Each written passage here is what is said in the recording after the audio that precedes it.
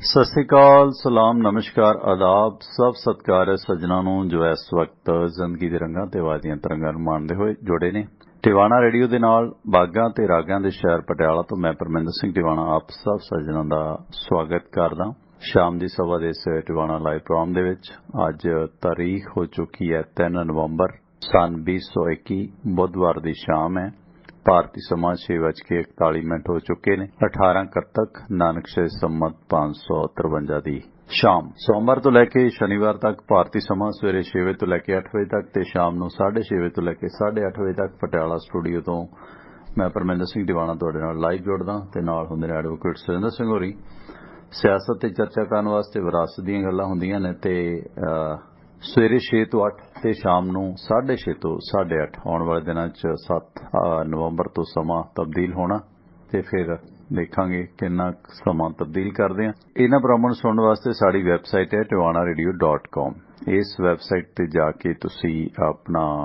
IPhone ਤੇ Android apps ਨੇ ਜਿਹੜੀਆਂ ਆਪਣੀਆਂ ਉਹਨਾਂ ਨੂੰ ਇੰਸਟਾਲ ਕਰ ਸਕਦੇ ਹੋ ਤੇ ਕੁਆਲਿਟੀ ਬਹੁਤ ਬਿਹਤਰ ਸੁਣਨ ਨੂੰ ਮਿਲਦੀ ਹੈ ਕਾਲ ਟੂ ਲਿਸਨ ਨੰਬਰ ਹੈ ਜੇ ਅਮਰੀਕਾ ਦੇ ਵਿੱਚੋਂ ਤਾਂ ਨੰਬਰ ਡਾਇਲ ਕਰੋ 667 930 9260 667 930 9260 667 930 9260 ਇਸ ਨੰਬਰ ਤੇ ਡਾਇਲ ਕਰਕੇ ਵੀ ਇਹਨਾਂ ਪ੍ਰੋਗਰਾਮਾਂ ਦਾ ਲੁਤਫ ਤੁਸੀਂ ਲੈ ਸਕਦੇ ਹੋ ਸੁਣ ਸਕਦੇ ਹੋ ਲਾਈਵ ਜੋ ਵੀ ਚੱਲ ਰਿਹਾ ਹੁੰਦਾ ਜਾਂ ਵੈਬਸਾਈਟ ਤੋਂ ਰੇਡੀਓ ਤੋਂ ਜੋ ਵੀ ਰਿਕਾਰਡਡ ਚੱਲ ਰਿਹਾ ਹੁੰਦਾ ਇਹਨੂੰ ਸੁਣਿਆ ਜਾ ਸਕਦਾ ਹੈ ਜਾਂ ਵੈਬਸਾਈਟ ਤੇ ਵੀ ਆਪਣੇ ਲਾਈਵ ਪ੍ਰੋਗਰਾਮ ਚੱਲਦਾ ਉੱਥੇ ਵੀ ਸੁਣ ਸਕਦੇ ਹੋ ਤੇ ਨਾਲ YouTube ਦਾ ਲਿੰਕ ਹੁੰਦਾ ਉੱਥੇ ਵੀ ਲਾਈਵ ਵੈਬਸਾਈਟ ਤੇ ਸੁਣ ਸਕਦੇ ਹੋ ਪੁਰਾਣੇ ਪ੍ਰੋਗਰਾਮ ਵੀ ਉੱਥੇ ਪਏ ਹੁੰਦੇ ਨੇ ਤੇ ਜੇ ਪ੍ਰੋਗਰਾਮਾਂ ਨੂੰ ਤੁਸੀਂ ਲਾਈਵ ਸੁਣਨਾ ਤਾਂ ਫਿਰ ਟਿਵਾਣਾ ਰੇਡੀਓ ਦਾ ਜਿਹੜਾ YouTube ਪੇਜ ਹੈ ਉਸ ਤੇ ਆਪਾਂ ਸ਼ੇਅਰ ਕਰੀਦਾ ਤੇ ਨਾਲ Facebook ਤੇ ਸ਼ੇਅਰ ਕਰੀਦਾ ਤੇ ਉਸ ਦੌਰਾਨ ਉੱਥੇ ਵੀ ਸੁਣਿਆ ਜਾ ਸਕਦਾ ਹੈ ਪ੍ਰੋਗਰਾਮਾਂ ਨੂੰ WhatsApp ਤੇ ਅਗਰ ਮੰਗਵਾਉਣਾ ਹੈ ਜਾਂ ਫਿਰ ਪ੍ਰੋਗਰਾਮ ਦੇ ਵਿੱਚ ਲਾਈਵ ਕਾਲ ਕਰਨੀ ਹੈ ਜਾਂ ਰਿਕਾਰਡ ਕੀਤਾ ਸੁਨੇਹਾ ਵੀ ਤੁਸੀਂ WhatsApp ਤੇ ਛੱਡ ਸਕਦੇ ਹੋ ਜੇ ਪ੍ਰੋਗਰਾਮ ਦੇ ਵਿੱਚ ਨਹੀਂ ਗੱਲ ਹੋ ਪਾਈ ਜਾਂ ਰਿਪੀਟ ਸੁਣਦੇ ਹੋ ਲਾਈਵ ਨਹੀਂ ਸੁਣ ਪਾਉਂਦੇ ਤੇ ਕਿਸੇ ਮੁੱਦੇ ਤੇ ਵਿਚਾਰ ਦੇਣੇ ਤੇ ਆਪਣਾ ਮੈਸੇਜ ਰਿਕਾਰਡ ਕਰਕੇ WhatsApp ਤੇ ਛੱਡ ਦਿਓ ਤੇ ਨਾਲ ਔਨ 에ਅਰ ਲਿਖ ਦਿਓ ਤੇ ਉਹ ਫਿਰ ਆਉਣ ਵਾਲੇ ਪ੍ਰੋਗਰਾਮਾਂ ਦੇ ਵਿੱਚ ਆਪਾਂ ਔਨ 에ਅਰ ਕਰ ਦਿੰਦੇ ਹਾਂ ਉਸ ਦੇ ਲਈ ਆਪਣਾ ਨੰਬਰ ਹੈ 9876309655 ਇਸੇ ਨੰਬਰ ਤੇ ਆਪਣਾ WhatsApp ਗਰੁੱਪ ਬਣਾਇਆ ਹੋਇਆ ਤੇ ਇਸੇ ਨੰਬਰ ਤੇ WhatsApp ਗਰੁੱਪ ਦੇ ਵਿੱਚ ਤੁਸੀਂ ਸ਼ਾਮਲ ਹੋ ਸਕਦੇ ਹੋ ਪ੍ਰੋਗਰਾਮ ਜਦੋਂ ਵੀ ਲਾਈਵ ਹੁੰਦੇ ਆ ਤੇ ਉਹ ਲਾਈਵ ਪ੍ਰੋਗਰਾਮ ਦਾ ਲਿੰਕ ਤੁਹਾਨੂੰ ਭੇਜ ਦਿੱਤਾ ਜਾਂਦਾ YouTube ਦਾ ਲਿੰਕ WhatsApp ਤੇ ਰਾਹੀਂ 9876309655 ਕੁਝ ਸਿਆਸਤ ਦੀਆਂ ਗੱਲਾਂ ਕਰਾਂਗੇ ਹਾਸ-ਰਸ ਦੀ ਗੱਲ ਹੋਏਗੀ ਤੇ ਨਾਲ-ਨਾਲ ਤੁਹਾਨੂੰ ਅੱਜ ਸੁਣਾਵਾਂਗੇ ਬਨਾਰਸ ਦਾ ਕਿੱਸਾ ਕਿਉਂਕਿ ਬਨਾਰਸੀ ਠੱਗ ਸ਼ੁਰੂ ਤੋਂ ਹੀ ਬੜੇ ਮਸ਼ਹੂਰ ਨੇ ਗੁਰਵਾਕ ਵੀ ਆਉਂਦਾ ਹਰ ਕੇ ਸੰਤ ਨਾ ਕੀ ਬਨਾਰਸ ਕੇ ਠੱਗ ਮਹਾਰਾਜਾ ਭੁਪਿੰਦਰ ਸਿੰਘ ਬਹੁਤ ਤੇਜ਼ ਤਰਾਰ ਇਨਸਾਨ ਸੀ ਬੁੱਧੀਜੀਵੀ ਸੀ ਵਿਗਿਆਨੀ ਸੀ ਪੜ੍ਹਿਆ ਲਿਖਿਆ ਸੀ ਹਰ ਸ਼ੋਬੇ ਦੇ ਵਿੱਚ ਮਹਾਰਤ ਰੱਖਦਾ ਸੀ 16 ਕਲਾਂ ਸੰਪੂਰਨ ਸੀ ਪਰ ਉਹ ਵੀ ਆਖਰੀ ਦੌਰ ਦੇ ਵਿੱਚ ਕਿਵੇਂ ਸਾਧਾਂ ਹੱਥੋਂ ਲੁੱਟਿਆ ਗਿਆ ਉਸ ਦੀ ਮੌਤ ਦਾ ਕਾਰਨ ਵੀ ਠੱਗ ਬਨਾਰਸੀ ਸਾਧ ਬਣੇ ਸੋ ਗੱਲ ਇਹ ਹੈ ਨਾ ਕਿ ਜਦੋਂ ਮੌਤ ਜਾਂ ਵੱਡਾ ਘਾਟਾ ਬੰਦੇ ਨੂੰ ਸਾਹਮਣੇ ਦਿਸਦਾ ਨਾ ਤੇ ਬੰਦਾ ਫਿਰ ਅੰਧ ਵਿਸ਼ਵਾਸਾਂ 'ਚ ਵਿਸ਼ਵਾਸ ਰੱਖਣ ਲੱਗ ਪੈਂਦਾ ਅਜਿਹਾ ਕੁਝ ਅੰਤਲਾ ਸਮਾਂ ਮਹਾਰਾਜਾ ਭੁਪਿੰਦਰ ਦਾ ਵੀ ਸੀਗਾ ਕਿ ਕਿਵੇਂ ਕੁਝ ਬਨਾਰਸੀ ਠੱਗਾਂ ਨੇ ਉਸ ਨੂੰ ਅੰਤਲੇ ਸਮੇਂ ਠੱਗਿਆ ਤੇ ਉਹਨਾਂ ਦੀ ਮੌਤ ਦਾ ਕਾਰਨ ਵੀ ਕਿਤੇ ਨਾ ਕਿਤੇ ਇਹ ਸਾਧ ਬਣੇ ਨੇ ਉਸ ਵਿਸ਼ੇ ਤੇ ਚਰਚਾ ਕਰਾਂਗੇ ਤੇ ਇਸ ਤੋਂ ਇਲਾਵਾ ਥੋੜਾ ਹਾਸ ਰਸ ਦੀ ਗੱਲਬਾਤ ਕੀਤੀ ਜਾਵੇਗੀ ਤਾਂ ਸਿਆਸਤ ਤੇ ਚਰਚਾ ਕੀਤੀ ਜਾਵੇਗੀ ਲੈ ਕੇ ਚੱਲਦੇ ਹਾਂ ਤੁਹਾਨੂੰ ਬਨਾਰਸ ਤੋਂ ਥੋੜਾ ਉਰਲੇ ਪਾਸੇ ਨੂੰ ਆਉਂਦੇ ਹਾਂ ਯੂਪੀ ਸ਼ਾਹਜਹਾਨਪੁਰ ਲਖੀਮਪੁਰ ਖੀਰੀ ਜ਼ਿਲ੍ਹਾ ਜਿੱਥੇ ਕੇਂਦਰੀ ਗ੍ਰਹਿ ਰਾਜ ਮੰਤਰੀ ਅਜੇ ਮਿਸ਼ਰਾ ਦੇ ਮੁੰਡੇ ਅਤੇ ਉਸ ਦੇ ਸਾਥੀਆਂ ਦੇ ਉੱਤੇ ਕਥਿਤ ਤੌਰ ਤੇ ਦੋਸ਼ ਨੇ ਕਿ ਉਹਨਾਂ ਨੇ 4 ਕਿਸਾਨਾਂ ਸਮੇਤ ਇੱਕ ਪੱਤਰਕਾਰ ਕਸ਼ਯਪ ਨੂੰ ਦਰੜ ਸੁੱਟਿਆ ਸੀ ਸੋ ਉਸ ਮਾਮਲੇ 'ਚ ਇਹ ਹੁਣ ਖੜਪੈਂਚ ਬਣਦਾ ਹੈ ਅਜੇ ਮਿਸ਼ਰਾ ਨੇ ਯੂਪੀ ਦੇ ਵਿੱਚ ਜਿਹੜੀਆਂ ਸਮੱਸਿਆਵਾਂ ਕਿਸਾਨਾਂ ਨੂੰ ਝੋਨੇ ਦੀ ਖਰੀਦ ਦੀਆਂ ਆ ਰਹੀਆਂ ਨੇ ਜਾਂ ਹੋਰ ਦਿੱਕਤਾਂ ਨੇ ਉਹਨਾਂ ਸੰਬੰਧੀ ਕਿਸਾਨਾਂ ਨੂੰ ਸੁਲਾਹ ਮਾਰੀ ਹੈ ਕਿ ਮੇਰੇ ਘਰੇ ਆਓ ਮੈਂ ਤੁਹਾਡੀਆਂ ਸਮੱਸਿਆਵਾਂ ਸੁਲਝਾਵਾਂਗਾ ਤੇ ਖਾਸ ਕਰਕੇ ਜਿਹੜੀ 3 ਅਕਤੂਬਰ ਨੂੰ ਹਿੰਸਾ ਹੋਈ ਸੀ ਜਿਸ ਦੇ ਵਿੱਚ ਇਸ ਦੇ ਮੁੰਡੇ ਅਜੇ ਮਿਸ਼ਰਾ ਦੇ ਮੁੰਡੇ ਨੇ ਆਸ਼ੀਸ਼ ਮਿਸ਼ਰਾ ਮੋਨੂ ਮਿਸ਼ਰਾ ਦਾ ਨਾਂ ਸ਼ਾਮਲ ਸੀ ਜਾਂ ਉਸਦੇ ਹੋਰ ਮਸਟੰਡੇ ਸਾਥੀਆਂ ਦਾ ਨਾਂ ਸ਼ਾਮਲ ਸੀ ਉਸ ਸਮੱਸਿਆ ਦੇ ਵਿੱਚ ਕਿਉਂਕਿ ਕਿਸਾਨ ਅੱਡੀ ਚੋਟੀ ਦਾ ਜ਼ੋਰ ਲਾ ਰਹੇ ਨੇ ਕਿ ਅਜੇ ਮਿਸ਼ਰਾ ਨੂੰ ਮੰਤਰੀ ਮੰਡਲ ਚੋਂ ਲਾਂਭੇ ਕੀਤਾ ਜਾਵੇ ਪਰ ਵੋਟ ਬੈਂਕ ਹੈ ਬ੍ਰਾਹਮਣ ਚਿਹਰਾ ਬੀਜੇਪੀ ਸਰਕਾਰ ਦਾ योगी ने चोण जितनी है, इसे करके इस नूं अहुदे तो तां नहीं हटा रहे, पर यह हुण विचोलिया बनदा कि किसानों मेरे कोल आओ, मैं तुहाडीआं समस्यावां हल करांगा। क्योंकि इसका बेटा आशीष मिश्रा जेल दे विच है ते विशेष टीम उसकी जांच कर रही है।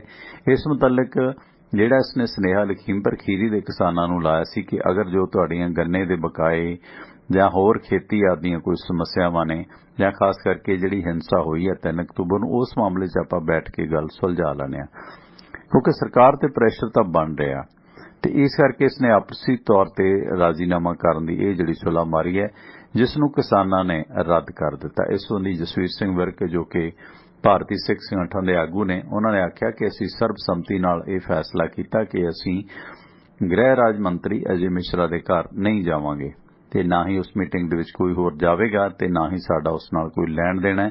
जे होर कोई सिख जां किसान आगू जांदा तां असीं उसदा भी बाईकाट पूरा सिख समाज करेगा।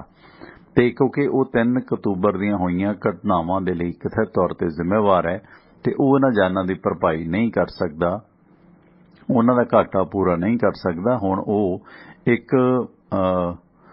इस तरह का ढकवंज रच रहा है कि वह शायद लगता कि किसानों का सक्का होने की कोशिश दे विच है, कुछ किसानों को पाड़न की कवायद दे विच भी है।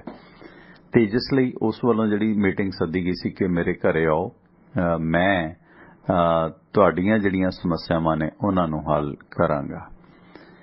इस दौरान जिहड़े मोनू मिश्रा, आशीष मिश्रा, इहदे जिहड़े बेटे ने अजय मिश्रा दे, उन्हां दी जमानत जिहड़ी अर्जी है उसते 15 नवंबर तक फिलहाल की घड़ी रोक लगी है सुनवाई ते, क्योंकि दशहरे का त्यौहार ने, ये लोगों की कोशिश सी कि किते न किते जमानत मिल जाए, पर वो अजे दूर दी कौडी हो गया। सो उस मामले दे विच जिहड़ी इन्हां दी जमानत फिलहाल लटक गई है, जिस मुतलक अजे उन्हां नूं उस दे विच राहत मिलदी नज़र नहीं आउंदी, क्योंकि बीजेपी सरकार ते इस मामले च प्रैशर तां बन रहा, क्योंकि विश्व पद्धर ते ये जिहड़ी गुंडागर्दी दी तस्वीर वायरल हुई है कि किवें एक गृह राज मंत्री पहलां किसानां नूं उन्हां दे लखीमपुर जिले चों खदेड़न दी गल करदा, धमकियां दिंदा है, ते उस तो बाद फिर किस तरह उन्हां नूं जिहड़ा इस दे मुंडे जां होर जिहड़े बीजेपी दे कारकुन सी ਉਹ ਗੱਡੀਆਂ ਦੇ ਨਾਲ ਦਰੜ ਸੁੱਟਦੇ ਨੇ। ਸੋ ਇਸ ਵਰਤਾਰੇ ਦੇ ਵਿੱਚ ਕਿਤੇ ਨਾ ਕਿਤੇ ਬੀਜੇਪੀ ਦੀ ਜਿਹੜੀ ਵਿਸ਼ਵ ਪੱਧਰ ਤੇ ਬਦਨਾਮੀ ਉਹਨਾਂ ਵੀਡੀਓ ਦੀ ਬਣਾ ਤੇ ਹੋਈ ਹੈ, ਤੇ ਉਹਦਾ ਕਿਤੇ ਨਾ ਕਿਤੇ ਡੈਮੇਜ ਕੰਟਰੋਲ ਕਰਨ ਦੀ, ਉਹਦਾ ਜਿਹੜਾ ਘਾਟਾ ਪੂਰਨ ਕਰਨ ਦੀ ਕੋਸ਼ਿਸ਼ ਦੇ ਵਿੱਚ ਇਸ ਤਰ੍ਹਾਂ ਦੇ ਬਿਆਨਾਤ ਕਿਸਾਨਾਂ ਦੇ ਸਕੇ ਹੋਣ ਦੀ ਕਵਾਇਦ ਜਿਹੜੀ ਅਜੇ ਮਿਸ਼ਰਾ ਨੇ ਸ਼ੁਰੂ ਕੀਤੀ ਸੀ, ਉਸ ਨੂੰ ਕਿਸਾਨਾਂ ਨੇ ਪਹਿਲੇ ਝਟਕੇ ਰੱਦ ਕਰ ਦਿੱਤਾ। ਉਹ ਕਹਿੰਦੇ ਆ ਨਾ कि मां नाल हेजली सो फफे कुटनी। सो इन्हां ने जिहड़ी फफे कुटन की कवायद रची सी, उस नूं किसानां ने फूडपणा दसदिआं फिलहाल की घड़ी रिजैक्ट कर दिता है। ते इस मुतलक इन्हां दे बेटे ते होरां दी जमानत भी 15 नवंबर तक फिलहाल टाल दित्ती गई है। ते ये जमानत की अर्जी इन्हां ने लाई सी कि इन्हां नूं इस केस दे विच जमानत मिले, हालांकि बड़े गंभीर इन्हां ते धरावां लगियां ने, पर क्योंकि हथ पैंदा है, सो मजिस्ट्रेट चिंताराम होरां दीआं चिंतावां भी इस मुतलक बणीआं होईआं ने कि किवें ना किवें ओह इस केस दे विचों जिहड़ा पोलिटिकल माइलेज लैण दी कवायद दे विच इह लोक ने, क्योंकि प्रैशर भी है, क्योंकि यूपी च बहुता अदालती सिस्टम नहीं चलदा, ज़्यादा उत्थे जिहड़ा इलाके दे लोकां दी, सियासी लोकां दी गुंडागर्दी चलदी है। इस संबंधी सरकारी वकील अरविंद त्रिपाठी ने दस्सिया कि लखीमपुर खीरी दे जिला ते सैशन जज मुकेश दी अदालत दे विच इह जिहड़े आशीष मिश्रा जो इस अजय मिश्रा मंत्री का बेटा है ते 2 होर मुलजम सी जिहड़े लवकुश राणा ते आशीष पांडे दी जमानत की अर्जी लगाई सी, जिहड़ी 15 नवंबर तक अदालत ने इस मुतलक मुलतवी कर दित्ती है। ते इस दे नाल यूपी की सियासत की गल करांगे। अज जिस तरह दिवाली का त्यौहार है, दीपावली का त्यौहार है, ते इस मुताबक अयोध्या दे विच पूरी गहमा गहमी भी है सियासी तौर पर भी, ते इस दे धार्मिक मान्यता निकल रही ने, पर इस दे राजनीतिक माने भी कढ़ण की कोशिश दे विच है योगी ते मोदी सरकार, क्योंकि लखां की तादाद दे विच उत्थे दीवे जगाउण दा जो रिकॉर्ड बनाया जा रहा, किते ना किते ਇਹ ਮੁੜ ਕੇ राम राज का कंसैप्ट दिखा के मुड़ के अंडानी राज ਦੀਆਂ जड़ां पक्कियां करन दी कवायद है। इस संबंधी अयोध्या दे विच 12 लाख दीवे जगाउण दा वर्ल्ड रिकॉर्ड बनिया। इस संबंधी सीएम योगी ने आख्या कि हुण कार सेवा ਜਿਹੜੀ ਹੋਈ ਆ ਤੇ ਅਸੀਂ ਗੋਲੀ ਨਹੀਂ ਫੁੱਲ ਬਰਸਾਵਾਂਗੇ। ਤੇ ਸਵਾਗਤ ਹੈ ਜੀ ਤੁਹਾਡਾ ਆਸਟ੍ਰੇਲੀਆ ਤੋਂ। Welcome. Hello hello sorry, Australia ਤੋਂ ਕਾਲ ਸੀ ਮੇਰੇ ਖਿਆਲ। 97 ਨੰਬਰ, ਸਵਾਗਤ ਹੈ ਤੁਹਾਡਾ। ਹੈਲੋ ਸੌਰੀ, ਤੁਹਾਡੀ ਕਾਲ ਡਿਸਕਨੈਕਟ ਹੋ ਗਈ ਹੈ, ਮਾਫੀ ਚਾਹਾਂਗੇ। ਤੇ ਇਸ ਸੰਬੰਧੀ ਇਹ ਜਿਹੜੇ 12 ਲੱਖ ਦੀਵੇ ਜਗਾਉਣ ਦਾ ਜਿਹੜਾ ਵਿਸ਼ਵ ਰਿਕਾਰਡ ਬਣਾਇਆ ਜਾ ਰਿਹਾ, ਸਵਾਗਤ ਹੈ ਜੀ, ਵੈਲਕਮ। ਹੈਲੋ, ਸਤਿ ਸ੍ਰੀ ਅਕਾਲ ਭਾਈ ਜੀ, ਬਲਵਿੰਦਰ ਬੋਲ ਰਿਹਾ ਮੈਂ। ਹਾਂਜੀ ਬਲਵਿੰਦਰ ਜੀ, ਸਵਾਗਤ ਹੈ ਤੁਹਾਡਾ। ਕੀ ਹਾਲ ਚਾਲ ਹੈ? ਔਨ 에ਅਰ ਹੋ ਤੁਸੀਂ, ਆ ਚੁੱਕੇ ਔਨ 에ਅਰ। ਸਤਿ ਸ੍ਰੀ ਅਕਾਲ। ਤੇ ਜਿਹੜੀ ਇਹ ਗੱਲ ਕਰ ਰਹੇ ਆਪਾਂ ਜੀ, ਉਹ ਹਿੱਟ ਰਨ ਕੇਸ ਕੀਤਾ ਇਹਨਾਂ ਨੇ, ਅਜੇ ਮਿਸ਼ਰਾ ਤੇ ਸੋਨੂ ਮਿਸ਼ਰਾ, ਕਿਹੜਾ ਸੀ ਮੁੰਡਾ ਜੀ ਉਹ? ਮੋਨੂ ਮਿਸ਼ਰਾ। ਹਾਂਜੀ ਕਿਸਾਨ ਅੰਦੋਲਨ ਸੀ।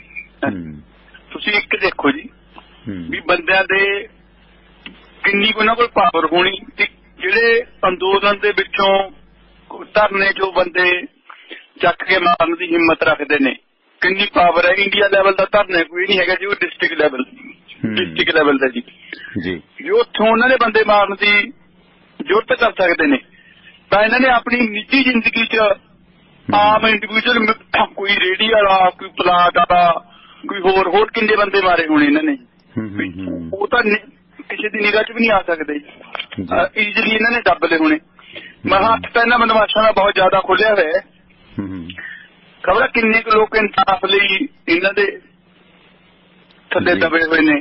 ਵੀ ਆਪਾਂ ਸੋਚਦੇ ਵੀ ਇਹਨਾਂ ਨੇ 3-4 ਕਿਸਾਨ ਮਾਰਤੇ, ਵੀ ਇਹ ਕੰਮ ਕਰਤਾ। ਇਹ ਤਾਂ ਇੱਕ ਇਹਨਾਂ ਨੇ ਟ੍ਰੇਲਰ ਲੋਕਾਂ ਦੇ ਸਾਹਮਣੇ ਆ ਗਿਆ ਵੀ ਇਸ ਤਰ੍ਹਾਂ ਦੀ ਬਦਮਾਸ਼ੀ ਵੀ ਹੋ ਸਕਦੀ ਹੈ।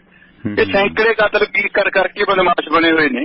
ਵੀ ਇਨਵੈਸਟੀਗੇਸ਼ਨ ਕਹਿ ਹੀ ਨਹੀਂ ਸਕਦੇ, ਵਿਸ਼ਵਾਸ ਉੱਠ ਗਿਆ ਇਨਵੈਸਟੀਗੇਸ਼ਨਾਂ ਤੋਂ। ਤਾਂ ਇਹ ਤਾਂ ਲੋਕ ਪ੍ਰੈਸ਼ਰ ਬਣਿਆ ਹੋਇਆ। ਤਾਂ ਵੀ ਅੱਜ ਇਹਨਾਂ ਤੇ ਕੀ ਐਕਸ਼ਨ ਹੋ ਰਿਹਾ? ਇੰਨਾ ਲੋਕ ਪ੍ਰੈਸ਼ਰ ਹੋਣ ਨਾਲ ਪੋਲੀਟੀਕਲੀ ਵੋਟ ਪ੍ਰੈਸ਼ਰ, ਜਾਤ ਧਰਮ ਸਾਰੇ ਪ੍ਰੈਸ਼ਰ ਪਏ ਹੋਏ ਨੇ ਜੀ। ਫਿਰ ਵੀ ਇਹ ਬੰਦਿਆਂ ਤੇ ਉਹ ਐਕਸ਼ਨ ਨਹੀਂ ਹੋ ਰਿਹਾ ਜਿਹੜਾ ਹੋਣਾ ਚਾਹੀਦਾ। ਜਿਹੜੇ ਇਹਨਾਂ ਨੇ ਆਮ ਲੋਕ ਮਾਰੇ ਨੇ, ਉਹ ਤਾਂ ਇਹਨਾਂ ਨੇ ਬੰਦੇ ਮਾਰ ਕੇ ਤੇ ਘਰ ਵੀ ਨਾਲ ਲੈਣ ਵਾਲੀ ਗੱਲ ਕੀਤੀ ਹੋਈ ਹੈ। ਤੇ ਇਹ ਚੀਜ਼ਾਂ ਹੋਣੀਆਂ ਵੀ ਜ਼ਰੂਰ। ਜਿਹੜੇ ਬੰਦੇ ਐਡੀ ਜ਼ਰੂਰਤ ਕਰ ਸਕਦੇ ਨੇ, ਆਮ ਬੰਦੇ ਨੂੰ ਕਿਵੇਂ ਜਿਆਦਾ ਛੱਡ ਸਕਦੇ ਨੇ ਜੀ। ਉਹ ਤਾਂ ਆਪ, ਮਿਹਰਬਾਨੀ ਬਲਵਿੰਦਰ ਜੀ, ਉਹ ਤਾਂ ਆਪ ਕਹਿ ਰਿਹਾ ਸੀ ਕਿ ਮੈਨੂੰ MLA ਜਾਂ MP ਬਣਨ ਤੋਂ ਪਹਿਲਾਂ ਦਾ ਮੇਰਾ ਰਿਕਾਰਡ ਵੇਖੋ। ਜਿਹੜੀ ਰੈਲੀ 'ਚ ਉਹਨੇ ਚੁਣੌਤੀ ਦਿੱਤੀ ਹੈ, ਥੈਂਕ ਯੂ ਬਲਵਿੰਦਰ ਜੀ, ਜਿਹੜੀ ਰੈਲੀ 'ਚ ਉਹਨੇ ਕਿਸਾਨਾਂ ਨੂੰ ਚੁਣੌਤੀ ਦਿੱਤੀ ਹੈ ਕਿ ਮੈਂ ਸਿਰਫ MLA ਤੇ MP ਨਹੀਂ ਹਾਂ, ਮੇਰਾ ਪਹਿਲਾਂ ਦਾ ਰਿਕਾਰਡ ਵੇਖੋ ਕਿ ਜਿਹੜਾ ਮੈਨੂੰ ਚੁਣੌਤੀ ਦਿੰਦਾ ਤੇ ਉਹਦਾ ਹਸ਼ਰ ਕੀ ਹੁੰਦਾ। ਉਸੇ ਰੈਲੀ ਦੇ ਵਿੱਚ ਉਸਨੇ ਆਖਿਆ ਕਿ ਮੈਂ ਤੁਹਾਨੂੰ ਪਲੀਆ ਤਾਂ ਕੀ, ਮੈਂ ਤੁਹਾਨੂੰ ਲਖੀਮਪੁਰ ਤੋਂ ਵੀ ਬਾਹਰ ਕੱਢ ਕੇ ਸੁੱਟ ਦੇਵਾਂਗਾ। ਤੁਸੀਂ ਤਾਂ ਲਖੀਮਪੁਰ ਕੀ, ਤੁਸੀਂ ਤਾਂ ਜਹਾਨ ਚੋਂ ਬਾਹਰ ਸੁੱਟ ਦਿੱਤੇ 5 ਪੁੱਤਰ, 5 ਘਰਾਂ ਦੇ ਬੱਚੇ। ਇੱਕ ਉਹ ਕਸ਼ਪ ਜਿਹੜਾ ਪੱਤਰਕਾਰ ਸੀ ਤੇ ਬਾਕੀ ਜਿਹੜੇ ਹੋਰ ਸੀ ਤੁਸੀਂ ਦਰੜੇ ਨੇ। ਉਲਟਾ ਜੋ ਭੀੜ ਨੇ ਕੁੱਟਮਾਰ ਕੀਤੀ ਹੈ, 3 ਲੋਕਾਂ ਦੀ ਜਾਨ ਗਈ ਹੈ। ਹਾਲਾਂਕਿ ਕਿਸਾਨਾਂ ਦੀ ਭੀੜ ਕਹਿ ਰਹੀ ਹੈ ਕਿ ਅਸੀਂ ਤਾਂ ਸੁਰੱਖਿਅਤ ਪੁਲਿਸ ਦੇ ਸਪੁਰਦ ਕੀਤੇ ਸੀ, ਬਾਅਦ 'ਚ ਉਹਨਾਂ ਦੀ ਡੈਥ ਹੋਈ ਹੈ। ਕ੍ਰਾਸ ਪਰਚਿਆਂ ਲਈ ਇਦਾਂ ਕੁਝ ਹੁੰਦਾ, ਕਿਉਂਕਿ ਅਫਵਾਹਾਂ ਵੀ ਫੈਲਾਈਆਂ ਗਈਆਂ ਕਿ ਸਿੱਖਾਂ ਨੇ ਮਹਾਰਾਜ ਮਾਰ ਦਿੱਤੇ, ਜਾਣੀ ਕਿ ਪੰਡਤ ਮਾਰ ਦਿੱਤੇ।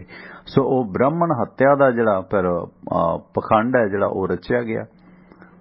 ਸੋ ਇਹ ਚੀਜ਼ਾਂ, ਕਿਉਂਕਿ ਬ੍ਰਹਮ ਹੱਤਿਆ ਕਿ ਬਹੁਤ ਮਾੜੀ ਹੈ ਜੀ, ਬ੍ਰਾਹਮਣ ਦੀ ਹੱਤਿਆ ਨਹੀਂ ਹੋਣੀ ਚਾਹੀਦੀ, ਹੋਰ ਭਾਵੇਂ ਕੁਝ ਵੀ ਹੋ ਜਾਏ। ਹੁਣ ਤੁਸੀਂ ਇੱਥੋਂ ਦੀ ਹਿਸਟਰੀ ਚੱਕ ਲਓ ਕਿ ਇਹ ਚੀਜ਼ ਇਮੋਸ਼ਨਲ ਹੁੰਦੀ ਹੈ। ਭਾਵੇਂ ਪਦਮਾਵਤ ਫਿਲਮ ਦਾ ਜ਼ਿਕਰ ਕਰ ਲਓ ਕਿ ਕਿਸ ਤਰ੍ਹਾਂ ਪਦਮਾਵਤ ਜਿਹੜੀ ਰਾਣੀ ਸੀ, ਉਸ ਰਾਣੀ ਦੇ ਨਾਲ ਉਸ ਪੰਡਤ ਦਾ ਕੀ ਵਿਵਹਾਰ ਸੀ ਜਿਹੜਾ ਰਾਜ ਪੁਰੋਹਿਤ ਸੀ। ਉਸ ਦੇ ਨਾਲ ਉਹ ਸਿੱਧਾ ਸਬੰਧ ਬਣਾਉਣਾ ਚਾਹੁੰਦਾ ਸੀ। ਤੇ ਜਦੋਂ ਉਸ ਦੇ ਘਰ ਵਾਲੇ ਨੇ ਵੇਖ ਲਿਆ, ਬਾਦਸ਼ਾਹ ਰਾਜ ਨੇ ਵੇਖ ਲਿਆ ਤੇ ਉਸ ਨੂੰ ਉੱਥੋਂ ਕੱਢ ਦਿੱਤਾ।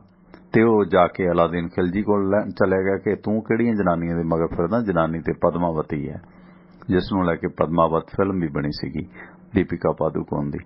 ਤੇ ਉਸ ਨੂੰ ਲੈ ਕੇ ਮਤਲਬ ਅਸਲ ਸਿਆਪੇ ਦੀ ਜੜ ਤਾਂ ਉਹ ਬ੍ਰਾਹਮਣ ਸੀ ਨਾ, ਜਿਸ ਨੇ ਪਦਮਾਵਤ ਨੂੰ ਆਪਣੇ ਨਿੱਜੀ ਤੌਰ ਤੇ ਹੰਡਾਉਣ ਦੀ ਕੋਸ਼ਿਸ਼ ਕੀਤੀ। ਜਦੋਂ ਉਸ ਦੇ ਹੱਥ ਹੇਠੋਂ ਨਾ ਆਈ, ਰਾਜੇ ਨੇ ਵੇਖ ਲਿਆ ਤੇ ਫਿਰ ਉਹਦੀ ਬ੍ਰਾਹਮਣ ਹੱਤਿਆ ਤਾਂ ਨਹੀਂ ਕੀਤੀ। ਚੰਗਾ ਹੁੰਦਾ ਉਦੋਂ ਗਾਟਾ ਵੱਢ ਦਿੰਦੇ ਤੇ ਨਾ ਉੱਥੇ ਜੌਹਰ ਹੋਣਾ ਸੀ ਤੇ ਨਾ ਪਦਮਾਵਤ ਜਾਂ ਹੋਰ ਰਾਣੀਆਂ ਦੀ ਮੌਤ ਹੋਣੀ ਸੀ, ਨਾ ਅਲਾਉਦੀਨ ਖਿਲਜੀ ਨੇ ਉੱਥੇ ਕਬਜ਼ਾ ਕਰਨਾ ਹੋਣਾ ਸੀ, ਕਿਉਂਕਿ ਉਸਨੇ ਜਾ ਕੇ ਉਸ ਨੂੰ ਉਕਸਾਇਆ।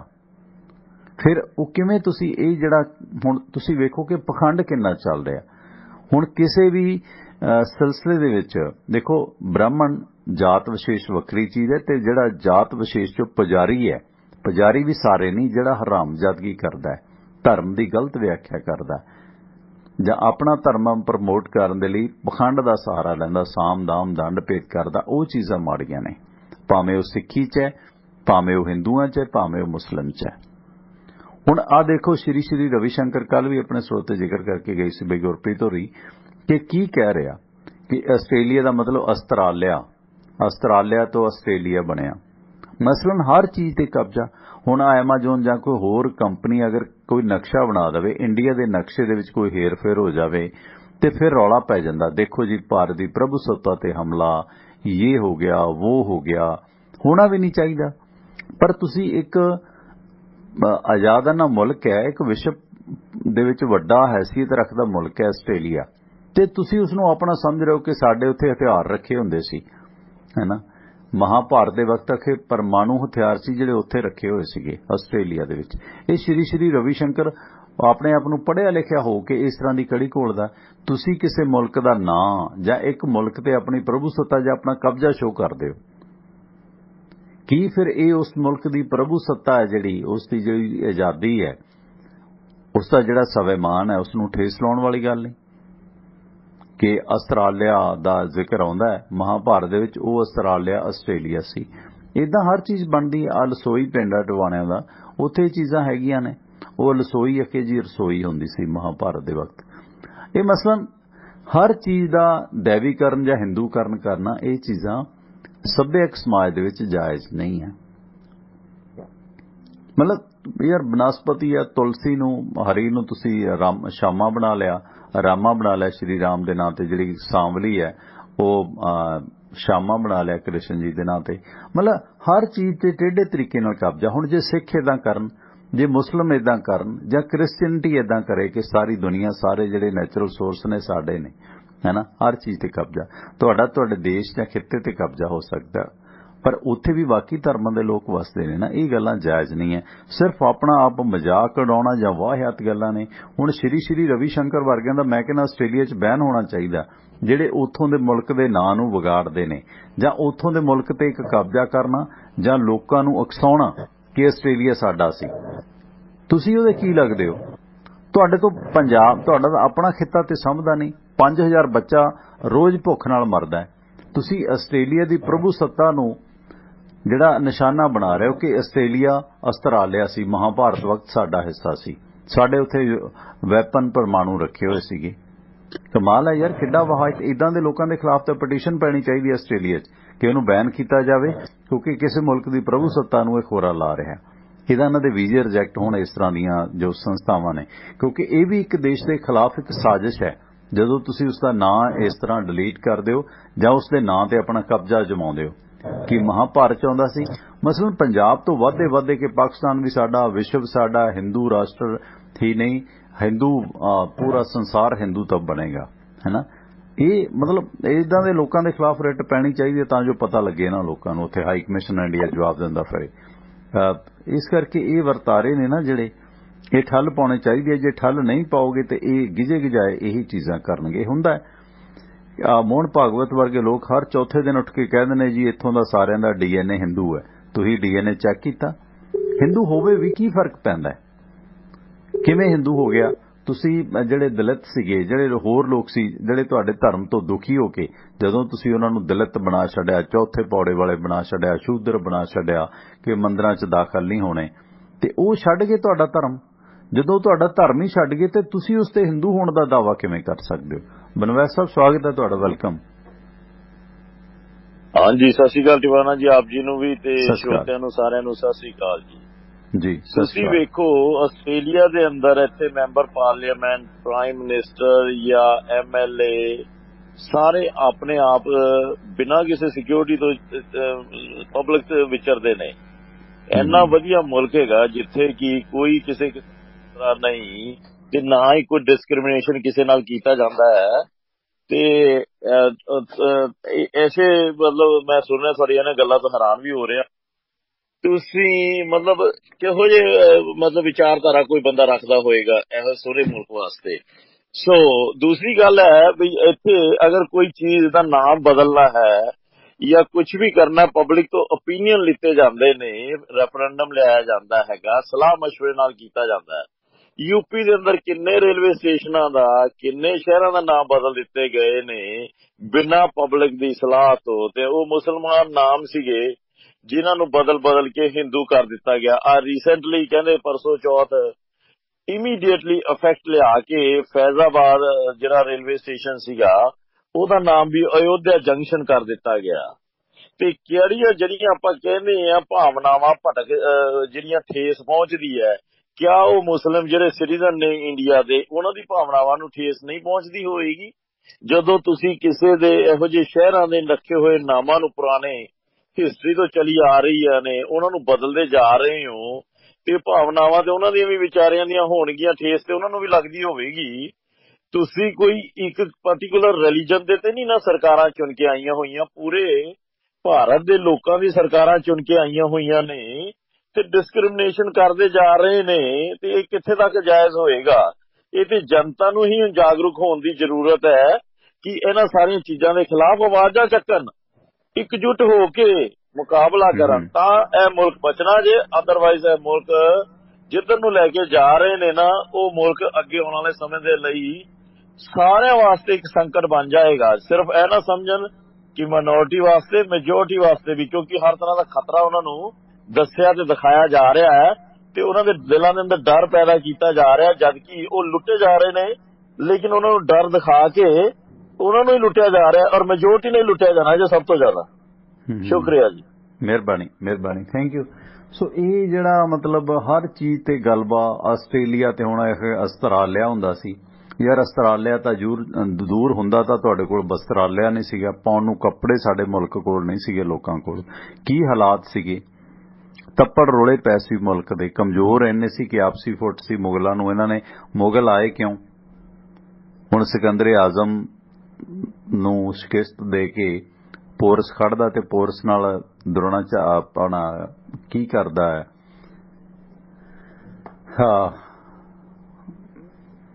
ਉਸ ਵਕਤ ਦਾ ਤੇ ਹੁਣ ਦਾ ਮਹਾਨ ਅਰਥਚਾਰੀਆ ਚਾਣਕਿਆ ਹੈ ਨਾ। ਸੋ ਇਹ ਵਰਤਾਰੇ ਜਿਹੜੇ ਨੇ ਕਿਤੇ ਨਾ ਕਿਤੇ ਸਿਆਣਪ ਵਾਲੇ ਨਹੀਂ ਆ। ਸੋ ਆਪਣਾ ਧਰਮ, ਆਪਣਾ ਮਜ਼ਹਬ, ਆਪਣਾ ਮੁੰਡਾ ਹਰ ਇੱਕ ਨੂੰ ਚੰਗਾ ਲੱਗਦਾ, ਪਰ ਇਸ ਦੇ ਵਿੱਚ ਕਿਤੇ ਨਾ ਕਿਤੇ ਸੱਚ ਸਮੇਂ ਦਾ ਜਿਹੜਾ ਜ਼ਰੂਰ ਸਮਝਣਾ ਚਾਹੀਦਾ। ਮੁਲਕ ਉਹੀ ਹੈ ਕਿ ਲੋਕ ਅਮਨ ਅਮਾਨ ਨਾਲ ਵਸਣ, ਤੇ ਉੱਥੇ ਤੁਸੀਂ ਇੱਕ ਜਿਹੜੇ ਆਜ਼ਾਦਾਨਾ ਮੁਲਕ ਨੇ ਜਿਨ੍ਹਾਂ ਨੂੰ ਜਿੱਥੇ ਵਸਣ ਦੇ ਸਾਡੇ ਲੋਕ ਸੁਪਨੇ ਵੇਖਦੇ ਨੇ, ਤੁਸੀਂ ਉਹਨਾਂ ਨੂੰ ਵੀ ਆਪਣਾ ਦੱਸ ਕੇ ਦਾਅਵਾ ਕਰੀ ਜਾਂਦੇ ਹੋ। ਸ਼ੇਰਗਿੱਲ ਸਾਹਿਬ, ਸਵਾਗਤ ਹੈ ਤੁਹਾਡਾ, ਵੈਲਕਮ। ਸਤਿ ਸ਼੍ਰੀ ਅਕਾਲ ਦਿਵਾਨ ਸਾਹਿਬ। ਸਤਿ ਸ਼੍ਰੀ ਅਕਾਲ ਜੀ। ਸਰ ਆਪਾਂ ਕੀ ਕਰ ਸਕਦੇ ਜਦੋਂ ਅਸੀਂ ਬਾਹਰਲੇ ਦੇਸ਼ਾਂ ਦੇ ਵਿੱਚ ਅਡਾਨੀ ਬਾਨੀ ਦੀਆਂ ਕੰਪਨੀਆਂ ਦੇ ਬੰਦੇ ਪਹਿਲਾਂ ਭੇਜ ਕੇ ਆਪਣਾ ਸਵਾਗਤ ਆਪ ਕਰਾਉਂਦੇ ਆ, ਉੱਥੇ ਉਹ ਹਿੰਦੁਸਤਾਨ ਜਿੰਦਾਬਾਦ ਹੈ, ਮੋਦੀ ਜਿੰਦਾਬਾਦ ਦੇ ਨਾਰੇ ਲਾਉਂਦੇ ਨੇ। ਜਿੱਦਾਂ ਸਰ ਆਮ ਮੈਂ ਕਹਿੰਦਾ ਸ਼ਾਇਦ ਬੇਵਕੂਫ ਬੰਦੇ ਨੂੰ ਪਤਾ ਹੋਊਗਾ ਕਿ ਇਹ ਸਾਰਾ ਪਲਾਂਟ ਕੀਤਾ ਹੋਇਆ ਕੰਮ ਹੈ, ਕਿਉਂਕਿ ਇਹ ਕੰਪਨੀਆਂ ਨੇ ਇਹਨਾਂ ਦੇ ਇੰਟਰਨੈਸ਼ਨਲ ਲੈਵਲ ਤੇ ਉੱਤੇ ਦੇ ਬੰਦੇ ਆਉਂਦੇ ਜਾਂਦੇ ਨੇ। ਸਰ ਨੰਬਰ 2, ਜਿੱਥੇ ਲੋਕ ਰਿਲੀਜਨ ਦੇ ਨਾਂ ਤੇ ਆਪਣਾ ਸਾਰਾ ਕੁਝ ਵੇਚ ਵਟ ਦਿੰਦੇ ਨੇ, ਉੱਥੇ ਆਪਾਂ ਕੀ ਕਰਾਂਗੇ? ਹੁਣ ਅਸੀਂ ਰਿਲੀਜਨ ਦੇ ਨਾਂ ਤੇ ਬਾਦਲਾਂ ਨੂੰ ਵੋਟ ਪਾਈ, ਉਹਨੂੰ ਪੰਥ ਸਮਝਿਆ, ਉਹ ਸਾਡਾ ਪੰਥ ਵੀ ਖਾ ਗਏ, ਸਾਡੀ ਸਟੇਟ ਵੀ ਖਾ ਗਏ। ਉਦਾਂ ਹੀ ਹੁਣ ਹਿੰਦੂਆਂ ਨੇ ਇਹਨੂੰ ਰਿਲੀਜਨ ਸਮਝ ਕੇ ਵੋਟ ਪਾਈ ਮੋਦੀ ਨੂੰ, ਹੁਣ ਉਹ ਦੇਸ਼ ਵੀ ਖਾ ਗਿਆ, ਇਹਦਾ ਰਿਲੀਜਨ ਵੀ ਖਾ ਰਿਹਾ। ਇਹ ਸਰ ਲੋਕਾਂ ਦੀ ਬੇਵਕੂਫੀ ਦੀ ਹੱਦ ਟੱਪ ਚੁੱਕੀ ਹੈ, ਕਿਉਂਕਿ ਜਦ ਤੱਕ ਲੋਕ ਸਿੱਧੇ ਕਾਮਨ ਨਹੀਂ ਹੋਣਗੇ ਨਾ, ਲੋਕ ਆਪਣੇ ਹੱਕਾਂ ਵਾਸਤੇ ਨਹੀਂ ਖੜਨਗੇ, ਸਿਰਫ ਰਿਲੀਜਨ ਦੇ ਪਿੱਛੇ ਲੱਗ ਕੇ ਆਪਣਾ ਘਾਣ ਕਰਾਉਣਗੇ, ਉਹ ਲੋਕਾਂ ਦਾ ਕਸੂਰ ਹੋਊਗਾ, ਇਹਨਾਂ ਚੋਰਾਂ ਦਾ ਕਸੂਰ ਨਹੀਂ ਹੈ ਸਰ। ਸਾਨੂੰ ਸਿਰਫ ਆਪਣੇ ਹੱਕਾਂ ਦੀ ਗੱਲ ਕਰਨੀ ਚਾਹੀਦੀ ਹੈ। ਜਦੋਂ ਹੁਣ 300 ਬੰਦਾ ਚੋਰ ਬੋਲ ਭਰਤੀ ਕੀਤਾ ਕੈਪਟਨ ਦੇ ਬਾਦਲਾਂ ਨੇ, ਸਾਨੂੰ ਇਹਨਾਂ ਨੂੰ ਸਵਾਲ ਕਰਨੇ ਚਾਹੀਦੇ ਖੜ ਕੇ, ਇਹਨਾਂ ਦੇ ਜਿੱਥੇ ਪੋਸਟਰ ਦੇ ਉੱਤੇ ਲਿਖਣਾ ਚਾਹੀਦਾ ਕਿ ਤੁਸੀਂ ਗੈਰ ਪੰਜਾਬੀ ਭਰਤੀ ਕੀਤੇ, ਸਾਨੂੰ ਪੰਜਾਬੀ ਨੂੰ ਇਗਨੋਰ ਕੀਤਾ, ਤੁਸੀਂ ਵੋਟ ਦੇ ਹੱਕਦਾਰ ਨਹੀਂ ਹੈ। ਇਹ ਸਰ ਵੋਟ ਦੇ ਹੱਕਦਾਰ ਹੈ ਵੀ ਨਹੀਂ। ਜੇ ਦੇਖੋ ਸਰ ਇਹ ਭਰਤੀ ਇਸ਼ਤਿਹਾਰ ਖੋਲ ਕੇ ਹੁੰਦੀ, ਉਹਦੇ ਵਿੱਚ ਤੁਹਾਡਾ ਬੱਚਾ ਭਰਤੀ ਹੁੰਦਾ, ਮੇਰਾ ਬੱਚਾ ਭਰਤੀ ਹੁੰਦਾ, ਕਿਸੇ ਹੋਰ ਹਿੰਦੂ ਦਾ ਬੱਚਾ ਭਰਤੀ ਹੁੰਦਾ, ਉਹ ਸਾਡੇ ਤਾਂ ਸੀਗੇ। ਫਿਰ ਸਰ ਲਿਆ ਕੇ ਬਿਹਾਰ ਯੂਪੀ ਸਾਡੇ ਥੋਪੇ ਗਏ, ਪਲੱਸ ਉਹਨਾਂ ਦੀਆਂ ਮਿਸਿਸ ਨੂੰ ਵੀ ਲਿਆ ਕੇ ਸਰਕਾਰੀ ਨੌਕਰੀਆਂ ਦਿੱਤੀਆਂ ਗਈਆਂ। ਇਹ ਸਰ ਪੰਜਾਬ ਦਾ ਬਹੁਤ ਵੱਡਾ ਧਰੋਹ ਹੈ। ਇਹਨਾਂ ਨੂੰ ਇਮੀਡੀਏਟ ਡਿਸਮਿਸ ਕਰਕੇ ਇਨਕੁਆਇਰੀ ਖੋਲ ਕੇ ਜਿਹੜੇ ਅਫਸਰਾਂ ਨੇ ਕੰਮ ਕੀਤਾ ਉਹਨਾਂ ਦੇ ਖਿਲਾਫ ਮੁਕੱਦਮਾ ਦਰਜ ਹੋ ਗਿਆ। Thank you sir. Thank you. ਨਹੀਂ ਹੋ ਗਿਆ, ਉਹਨਾਂ ਤੇ ਆਰਡਰ ਹੋ ਗਿਆ ਜੀ। ਸੋ ਪੰਜਾਬ ਪੁਲਿਸ 'ਚ ਜਿਹੜੇ ਗੈਰ ਪੰਜਾਬੀ ਭਰਤੀ ਕੀਤੇ ਨੇ, ਸੋ ਪੰਜਾਬ ਦੇ ਡਿਪਟੀ ਸੀਐਮ ਸੁਖਜਿੰਦਰ ਸਿੰਘ ਰੰਧਾਵਾ ਨੇ ਇਸ ਸੰਬੰਧੀ ਡੀਜੀਪੀ ਪੰਜਾਬ ਤੋਂ ਰਿਪੋਰਟ ਮੰਗ ਲਈ ਹੈ। ਇਸ ਸੰਬੰਧੀ ਸਾਰੇ ਤੱਥ ਉਹਨਾਂ ਨੇ ਸਾਹਮਣੇ ਲਿਆਉਣ ਲਈ ਆਖਿਆ, 1 ਹਫ਼ਤੇ ਦੇ ਅੰਦਰ ਅੰਦਰ ਸਾਰੀ ਰਿਪੋਰਟ ਲਿਆਓ, ਕਿਉਂਕਿ ਉਹਦੇ 'ਚ ਹੋਇਆ ਇਹ ਕਿ ਕੁਝ ਜਿਹੜੇ ਪ੍ਰੋਫੈਸ਼ਨਲ ਲੋਕ ਸੀਗੇ ਨਾ, ਇਹ ਗੱਲ ਨਹੀਂ ਕਿ ਉਹ ਕੁਆਲੀਫਿਕੇਸ਼ਨ ਤੋਂ ਬਿਨਾਂ ਆਏ ਨੇ। ਸੋ ਹੁਣ NSG ਦੇ ਜਿਹੜੇ ਕਮਾਂਡੋ ਨੇ उन्होंने ठीक है अपनी सिक्योरिटी ਲਈ ਲਾਏ। ਉਹ ਇੰਨੇ ਸ਼ਾਰਪ ਸ਼ੂਟਰ ਨੇ ਕਿ ਉਹਨਾਂ ਨੂੰ ਇੱਕ ਟਾਰਗੇਟ ਦਿੱਤਾ ਜਾਂਦਾ, ਮਸਲਨ ਕਿ ਉਹਨਾਂ ਦੀਆਂ ਅੱਖਾਂ ਬੰਦ ਕਰ ਦਿੱਤੀਆਂ ਜਾਂਦੀਆਂ ਨੇ ਤੇ ਇੱਕ ਸਾਈਡ ਤੇ ਖੜਕਾ ਕੀਤਾ ਜਾਂਦਾ, ਕੋਈ ਚੀਜ਼ ਸੁੱਟੀ ਜਾਂਦੀ ਹੈ ਤੇ ਉਹਨਾਂ ਨੇ ਉਸ ਸੁੱਟੀ ਹੋਈ ਚੀਜ਼ ਤੇ ਅੰਦਾਜ਼ੇ ਦੇ ਨਾਲ ਜਿਹੜਾ ਹੈਗਾ ਨਾ ਸ਼ਾਟ ਲਾਉਣਾ ਹੁੰਦਾ, ਫਾਇਰ ਕਰਨਾ ਹੁੰਦਾ। ਮਸਲਨ ਇਸ ਤਰ੍ਹਾਂ ਉਹ ਪ੍ਰੋਫੈਸ਼ਨਲ ਲੋਕ ਨੇ, ਐ ਨਹੀਂ ਕਿ ਐਰਾ ਉੱਥੇ ਚੱਕ ਕੇ ਭਰਤੀ ਕਰ ਦਿੱਤੇ। ਠੀਕ ਹੈ, ਕਿਉਂਕਿ ਪੰਜਾਬ ਤੋਂ ਬਾਹਰ ਦਾ ਮਸਲਾ, ਅਸੀਂ ਤਾਂ ਪੰਜਾਬੀ ਇਦਾਂ ਦੇ ਆ ਜਦੋਂ ਇੱਥੇ ਕਹਿੰਦੇ ਜੀ ਭਈਏ ਭਜਾਓ ਪੰਜਾਬ ਬਚਾਓ। ਪੰਜਾਬ ਦਾ ਇੱਕ ਬਹੁਤ ਵੱਡਾ ਲੇਖਕ ਜਾਂ ਹੋਰ ਕਈ ਲੋਕ ਬੜਾ ਜਨੂਨ ਚੜਿਆ ਸੀ ਕਿ ਭਈਏ ਭਜਾਓ ਪੰਜਾਬ ਬਚਾਓ। ਜਦੋਂ ਆਮ ਆਦਮੀ ਪਾਰਟੀ ਆਈ ਉਦੋਂ ਵੀ ਲੋਕਾਂ ਨੇ ਰੌਲਾ ਪਾਇਆ ਕਿ ਭਈਏ ਆ ਗਏ ਜੀ, ਫਲਾਂ ਹੋ ਗਿਆ, ਢਮਕਾਂ ਹੋ ਗਿਆ। ਇਹ ਗੱਲ ਨਹੀਂ ਹੈ। ਉਹ ਜਿਹੜੇ ਠੀਕ ਹੈ, ਉਹ ਜਿਹੜੇ ਬੰਦੇ 250-300 ਬੰਦਾ ਭਰਤੀ ਕੀਤਾ ਗਿਆ, ਉਹ ਇੱਕ ਬਕਾਇਦਾ ਕੁਆਲੀਫਿਕੇਸ਼ਨ ਦੇ ਆਧਾਰ ਤੇ ਆਏ ਨੇ। ਉਹਨਾਂ ਦੀ ਜਿਹੜੀ ਫਿਜ਼ੀਕਲ ਫਿਟਨੈਸ ਹੈ ਜਾਂ ਜਿਹੜੀ ਉਹਨਾਂ ਦੀ ਕਾਬਲੀਅਤ ਹੈ ਉਹ ਬਹੁਤ ਜ਼ਿਆਦਾ ਹੈ। ਉਹ ਇਹ ਨਹੀਂ ਕਿ ਐਵੇਂ ਥੈਗੜੂ ਭਰਤੀ ਕਰ ਦਿੱਤੇ। ਉਹ ਅੱਛੀਆਂ ਜੌਬਾਂ 'ਚੋਂ ਆਏ ਨੇ। NSG ਦੇ ਵਿੱਚ ਸੀ ਜਾਂ SPG ਦੇ ਵਿੱਚ ਸੀਗੇ, ਉਹ ਸਪੈਸ਼ਲ ਪ੍ਰੋਟੈਕਸ਼ਨ ਗਾਰਡ ਦੇ ਵਿੱਚ ਸੀਗੇ ਤੇ ਉਸ ਕਰਕੇ ਉਹਨਾਂ ਏਜੰਸੀਆਂ ਦੇ ਵਿੱਚ ਉਹ ਲੈ ਗਏ ਬੰਦੇ ਨੇ। ਉਹ ਕੋਈ ਐਰੇ ਗੈਰੇ ਨਹੀਂ ਸੀ ਕਿ ਐਵੇਂ ਚੱਕ ਕੇ ਭਰਤੀ ਕਰ ਲਏ। 250-300 ਬੰਦਾ ਜੇ ਭਰਤੀ ਕੀਤਾ, ਹਾਂ ਅਗਲੇ ਉੱਥੇ ਅੱਛੀ ਜੌਬ ਸੀਗੇ ਤੇ ਉਸ ਤੋਂ ਜ਼ਿਆਦਾ ਬੈਨੀਫਿਟ ਦੇ ਕੇ ਉਹਨਾਂ ਨੂੰ ਮੁੱਖ ਮੰਤਰੀ ਨੇ ਆਪਣੀ ਪ੍ਰੋਟੈਕਸ਼ਨ ਵਾਸਤੇ ਭਰਤੀ ਕੀਤਾ, ਹੈ ਨਾ। ਸੋ ਇਸ ਕਰਕੇ ਇਹ ਠੀਕ ਹੈ ਕਿ ਉਹਦੇ ਵਿੱਚ ਪੰਜਾਬ ਦੇ ਹਿੱਤਾਂ ਨੂੰ ਕਿਤੇ ਨਾ ਕਿਤੇ ਨੁਕਸਾਨ ਪੁੱਜਿਆ। ਇੱਦਾਂ ਹੁਣ ਪੰਜਾਬ ਦੇ ਲੋਕ ਵੀ ਨੇ। ਹੁਣ ਜਦੋਂ 84 ਵਾਪਰਿਆ, 84 ਤੋਂ ਬਾਅਦ ਜਿਸ ਤਰ੍ਹਾਂ ਉਹਦੇ ਵਿੱਚ ਸਿੱਖਾਂ ਦੀ ਛਵੀ ਤੇ ਸਵਾਲ ਹੋਏ ਨੇ ਕਿ ਸਿੱਖ ਗਨਮੈਨ ਨੇ ਪ੍ਰਾਈਮ ਮਿਨਿਸਟਰ ਦਾ ਕਤਲ ਕੀਤਾ। ਉਸ ਤੋਂ ਬਾਅਦ NSG ਦੇ ਵਿੱਚ ਜਾਂ SPG ਦੇ ਵਿੱਚ ਸਿੱਖ ਕਮਾਂਡੋ ਬਹੁਤ ਘਟਾ ਦਿੱਤੇ ਗਏ ਨੇ, ਮਾਈਨਸ ਹੀ ਨੇ, ਜਾਂ ਮੈਨੂੰ ਤਾਂ ਹੈ ਲੱਗਦਾ ਕਿ ਜ਼ੀਰੋ ਇਸ ਵਕਤ ਸਥਿਤੀ। ਤੇ ਜਿੰਨੇ ਮਤਲਬ ਜਿਹੜੀ ਯਾਰਡ ਪਲਸ ਸਿਕਿਉਰਿਟੀ ਹੈ ਉਹਦੇ ਵਿੱਚ ਵੀ ਸਿੱਖ ਕਮਾਂਡੋ ਬਹੁਤ ਘੱਟ ਨੇ, ਕਿਉਂਕਿ ਉਸ ਦੇ ਨਾਲ ਸਾਡੀ ਜਿਹੜੀ ਵਿਰਾਸਤ ਦੀ ਸ਼ਾਖ ਸੀ ਉਸ ਤੇ ਬਹੁਤ ਵੱਟਾ ਲੱਗਿਆ। ਇਹ ਗੱਲ ਮੰਨਣੀ ਪਏਗੀ ਕਿ ਇਹ ਜਿਹੜਾ ਇੰਦਰਾ ਗਾਂਧੀ ਦਾ ਕਤਲ ਹੋਇਆ ਸੀ, ਉਸ ਕਤਲ ਦੇ ਵਿੱਚ ਜਿਹੜਾ ਬੇਅੰਤ ਸਿੰਘ ਤੇ ਸਤਵੰਤ ਸਿੰਘ ਨੇ ਜੋ ਅਟੈਕ ਕੀਤਾ ਸੀ, ਉਹਦੀ ਬਣਾ ਤੇ ਉਸ ਤੋਂ ਬਾਅਦ ਜਿਹੜੀਆਂ ਇਹ ਅਹਿਮ ਸਿਕਿਉਰਿਟੀ ਵਾਲੀਆਂ ਫੋਰਸਾਂ ਨੇ, ਭਾਵੇਂ SPG ਹੋਵੇ, ਸਪੈਸ਼ਲ ਪ੍ਰੋਟੈਕਸ਼ਨ ਗਾਰਡ ਜਾਂ NSG ਹੋਵੇ, ਨੈਸ਼ਨਲ ਸਿਕਿਉਰਿਟੀ ਗਾਰਡ ਦੇ ਜਿਹੜੇ ਕਮਾਂਡੋਜ਼ ਨੇ, ਉਹਨਾਂ ਦੇ ਵਿੱਚ ਪੰਜਾਬੀਆਂ ਚੋਂ ਖਾਸ ਕਰਕੇ ਸਿੱਖਾਂ ਦੀ ਭਰਤੀ ਨਾ ਦੇ ਬਰਾਬਰ ਹੈ। ਜੇ ਕਿਤੇ 2-4 ਦੀ ਹੋਈ ਵੀ ਹੋਊ ਤੇ ਉਹਨੂੰ ਆਫੀਸ਼ੀਅਲ ਡਿਊਟੀ ਤੇ ਜਿਹੜੀਆਂ VVIPs ਦੇ ਨਾਲ ਨਹੀਂ ਲਾਇਆ ਜਾਂਦਾ। ਇਹ ਸਾਡੇ ਤੇ ਸਵਾਲ ਖੜੇ ਹੋ ਗਏ ਨੇ ਉਸ ਤੋਂ ਬਾਅਦ। ਹਾਲਾਂਕਿ ਸਾਡੀ ਜਿਹੜੀ ਵਿਰਾਸਤ ਹੈ ਉਹ ਸਾਰਾਗੜੀ ਦੇ ਸਾਕੇ ਵਾਲੀ ਵੀ ਰਹੀ ਹੈ ਕਿ ਅਸੀਂ ਆਪਣੀ ਜੌਬ ਦੇ ਵਾਸਤੇ ਜਾਨ ਵਾਰਨ ਵਾਲੇ ਲੋਕ ਹਾਂ ਤੇ ਵਿਸ਼ਵ ਦੇ ਇਤਿਹਾਸ 'ਚ ਸਾਡੀ ਜਿਹੜੀ ਵਿਰਾਸਤ ਹੈ ਵਫਾਦਾਰੀ ਦੀਆਂ ਚਰਚਾਵਾਂ ਵੀ ਨੇ। ਖੈਰ, ਇਸ ਸੰਬੰਧੀ ਜਿਹੜਾ ਸੁਖੀ ਰੰਧਾਵਾ ਹੋਰਾਂ ਨੇ, ਡਿਪਟੀ CM ਪੰਜਾਬ ਨੇ, ਇਸ ਮਾਮਲੇ ਦੀ ਤਹਿ ਤੱਕ ਜਾਣ ਦੀ ਗੱਲ ਕੀਤੀ ਹੈ।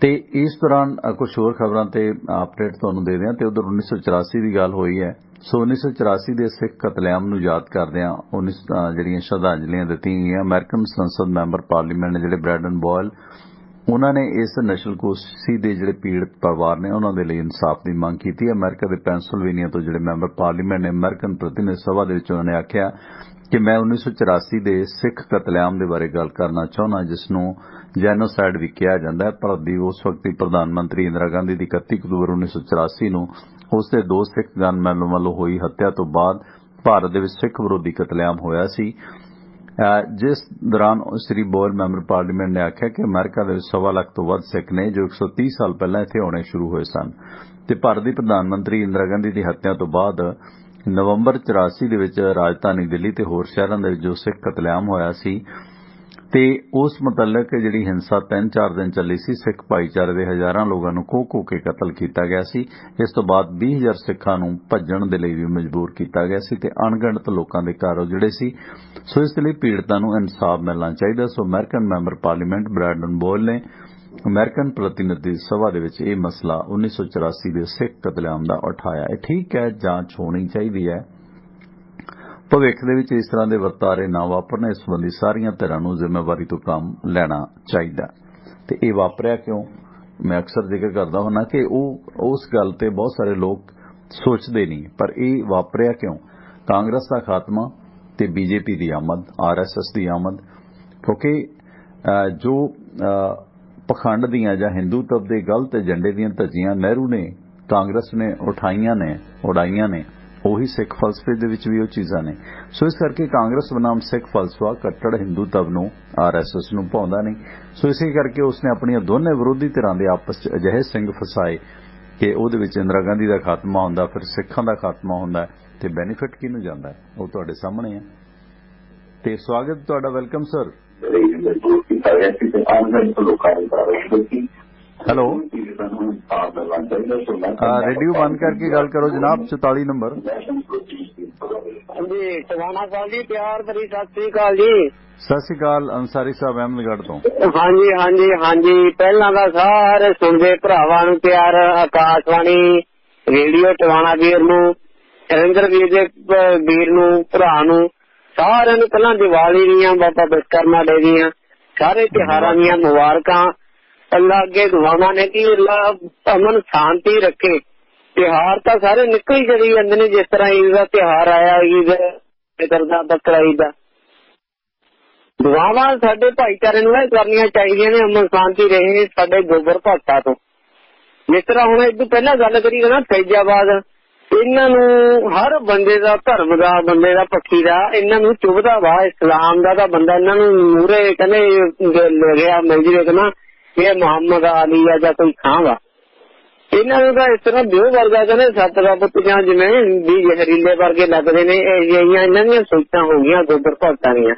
ਇਹਨਾਂ ਨੂੰ ਸਾਰੇ ਸਟੇਸ਼ਨਾਂ ਤੋਂ ਕਿਉਂ ਅਲਰਜੀ ਆ, ਜਾਂ ਕੋਈ ਸ਼ਹਿਰਾਂ ਦੇ ਵਿੱਚੋਂ ਜੇ ਗੱਲ ਕਰੀਏ ਜਿਵੇਂ ਆਗਰੇ ਤੋਂ ਜਾਂ ਕਿਸੇ ਹੋਰ ਤੋਂ, ਉਹ ਮੁਗਲ ਸੱਚ ਹੀ ਕੁਝ ਚੀਜ਼ਾਂ ਬਣਾ ਕੇ ਚਲੇ ਗਏ। ਅੱਜ ਦੇ ਸਮੇਂ ਦੇ ਵਿੱਚ ਇਹਨਾਂ ਨੇ ਸਕੂਲ, ਕਾਲਜ ਜਾਂ ਕੋਈ ਕੀ ਬਣਾਇਆ ਤੇ ਕੋਈ ਆਪਣੀ ਪ੍ਰਾਪਤੀ ਤਾਂ ਦੱਸਣ ਵੀ ਅਸੀਂ ਆਹ ਸਕੂਲ ਇਸ ਸਟੇਟ ਦੇ ਵਿੱਚ ਸਰਕਾਰੀ ਬਣਾਇਆ ਜਾਂ ਕੋਈ ਕਾਲਜ ਬਣਾਇਆ ਜਾਂ ਕੋਈ ਡਿਸਪੈਂਸਰੀ ਜਾਂ ਕੁਝ ਹੋਰ। ਕੁਛ ਨਹੀਂ ਹੈਗਾ।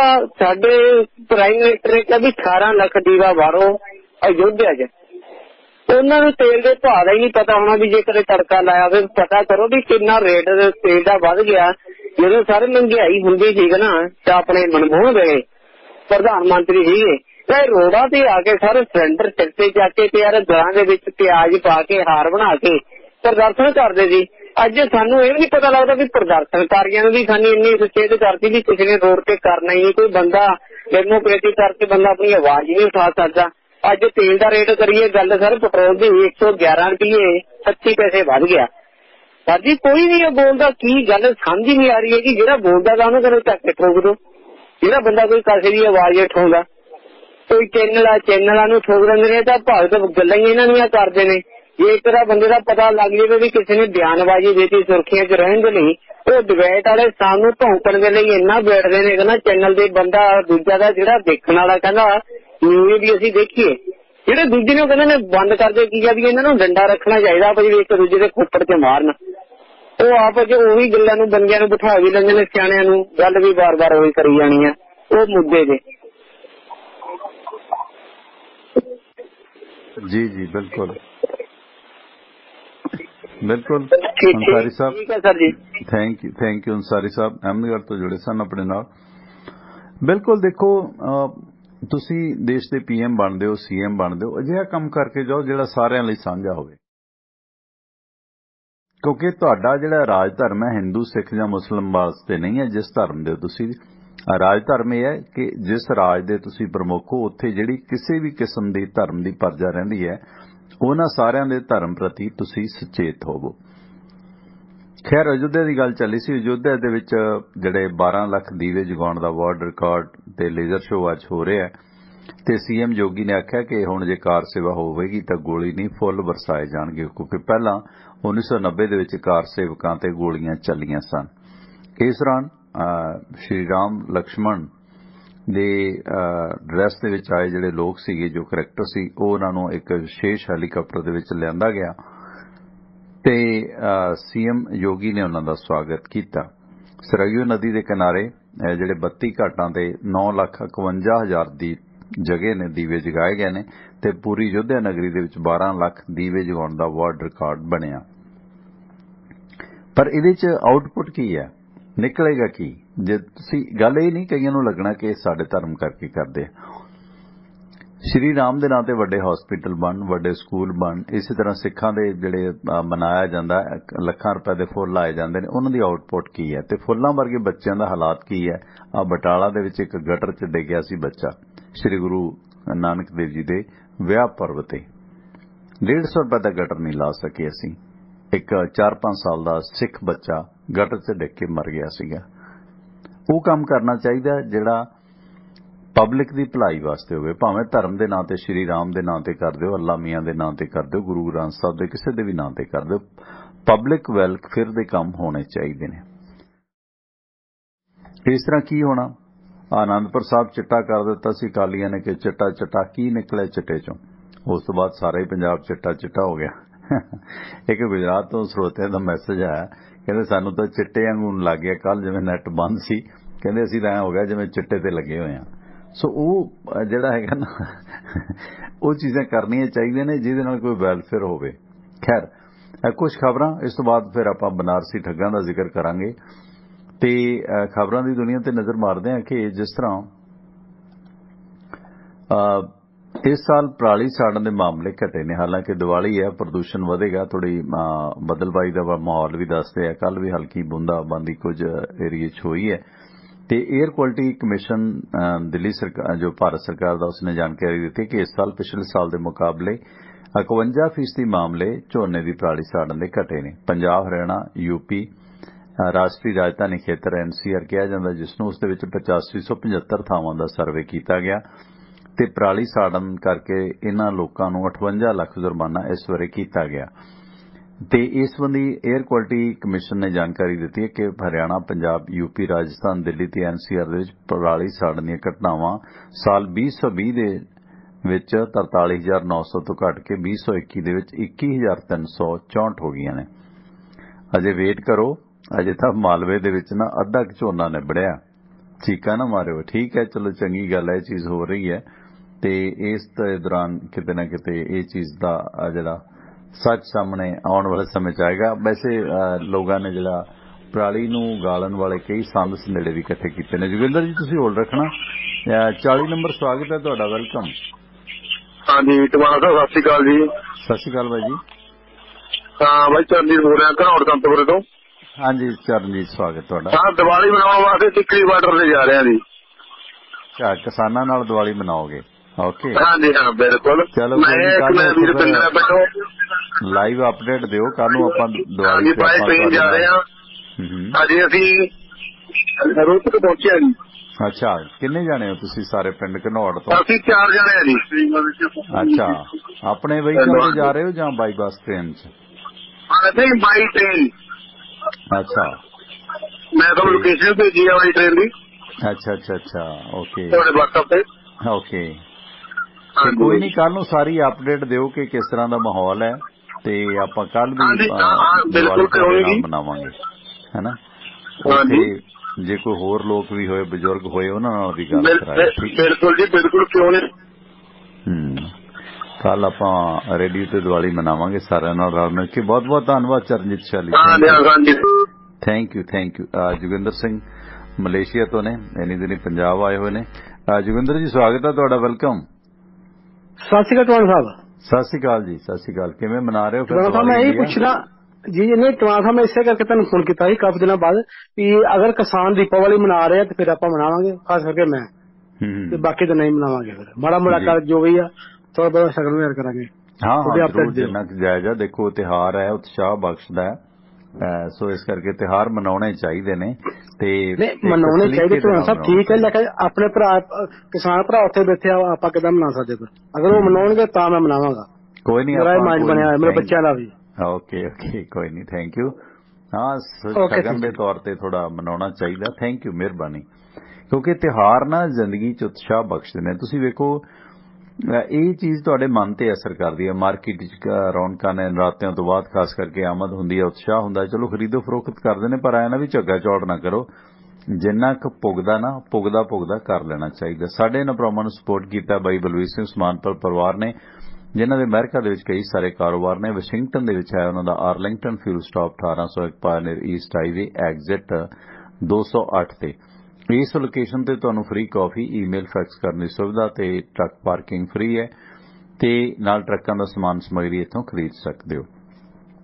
दूजी लोकेशन है इन्हां दी कैलीफोर्निया दे विच ओह है लॉस्टल ट्रैवल सेंटर 14814 लोमा स्ट्रीट लॉस्टल एग्जिट 278 ते इस लोकेशन ते फ्री चाह शावर लांडरी ते ओवरनाइट ट्रक पार्किंग फ्री है नाल ट्रकां इत्थे तुसीं लिकर शॉप है सदुपयोग करो फ्री नहीं है। सब बलवीर सिंह सुभानपुर होरां दा फ्यूल कंपनी का कारोबार है मसलन डेल्टा फ्यूल कंपनी ते मोबाइल एक्शन मैराथन फ्यूल कंपनियां ने जिन्हां तो गैस स्टेशनां वाले सज्जन फ्यूल फ्रैंचाइज ब्रांडेड ते अनब्रांडेड डीजल खरीद सकते हैं। कोई डील बनाउणी है तां बलवीर सिंह सुभानपुर होरां दे भरा शाह हरजाप सिंह दा नंबर नोट कर लो 425 232 84 13 4252328413 नंबर है सरदार हरजाप सिंह होरां दा।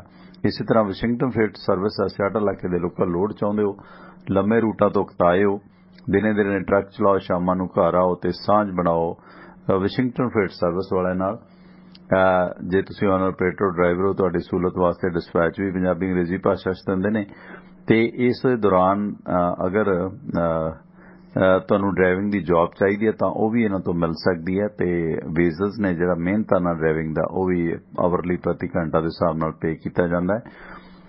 सो सियाटल इलाके दे लोकल लोड दे वास्ते ते ड्राइविंग दी जॉब दे वास्ते संपर्क करो वाशिंगटन फील्ड सर्विस तो जगदेव सिंह संधू दा नंबर है 253 266 6924 253 266 6924। गैरी धालीवाल दा नंबर है 206 354 4060 2063544060। इस तरह बेकरफील्ड इलाके च विचर रहे तो मारो अपने ट्रक ट्राली नूं brake union village truck stop ते नाल बनिया इंडियन रेस्टोरेंट जिथे तुसी देसी घ्यो दे परौंठे दही नाल छको ये इन्हां दी विशेषता। इस तो इलावा उत्थे होर भारतीय विदेशी खाने छको छकाओ ट्रक तो आओ डीजल पवाओ क्योंकि ट्रक वाश बनया बहुत सोहना ते इस दौरान ये अदारे उस जगह ते ने जिथे ट्रक यूनियन स्कूल हुंदा सी। इंडियन रेस्टोरेंट ते यूनियन विलेज ट्रक स्टॉप का एड्रैस है 2201 100 Union Avenue Bakersfield California zip code 93307। So Diwali का त्यौहार है जिस तरह जोगिंदर जी होरां ने आख्या कि जे किसान मनाउणगे सानू भी मनाउणी चाहिदी है। ठीक है कि घरों तो बाहर रह के त्यौहार मनाने बहुत औखे होंदे ने हर एक दी कोशिश हुंदी है कि त्यौहार दे मौके सारे जी इकट्ठे होण क्योंकि ईदां ते रल वसण दियां ने की ने विछड़ गया ने ईदां तुसीं देखो कि अंसारी साहब ने दिवाली दी मुबारकां दित्तियां ने इस करके सानू सारिआं नूं ईद जां होर त्यौहार खालसा साजना जो सिखां हिंदुआं मुसलमानां दे सारे त्यौहार रल के मनाउणे चाहीदे ने। ते ठीक है कि जिसनूं कोई किसी चीज़ का कोई आडंबर लगदा पखंड लगदा वो ना करो पर उत्साह है सैलीब्रेशन है एक दूसरे नूं दुआवां मुबारकबादां जरूर देणियां चाहीदियां ने। ते अमेरिका दे संसद मैंबर राजा कृष्णा मूर्ति ने भी इस रोशनियां दे त्यौहार दीपावली दे त्यौहार नूं मानता देण वास्ते मता अमेरिकन कांग्रेस दे विच कीता ते प्रतिनिधि सदन दे विच मता पेश कीता। कृष्णा मूर्ति मैंबर पार्लीमेंट ने कि दुनिया भर दे विच वसे सिखां जैनियां हिंदुआं लई इह जिहड़ी दिवाली हनेरे ते रोशनी दा जित ते बुराई ते चंगियाई दा जित दा जश्न है ते इस नूं मानता प्रतिनिधि सभा दे विच देण दा मता पास कीता गया।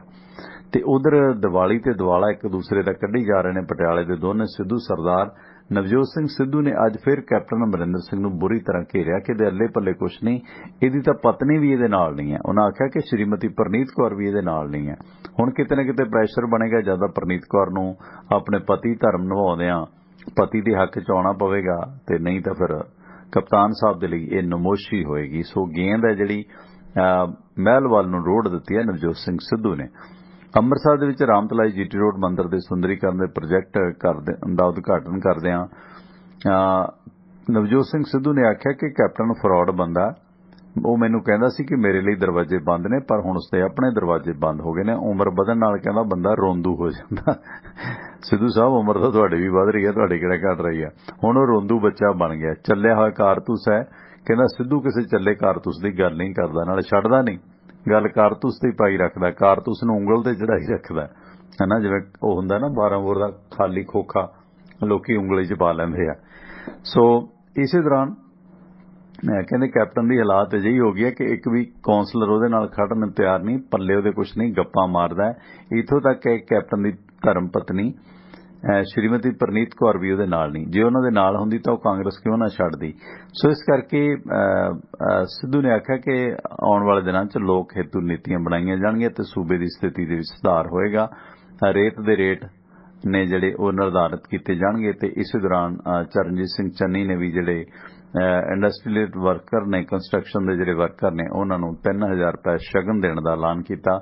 2.5-3 ਲੱਖ ਬੰਦਾ ਜਿਹੜਾ ਇਹ ਜਿਹੜੇ ਉਹ ਸਾਰੀ ਕਾਮਿਆਂ ਦੇ ਤੌਰ ਤੇ ਵੱਖ-ਵੱਖ ਸੰਸਥਾਵਾਂ ਨਾਲ ਰਜਿਸਟਰਡ ਹੈ, ਉਹਨਾਂ ਨੂੰ 3100 ਰੁਪਏ ਦੇਣ ਦਾ ਸ਼ਗਨ ਜਿਹੜਾ ਹੈਗਾ ਐਲਾਨਿਆ।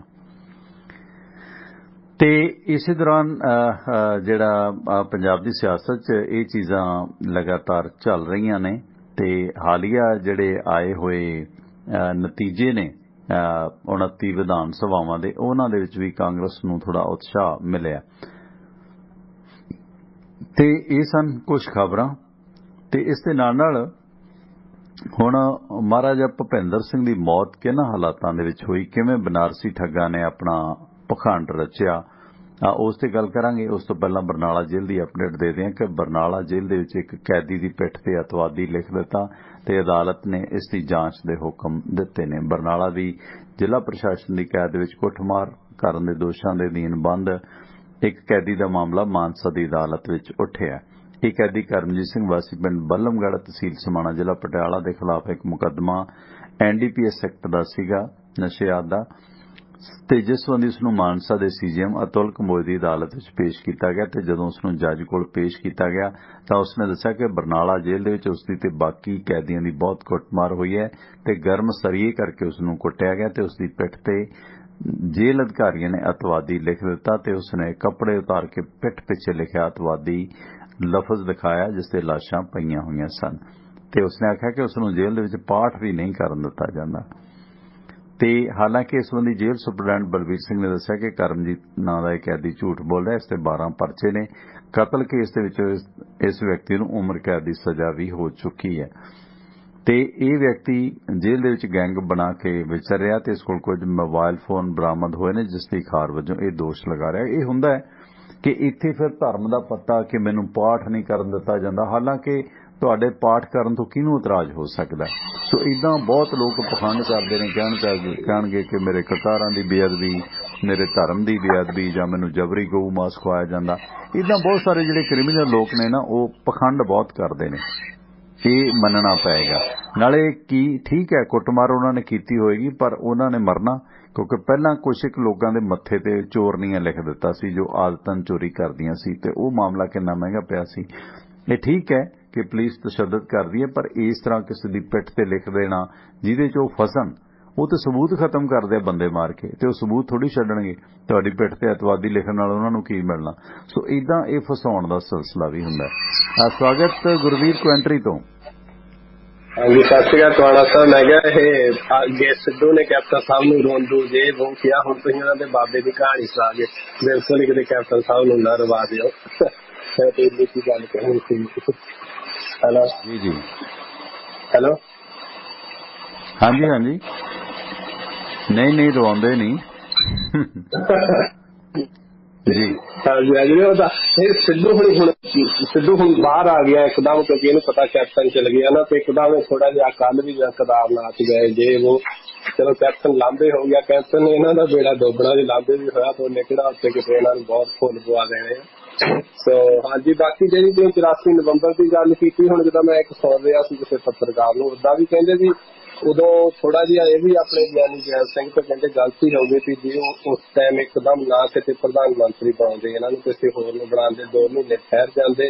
ਸਮਟਾਈਮ ਏਦਾਂ ਨੋਰਮਲ ਜ਼ਿੰਦਗੀ ਚ ਹੁੰਦਾ, ਸਾਡੇ ਜਦੋਂ ਸੱਟ ਲੱਗਦੀ ਬੰਦਾ ਥੋੜਾ ਦੁਖੀ ਤਾਂ ਹੁੰਦਾ ਜਾਂ ਕਿਸੇ ਵੀ ਗੱਲ ਤੋਂ ਲਾ ਲਓ, ਪਰ ਜਿਹੜਾ ਸਬਰ ਆ, ਸਬਰ ਟਾਈਮ ਪਾ ਕੇ ਆਉਂਦਾ। ਸੋ ਐਂਡ ਆਫ ਦੀ ਡੇ ਉਹਦੀ ਮਾਂ ਵੀ ਏਦਾਂ ਹੋਈ ਸੀ, ਇੰਦਰਾ ਗਾਂਧੀ। ਸੋ ਇਸ ਕਰਕੇ ਹੁਣ ਚਲੋ ਬਾਅਦ ਚ ਕਿਆਸ ਲਾਈਆਂ ਰੌਣ ਦੀ ਗੱਲ ਆ। ਸੋ ਇਸ ਕਰਕੇ ਜਿਹੜਾ ਪੰਜਾਬ ਨੂੰ ਇੰਡੀਪੈਂਡੈਂਸ ਜਾਂ ਇਹਨਾਂ ਨੂੰ ਆਪਣੇ ਥੋੜੇ ਫੈਸਲੇ ਜਿੰਨਾ ਦਿੱਲੀ ਵੱਲ ਝੁਕਣਗੇ ਉਹਨਾਂ ਫਿਰ ਉਹਨਾਂ ਨੇ ਅੱਗੇ ਵੀ ਪੰਜਾਬ ਚ ਗਿਆਨੀ ਜੈਲ ਸਿੰਘ ਨੂੰ ਇਹਨਾਂ ਨੇ ਇੱਕ ਗ੍ਰਾਂਥੀ ਤੋਂ ਚੁੱਕ ਕੇ ਇੱਥੇ ਤੱਕ ਖੜਿਆ। ਉਸ ਤੋਂ ਬਾਅਦ ਬੇਅੰਤ ਸਿੰਘ ਨੂੰ ਚਲੋ ਵਰਤਿਆ ਕਾਂਗਰਸ ਨੇ।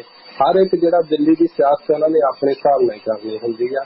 ਸੋ ਕਿਤੇ ਨਾ ਕਿਤੇ ਪੰਜਾਬੀਆਂ ਨੂੰ ਆਪਣਾ ਸੋਚਣਾ ਚਾਹੀਦਾ ਆ ਕਿ ਚਲੋ ਕੋਈ ਚੰਗੇ ਬੰਦੇ ਬਾਹਰ ਲਿਆਉਣੇ, ਬਥੇਰੇ ਚੰਗੇ ਬੰਦੇ ਆ, ਏਦਾਂ ਦੀ ਗੱਲ ਨਹੀਂ ਹੈਗੀ। ਪਰ ਚੰਗੇ ਬੰਦੇ ਦੀ ਪ੍ਰੋਬਲਮ ਇਹ ਆ ਕਿ ਉਹ ਕਹਿੰਦੇ ਵੀ ਬਿਲਕੁਲ ਅਸੀਂ ਮਾੜਾ ਬੰਦਾ ਨਾਲ ਨਹੀਂ ਰੱਖਣਾ ਜਾਂ ਸਾਡੀ ਚੱਲੇ, ਫਿਰ ਉਹ ਕੱਲੇ ਹੋ ਕੇ ਘੁੰਮ ਰਹੇ ਪੰਜਾਬ ਚ, ਨਾ ਤਾਂ ਤੁਹਾਨੂੰ ਵੀ ਸਾਰਿਆਂ ਦੇ ਪਤਾ ਹੀ ਆ। ਸੋ ਬਾਕੀ ਥੈਂਕ ਯੂ ਵੈਰੀ ਮਚ। ਬਹੁਤ ਵਧੀਆ ਪ੍ਰੋਗਰਾਮ ਸਾਡੇ ਇੱਥੇ ਟਾਈਮ ਚੇਂਜ ਹੋ ਗਿਆ, ਮੈਂ ਅੱਧਾ ਘੰਟਾ ਪ੍ਰੋਗਰਾਮ ਚ ਲੇਟ ਹੋ ਜਾਂਦਾ। ਥੈਂਕ ਯੂ ਕੋਈ ਨਹੀਂ, ਆਪਾਂ ਵੀ ਕਰਦੇ ਹਾਂ ਚੇਂਜ ਹੌਲੀ। Thank you. ਮਿਹਰਬਾਨੀ। ਸੋ ਬਿਲਕੁਲ ਦੇਖੋ ਉਹ ਮੰਦਭਾਗਾ ਸੀ, ਇਹ ਨਹੀਂ ਵਰਤਣਾ ਚਾਹੀਦਾ, ਪਰ ਇਹ ਵਾਪਰਨ ਦੇ ਵਾਸਤੇ ਸਥਿਤੀ ਕੀ ਬਣੀ। ਇਹ ਠੀਕ ਹੈ ਕਿ ਇਸ ਦੇ ਵਿੱਚ ਜਿਹੜੀਆਂ ਪੰਜਾਬ ਦੇ ਵਿੱਚ ਵੀ ਘੱਟ ਗਿਣਤੀ ਸੀ, ਉਸ ਵਕਤ ਹਿੰਦੂ ਭਾਈਚਾਰੇ ਨੂੰ ਵੀ ਟਾਰਗੇਟ ਕੀਤਾ ਗਿਆ। ਕੁਝ ਅਖੌਤੀ ਲੋਕਾਂ ਨੇ ਖਾੜਕੂਆਂ ਦੀ ਆੜ ਦੇ ਵਿੱਚ ਉਹਨਾਂ ਦਾ ਵੀ ਨੁਕਸਾਨ ਕੀਤਾ ਹੈ ਨਾ, ਆਪਸੀ ਜਿੱਦਾਂ ਨੇ ਉਹ ਵੀ ਕੱਢੀਆਂ ਗਈਆਂ। ਸੋ ਇਸ ਦੇ ਵਿੱਚ ਸਾਰੇ ਕਾਰਨ ਪੜਚੋਲਣੇ ਹੋਣਗੇ ਤੇ ਇਹ ਲੋਕਤੰਤਰ ਦੇ ਚਿਹਰੇ ਤੇ ਇੱਕ ਅਜਿਹਾ ਨਸੂਰ ਹੈ, ਖਾਸ ਕਰਕੇ ਸਿੱਖ ਕਤਲੇਆਮ ਜੋ ਵਾਪਰਿਆ ਬਹੁਤ ਮੰਦਭਾਗਾ ਸੀ, ਜਿਨ੍ਹਾਂ ਦਾ ਇਸ ਘਟਨਾ ਨਾਲ ਕੋਈ ਲਾਗਾ ਦੇ ਕਹਿੰਦੇ ਸੀ, ਕਿਵੇਂ ਕੋਹ ਕੇ ਉਹਨਾਂ ਨੂੰ ਮਾਰਿਆ ਗਿਆ, ਕਤਲ ਕੀਤਾ ਗਿਆ, ਬਲਾਤਕਾਰ ਕੀਤੇ ਗਏ। ਤੇ ਇਹ ਜਿਹੜਾ ਧਰਮ ਦੇ ਨਾਂ ਤੇ ਜਿਹੜਾ ਕੱਟੜਵਾਦ ਸੀ, ਉਸ ਦੀ ਇੱਕ ਜ਼ਾਲਮਾਨਾ ਤਸਵੀਰ ਸੀ ਜੋ 84 ਚ ਵੀ ਵਾਪਰੀ, 47 ਚ ਵੀ ਵਾਪਰੀ ਤੇ ਉਸ ਦੌਰਾਨ ਗੋਧਰਾ ਜਾਂ ਹੋਰ ਜਗ੍ਹਾ ਵੀ ਵਾਪਰਦੀ ਆਈ ਹੈ। ਸੋ ਆਇੰਦਾ ਇਹ ਚੀਜ਼ਾਂ ਨਾ ਵਾਪਰਨ। ਹੁਣ ਤੁਸੀਂ ਵੇਖੋ ਕਿ ਇਸ ਕਿਸਾਨ ਅੰਦੋਲਨ 'ਚ ਜਿਹੜੀ ਪੰਜਾਬ ਤੇ ਹਰਿਆਣਾ ਦੀ ਨਫ਼ਰਤ ਸੀ, ਸਿੱਖਾਂ ਦੇ ਨਾਲ ਕੁਝ ਹੋਰ ਲੋਕਾਂ ਦੀ ਜਿਹੜੀ ਨਫ਼ਰਤ ਸੀ ਉਹ ਖਤਮ ਹੋਈ, ਪਰ ਇਹਦੇ ਵਿੱਚ ਉਹ ਹੁਣ ਕੱਟੜ ਏਜੰਸੀਆਂ ਜਾਂ ਪਲਾਂਟਡ ਲੋਕ ਕਿਸ ਤਰ੍ਹਾਂ ਹੁਣ ਯੋਗਰਾਜ ਸਿੰਘ ਵਰਗੇ ਲੋਕ ਕੀ ਸਟੇਜਾਂ ਤੋਂ ਗੱਲਾਂ ਕਰਦੇ ਨੇ, ਕੀ ਇਹ ਗੱਲਾਂ ਕਰਨ ਦੀਆਂ ਨੇ ਹੈ ਨਾ, ਪੁੱਤਰ ਬਾਬਾ ਦੀਪ ਸਿੰਘ ਕਿ ਅਸੀਂ ਇਹ ਕਰਕੇ ਆਏ ਹਾਂ। ਤੇ ਇਹ ਚੀਜ਼ਾਂ ਇਹ ਲੋਕ ਸਮਾਜ ਨੂੰ ਤੋੜਦੇ ਨੇ, ਜਿਉਣ ਨਹੀਂ ਦਿੰਦੇ। ਇਹ ਲੋਕ ਆਪ ਇਹਨਾਂ ਨੂੰ ਹੋਣਾ ਕੁਛ ਨਹੀਂ, ਵੱਡੇ ਲੋਕ ਨੇ, ਪਰ ਲੋਕਾਂ ਦਾ ਨੁਕਸਾਨ ਕਰਦੇ ਨੇ। ਰਾਜਸਥਾਨ ਦੇ ਪਾਲੀ ਜ਼ਿਲ੍ਹੇ ਦੇ ਛੋਟੇ ਜਿਹੇ ਪਿੰਡ ਬੋਇਲ ਦੇ ਵਿੱਚ ਰਹਿਣ ਵਾਲਾ ਇੱਕ ਪ੍ਰਕਾਸ਼ ਦਵਾਸੀ ਨਾਂ ਦੇ ਵਿਅਕਤੀ ਨੇ ਰੀਟ ਲੈਵਲ 1 ਦੇ ਵਿੱਚ 146 ਅੰਕ ਹਾਸਲ ਕੀਤੇ ਨੇ ਤੇ ਰਾਜਸਥਾਨ ਦੇ ਵਿੱਚ 6ਵਾਂ ਸਥਾਨ ਪ੍ਰਾਪਤ ਕੀਤਾ। ਪ੍ਰਕਾਸ਼ ਨਾਂ ਦਾ ਇਹ ਲੜਕਾ 12-12 ਘੰਟੇ ਪੜ੍ਹਾਈ ਕਰਦਾ ਸੀ ਤੇ ਭੇਡਾਂ ਬੱਕਰੀਆਂ ਵੀ ਚਾਰਦਾ ਸੀ। ਜੰਗਲ ਦੇ ਵਿੱਚ ਜਾਣ ਵਕਤ ਉਹ ਆਪਣੀ ਕਿਤਾਬ ਵੀ ਪੜ੍ਹਦਾ ਰਹਿੰਦਾ ਸੀ। ਸੋ ਉਸ ਦਾ ਅਗਲਾ ਜਿਹੜਾ ਨਿਸ਼ਾਨਾ ਉਹ IAS ਦੀ ਤਿਆਰੀ ਕਰਨਾ। ਸੋ ਇਸ ਤਰ੍ਹਾਂ ਦੇ ਵੀ ਬੱਚੇ ਨੇ ਜਿਹੜੇ ਇਸ ਤਰ੍ਹਾਂ ਦੀ ਗੁਜ਼ਰ ਬਸਰ ਨਾਲ ਜੁੜੇ ਹੋਏ ਨੇ, ਭੇਡਾਂ ਵੀ ਚਾਰਦੇ ਰਹੇ, ਬੱਕਰੀਆਂ ਚਾਰਦੇ ਰਹੇ ਤੇ ਨਾਲ ਨਾਲ ਸਟੱਡੀ ਕਰਕੇ ਰਾਜਸਥਾਨ ਦੇ ਵਿੱਚੋਂ 6ਵਾਂ ਰੈਂਕ ਇਸ ਨੇ ਹਾਸਲ ਕੀਤਾ। ਤੇ ਉਧਰ ਭਾਰਤ ਦੀ ਜਿਹੜੀ ਕੋਵੈਕਸਿਨ ਸੀਗੀ ਉਸ ਨੂੰ ਥੋੜੀ ਸਪੋਰਟ ਮਿਲੀ ਹੈ। ਸੋ ਕੋਵੈਕਸਿਨ ਨੂੰ WHO ਨੇ ਪ੍ਰਵਾਨਤਾ ਦੇ ਦਿੱਤੀ ਹੈ, ਵਿਸ਼ਵ ਹੈਲਥ ਆਰਗੇਨਾਈਜੇਸ਼ਨ ਨੇ, ਤੇ ਵਿਸ਼ਵ ਸਿਹਤ ਸੰਗਠਨ ਦੀ ਤਰਫੋਂ ਐਮਰਜੈਂਸੀ ਵਰਤੋਂ ਇਸ ਦੀ ਆਗਿਆ ਦੇ ਦਿੱਤੀ ਹੈ। ਸੋ ਦੁਨੀਆ ਭਰ ਦੇ ਵਿੱਚ ਹੁਣ ਕੋਵੈਕਸਿਨ ਲਗਾਈ ਜਾਏਗੀ। ਸੋ ਇਸ ਨੂੰ ਅੰਤਰਰਾਸ਼ਟਰੀ ਪੱਧਰ ਤੇ ਵੀ ਮਾਨਤਾ ਮਿਲ ਗਈ ਹੈ। ਸੋ ਦੀਵਾਲੀ ਤੋਂ ਇੱਕ ਦਿਨ ਪਹਿਲਾਂ WHO ਨੇ 18 ਸਾਲ ਤੋਂ ਉੱਪਰ ਦੇ ਲੋਕਾਂ ਨੂੰ ਕੋਵੈਕਸਿਨ ਲਵਾਉਣ ਦੀ ਅਪਰੂਵਲ ਦੇ ਦਿੱਤੀ ਹੈ। ਇਹ ਭਾਰਤ ਦੇ ਵਿੱਚ ਹੀ ਵਿਕਸਿਤ ਕੋਵਿਡ ਦੀ ਮੈਡੀਸਿਨ ਹੈ। ਇਸ ਨੂੰ ICMR ਅਤੇ ਹੈਦਰਾਬਾਦ ਦੀ ਭਾਰਤ ਬਾਇਓਟੈਕ ਨੇ ਮਿਲ ਕੇ ਬਣਾਇਆ ਸੀ। ਇਸ ਸੰਬੰਧੀ WHO ਵੱਲੋਂ ਇਸ ਨੂੰ ਮਾਨਤਾ ਮਿਲਣ ਦੇ ਨਾਲ ਇੱਕ ਮਸਲਾ ਜਿਹੜਾ ਉੱਠ ਗਿਆ, ਕਿਉਂਕਿ ਹਾਲ ਹੀ G20 ਮੀਟਿੰਗ ਦੇ ਦੌਰਾਨ ਇਟਲੀ ਦੇ ਪ੍ਰਧਾਨ ਮੰਤਰੀ ਸ਼੍ਰੀ ਮੋਦੀ ਨੇ WHO ਦੇ ਚੀਫ ਡਾਕਟਰ ਟੋਡਸ ਦੇ ਕੋਲ ਇਹ ਮਸਲਾ ਉਠਾਇਆ ਸੀ ਕੋਵੈਕਸਿਨ ਦੀ ਅਪਰੂਵਲ ਦਾ, ਤੇ ਜਿਸ ਨੂੰ ਇਹ ਮਾਨਤਾ ਮਿਲ ਗਈ ਹੈ। ਲਓ ਦੋਸਤੋ, ਹੁਣ ਕਾਲ ਨਹੀਂ ਲਵਾਂਗੇ ਤੇ ਹੁਣ ਤੁਹਾਨੂੰ ਸੁਣਾਵਾਂਗੇ ਕਿੱਸਾ ਭੁਪਿੰਦਰ ਸਿੰਘ ਦੀ ਮੌਤ ਦਾ, ਕਿ ਤੁਸੀਂ ਵੇਖੋ ਕਿ ਕਿਸ ਤਰ੍ਹਾਂ ਇਹ ਵਰਤਾਰੇ ਵਾਪਰਦੇ ਨੇ। ਸਾਡੇ ਇਹਨਾਂ ਪ੍ਰੋਗਰਾਮਾਂ ਨੂੰ ਤੁਸੀਂ ਸੁਣਨ ਦੇ ਵਾਸਤੇ ਇੱਕ ਕਾਲ ਲੈ ਲਵਾਂ। ਸਵਾਗਤ ਜੀ ਤੁਹਾਡਾ, ਵੈਲਕਮ। ਹੈਲੋ ਅਮਿਤ, ਸਵਾਗਤ ਹੈ ਤੁਹਾਡਾ। ਹੈਲੋ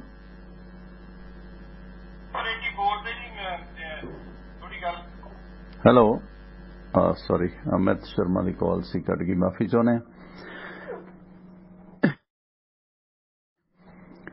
ਸੋਮਵਾਰ ਤੋਂ ਲੈ ਕੇ ਸ਼ਨੀਵਾਰ ਤੱਕ ਭਾਰਤੀ ਸਮਾਂ ਸਵੇਰੇ 6 ਵਜੇ ਤੋਂ ਲੈ ਕੇ 8 ਵਜੇ ਤੱਕ ਤੇ ਸ਼ਾਮ ਨੂੰ 6:30 ਵਜੇ ਤੋਂ ਲੈ ਕੇ 8:30 ਵਜੇ ਤੱਕ ਪਟਿਆਲਾ ਸਟੂਡੀਓ 'ਚ ਮੈਂ ਪਰਮਿੰਦਰ ਸਿੰਘ ਟਿਵਾਣਾ ਤੇ ਐਡਵੋਕੇਟ ਸੁਰਿੰਦਰ ਸਿੰਘ ਤੁਹਾਡੇ ਨਾਲ ਜੁੜਦੇ ਹਾਂ। ਤੇ ਤੁਸੀਂ ਸਾਡੇ ਇਹਨਾਂ ਪ੍ਰੋਗਰਾਮਾਂ ਨੂੰ ਸਾਡੀ ਵੈਬਸਾਈਟ tiwanaradio.com ਦੇ ਜ਼ਰੀਏ ਵੀ ਸੁਣ ਸਕਦੇ ਹੋ, ਤੇ ਜਿੱਥੇ ਤੁਹਾਨੂੰ ਆਈਫੋਨ ਤੇ ਐਂਡਰਾਇਡ ਐਪਸ ਦੇ ਲਿੰਕ ਮਿਲਣਗੇ। ਤੇ ਇਸ ਦੌਰਾਨ ਇਹਨਾਂ ਐਪਸ ਨੂੰ ਤੁਸੀਂ ਇੰਸਟਾਲ ਕਰ ਸਕਦੇ ਹੋ ਤੇ ਕੁਆਲਿਟੀ ਬਹੁਤ ਬਿਹਤਰ ਹੈ।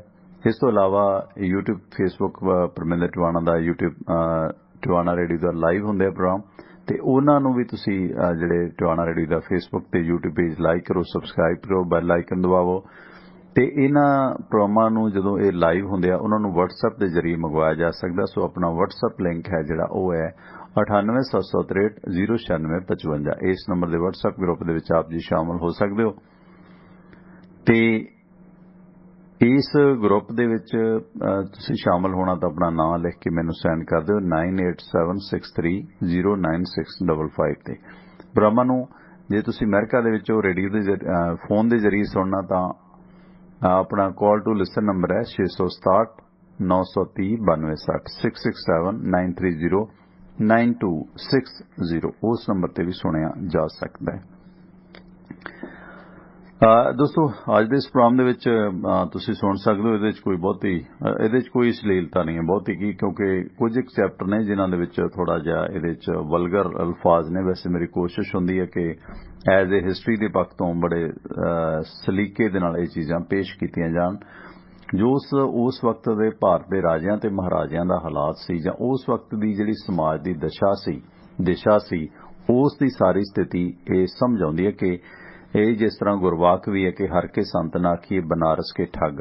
ਸੋ ਇਹਦਾ ਮਤਲਬ ਇਹ ਨਹੀਂ ਕਿ ਸਾਰੇ ਉੱਥੇ ਧਾਰਮਿਕ ਲੋਕ ਠੱਗ ਹੀ ਹੁੰਦੇ ਨੇ। ਹਰ ਧਰਮ ਦੇ ਵਿੱਚ ਠੱਗੀਆਂ ਨੇ। ਤੁਸੀਂ ਵੇਖੋ ਕਿੱਥੇ ਠੱਗੀਆਂ ਨਹੀਂ ਆ। ਤੁਸੀਂ ਦਰਬਾਰ ਸਾਹਿਬ ਚਲੇ ਜਾਓ ਤੇ ਉੱਥੇ ਵੀ ਤੁਹਾਡੇ ਨਾਲ ਠੱਗੀ ਵੱਜਦੀ ਹੈ। ਦਰਬਾਰ ਸਾਹਿਬ ਦੇ ਲੰਗਰ 'ਚ ਬੰਦੇ ਫੜੇ ਗਏ ਸੀ, 2 ਗੁਰਸਿੱਖ ਬੰਦੇ। ਉਹ ਲੰਗਰ ਖਵਾਉਂਦੇ ਕੋਈ ਨਸ਼ੀਲੀ ਚੀਜ਼ ਪਾ ਦਿੰਦੇ ਸੀ ਤੇ ਬੰਦਾ ਬਾਹਰ ਆ ਕੇ ਬੇਹੋਸ਼ ਹੋ ਜਾਂਦਾ ਸੀ ਤੇ ਫਿਰ ਉਹਨੂੰ ਚੱਕ ਕੇ ਆਟੋ 'ਚ ਪਾ ਕੇ ਲੈ ਜਾਂਦੇ ਸੀ, ਲੁੱਟ ਲੱਟ ਕੇ ਅੱਗੇ ਖਤਮ ਕਰ ਮਤਲਬ ਛੱਡ ਦਿੰਦੇ ਸੀਗੇ। ਸਿੱਖ ਪਹਿਰਾਵੇ ਦੇ ਵਿੱਚ ਸੀਗੇ। ਸੋ ਇਸ ਕਰਕੇ ਠੱਗੀ ਠੋਰੀ ਮਤਲਬ ਸਾਰੇ ਹੀ ਹੈ, ਕਿਤੇ ਵੱਧ ਹੈ ਕਿਤੇ ਘੱਟ ਹੈ। ਸੋ ਇਹਦੇ 'ਚ ਧਰਮ ਬਦਨਾਮ ਨਹੀਂ ਹੁੰਦਾ, ਪਰ ਧਰਮ ਦੀ ਆੜ ਦੇ ਵਿੱਚ ਜਿਹੜੇ ਬਨਾਰਸੀ ਠੱਗ ਨੇ ਜਾਂ ਉਹ ਜਿਹੜੇ ਨੇ ਉੱਤੋਂ ਬੀਬੀਆਂ ਦਾੜੀਆਂ ਅੰਦਰੋਂ ਕਾਲੇ ਕਾਂ, ਇਹ ਹੁੰਦਾ ਇਹਨਾਂ ਧਾਰਮਿਕ ਸਥਾਨਾਂ ਤੇ ਅਕਸਰ, ਕਿਉਂਕਿ ਬਨਾਰਸ ਉਸ ਵਕਤ ਥਾਂ ਦੀ ਟਿਕਰੀ ਇਕੱਠੀ ਹੁੰਦੀ ਹੈ। ਸੋ ਇਸ ਤਰ੍ਹਾਂ ਧਰਮ ਦੀ ਆੜ ਦੇ ਵਿੱਚ ਬਹੁਤ ਠੱਗੀਆਂ ਲੱਗਦੀਆਂ ਨੇ। ਮਹਾਰਾਜਾ ਭੁਪਿੰਦਰ ਸਿੰਘ ਵਰਗਾ ਤੇਜ਼ਤਰਾਰ ਮਹਾਰਾਜਾ ਵੀ ਇਹਨਾਂ ਦੀ ਠੱਗੀ ਤੋਂ ਨਹੀਂ ਬਚਿਆ। ਤੇ ਇਸ ਦੌਰਾਨ ਮੈਂ ਕਾਲ ਨਹੀਂ ਲਵਾਂਗਾ, ਮਾਫੀ ਚਾਹੁੰਦੇ ਹਾਂ। ਤੇ ਇਹ 25-30 ਮਿੰਟ ਦਾ ਚੈਪਟਰ ਹੈ ਤੇ ਇਸ ਦੌਰਾਨ ਮੈਂ ਕਾਲ ਨਹੀਂ ਲਵਾਂਗਾ। ਇਸ ਤੋਂ ਬਾਅਦ ਫਿਰ ਕਾਲਸ ਖੁੱਲੀਆਂ ਨੇ। ਮਹਾਰਾਜਾ ਭੁਪਿੰਦਰ ਸਿੰਘ ਦੀ ਮੌਤ ਦੇ ਵਕਤ ਦਾ ਇਹ ਮੰਜ਼ਰ ਹੈ ਜਦੋਂ ਉਹ ਦਿਲ ਦੀ ਬਿਮਾਰੀ ਨਾਲ ਗੰਭੀਰ ਬਿਮਾਰ ਸੀ। ਪਟਿਆਲਾ ਦਾ ਮਹਾਰਾਜਾ ਭੁਪਿੰਦਰ ਸਿੰਘ ਕਪਤਾਨ ਸਾਹਿਬ ਦੇ ਦਾਦਾ ਜੀ ਲਗਭਗ ਮੌਤ ਦੇ ਮੂੰਹ ਦੇ ਵਿੱਚ ਸੀ ਤਾਂ ਹਿਮਾਲਿਆ ਦੇ ਇੱਕ ਪਵਿੱਤਰ ਸਥਾਨ ਰਿਸ਼ੀਕੇਸ਼ ਦਾ ਇੱਕ ਨਾਂਗਾ ਫਕੀਰ ਜੋ ਨੰਗੇ ਰਹਿੰਦੇ ਨੇ ਉਹ ਮੋਤੀ ਮਹਿਲ ਪਟਿਆਲੇ ਆਇਆ ਤੇ ਫਕੀਰ ਦੀਆਂ ਨੰਗਾਂ ਲੱਤਾਂ ਨੰਗੀਆਂ ਸਨ। ਸਿਰਫ ਉਸਨੇ ਸ਼ੇਰ ਦੀ ਖੱਲ ਆਪਣੇ ਲੱਕ ਦੁਆਲੇ ਲਪੇਟੀ ਹੋਈ ਸੀ। ਲੰਮੀਆਂ ਜਟਾਂ ਦਾ ਜੂੜਾ ਬਣਾਇਆ ਹੋਇਆ ਸੀ ਜੋ ਗਹੀਰੇ ਵਾਂਗ ਪ੍ਰਤੀਤ ਹੋ ਰਿਹਾ ਸੀ। ਉਹ ਬਿਨਾਂ ਬੁਲਾਏ ਸਿੱਧਾ ਮਹਾਰਾਜੇ ਦੇ ਬਿਸਤਰ ਤੇ ਜਾ ਕੇ ਬੈਠ ਗਿਆ। ਉਸ ਦੇ ਕੰਨ ਦੇ ਵਿੱਚ ਕੁਝ ਫੁਸਫੁਸਾਇਆ ਤੇ ਆਸੇ-ਪਾਸੇ ਖੜੇ ਕਿਸੇ ਨੂੰ ਨਹੀਂ ਸੁਣਿਆ ਤੇ ਇਸ ਤੋਂ ਪਿੱਛੋਂ ਇੱਕਦਮ ਮਹਿਲ ਚੋਂ ਬਾਹਰ ਆ ਗਿਆ ਤੇ ਅਲੋਪ ਹੋ ਗਿਆ। ਮਹਾਰਾਜੇ ਨੇ ਤੁਰੰਤ ਮੈਨੂੰ ਤੇ ਸ਼ਾਹੀ ਡਾਕਟਰ ਪੰਡਤ ਰਾਮ ਪ੍ਰਸਾਦ ਨੂੰ ਬੁਲਾਇਆ ਤੇ ਸਾਨੂੰ ਇਹ ਭੇਦ ਦੱਸਿਆ ਕਿ ਰਿਸ਼ੀਕੇਸ਼ ਤੋਂ ਆਏ ਇਸ ਫਕੀਰ ਨੇ ਉਸ ਨੂੰ ਦੱਸਿਆ ਕਿ ਜੇ ਉਹ ਬਨਾਰਸ ਤੇ ਇੱਕ ਮਹਾਨ ਮਹਾਤਮਾ ਦਾ ਆਸ਼ੀਰਵਾਦ ਪ੍ਰਾਪਤ ਕਰ ਲਵੇ ਤਾਂ ਉਹ ਤੰਦਰੁਸਤ ਹੋ ਜਾਵੇਗਾ। ਪਰ ਉਸਨੇ ਮਹਾਤਮਾ ਦਾ ਨਾਂ ਜਾਂ ਪਤਾ ਨਹੀਂ ਦੱਸਿਆ ਤੇ ਜਿੱਥੋਂ ਉਸ ਨੂੰ ਲੱਭਿਆ ਜਾ ਸਕੇ।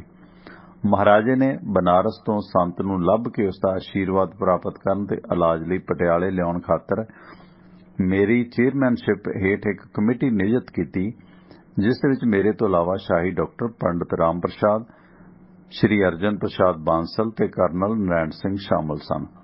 ਸੋ ਸੰਤ ਨੂੰ ਬੁਲਾਉਣ ਦਾ ਖਿਆਲਾਂ ਦੇ ਵਿੱਚ ਮਹਾਰਾਜਾ ਇੰਨਾ ਕਾਹਲਾ ਸੀ ਕਿ ਉਸਨੇ ਰਾਜਵੈਦ ਨੂੰ ਤੇ ਮੈਨੂੰ ਤੁਰੰਤ ਬਨਾਰਸ ਜਾਣ ਲਈ ਆਖਿਆ। ਇਸ ਮੰਤਵ ਲਈ ਉਸਨੇ ਬਹੁਤ ਸਾਰਾ ਧਨ ਸਾਨੂੰ ਦਿੱਤਾ। ਮਿਸ਼ਨ ਅਮਲੇ ਫੈਲੇ ਅਨੁਸਾਰ ਬਨਾਰਸ ਪਹੁੰਚ ਗਿਆ ਤੇ ਮਹਾਰਾਜਾ ਬਨਾਰਸ ਤੇ ਉਸਦੇ ਪ੍ਰਧਾਨ ਮੰਤਰੀ ਦੀ ਮਦਦ ਲਈ ਅਸੀਂ ਸੰਤ ਦੀ ਭਾਲ ਸ਼ੁਰੂ ਕਰ ਦਿੱਤੀ, ਜਾਣੀ ਬਨਾਰਸ ਦੇ ਮਹਾਰਾਜੇ ਦੀ ਵੀ ਅਸੀਂ ਮਦਦ ਲਈ। ਬਨਾਰਸ ਦੇ ਵਿੱਚ ਵੱਖ-ਵੱਖ ਹਿੰਦੂ ਦੇਵੀ ਦੇਵਤਿਆਂ ਦੇ ਅਨੇਕਾਂ ਮੰਦਰ ਸੀ, ਧਾਰਮਿਕ ਨਗਰੀ ਸੀ। ਇਹ ਸ਼ਹਿਰ ਧਾਰਮਿਕ ਸਿੱਖਿਆ ਦਾ ਮੁੱਢਲਾ ਕੇਂਦਰ ਰਿਹਾ। 2 ਸ਼ਾਨਦਾਰ ਮਨਾਰ ਸਾਡਾ ਧਿਆਨ ਤੁਰੰਤ ਆਪਣੇ ਵੱਲ ਖਿੱਚਦੇ ਨੇ ਜੋ ਕਿ ਮਹਾਦੇਵੀ ਦੇ ਇੱਕ ਪੁਰਾਤਨ ਮੰਦਰ ਦੇ ਨੀਂਹ ਪੱਥਰ ਰੱਖਣ ਸਮੇਂ ਆਖਰੀ ਮੁਗਲ ਬਾਦਸ਼ਾਹ ਔਰੰਗਜ਼ੇਬ ਨੇ ਬਣਵਾਏ ਸਨ। ਗਲੀਆਂ ਬਨਾਰਸ ਦੀਆਂ ਇੰਨੀਆਂ ਭੀੜੀਆਂ ਨੇ ਕਿ ਇੱਥੇ ਕਾਰਾਂ ਜਾਂ ਘੋੜਾ ਬੱਗੀਆਂ ਇੱਕੋ ਸਮੇਂ ਇੱਕ ਦੂਜੀ ਕੋਲੋਂ ਨਹੀਂ ਲੰਘ ਸਕਦੀਆਂ। ਮਹਾਰਾਜਾ ਬਨਾਰਸ ਨੇ ਸਾਡੇ ਲਈ ਉਹ ਮਹਿਲ ਰਹਿਣ ਵਾਸਤੇ ਰਿਜ਼ਰਵ ਕਰ ਦਿੱਤਾ ਜੋ ਵਾਇਸਰਾਏ, ਬਰਤਾਨਵੀ ਗਵਰਨਰਾਂ ਜਾਂ ਭਾਰਤ ਦੇ ਸ਼ਾਸਕ ਰਾਜਿਆਂ ਤੇ ਹੋਰਾਂ ਸਨਮਾਨਯੋਗ ਪ੍ਰਾਹੁਣਿਆਂ ਦੀ ਸੇਵਾ ਲਈ ਹੁੰਦਾ ਸੀ। ਸਾਡੇ ਸਾਹਮਣੇ ਮੁੱਖ ਪ੍ਰਸ਼ਨ ਇਹ ਸੀ ਕਿ ਉਸ ਸੰਤ ਨੂੰ ਲੱਭਿਆ ਕਿਵੇਂ ਜਾਵੇ ਜਿਸ ਦੇ ਬਾਰੇ ਉਹ ਨਾਂਗਾ ਸਾਧ ਮਹਾਰਾਜਾ ਭੁਪਿੰਦਰ ਸਿੰਘ ਨੂੰ ਦੱਸ ਕੇ ਗਿਆ ਕਿ ਉਸ ਸੰਤ ਨੂੰ ਅਸੀਂ ਕਿਵੇਂ ਲੱਭੀਏ ਜੋ ਮਹਾਰਾਜੇ ਦਾ ਇਲਾਜ ਕਰ ਸਕੇ। ਇਹ ਸਾਡੇ ਲਈ ਸਮੱਸਿਆ ਸੀ।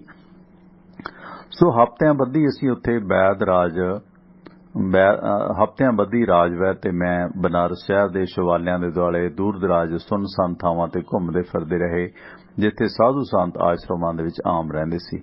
ਬਨਾਰਸ ਵਿੱਚ ਰਹਿੰਦੇ ਹਜ਼ਾਰਾਂ ਸਾਧੂਆਂ 'ਚ ਉਹ ਕੋਈ ਵੀ ਹੋ ਸਕਦਾ ਸੀ। ਉਹਦੀ ਪਛਾਣ ਕਿਵੇਂ ਹੋਵੇ? ਉਹ ਸਧਾਰਨ ਪੋਸ਼ਾਕ 'ਚ ਵੀ ਹੋ ਸਕਦਾ, ਸਾਧੂਆਂ ਵਾਲੇ ਭੇਸ 'ਚ ਵੀ ਹੋ ਸਕਦਾ, ਇਹ ਵੀ ਹੋ ਸਕਦਾ ਕਿ ਉਹ ਕੋਈ ਨਾਗਾ ਸਾਧ ਹੋਵੇ।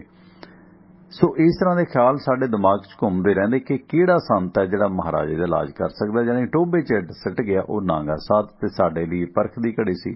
ਮਹਾਰਾਜਾ ਬਨਾਰਸ ਵੀ ਸਾਡੀ ਕੋਈ ਮਦਦ ਨਾ ਕਰ ਸਕਿਆ।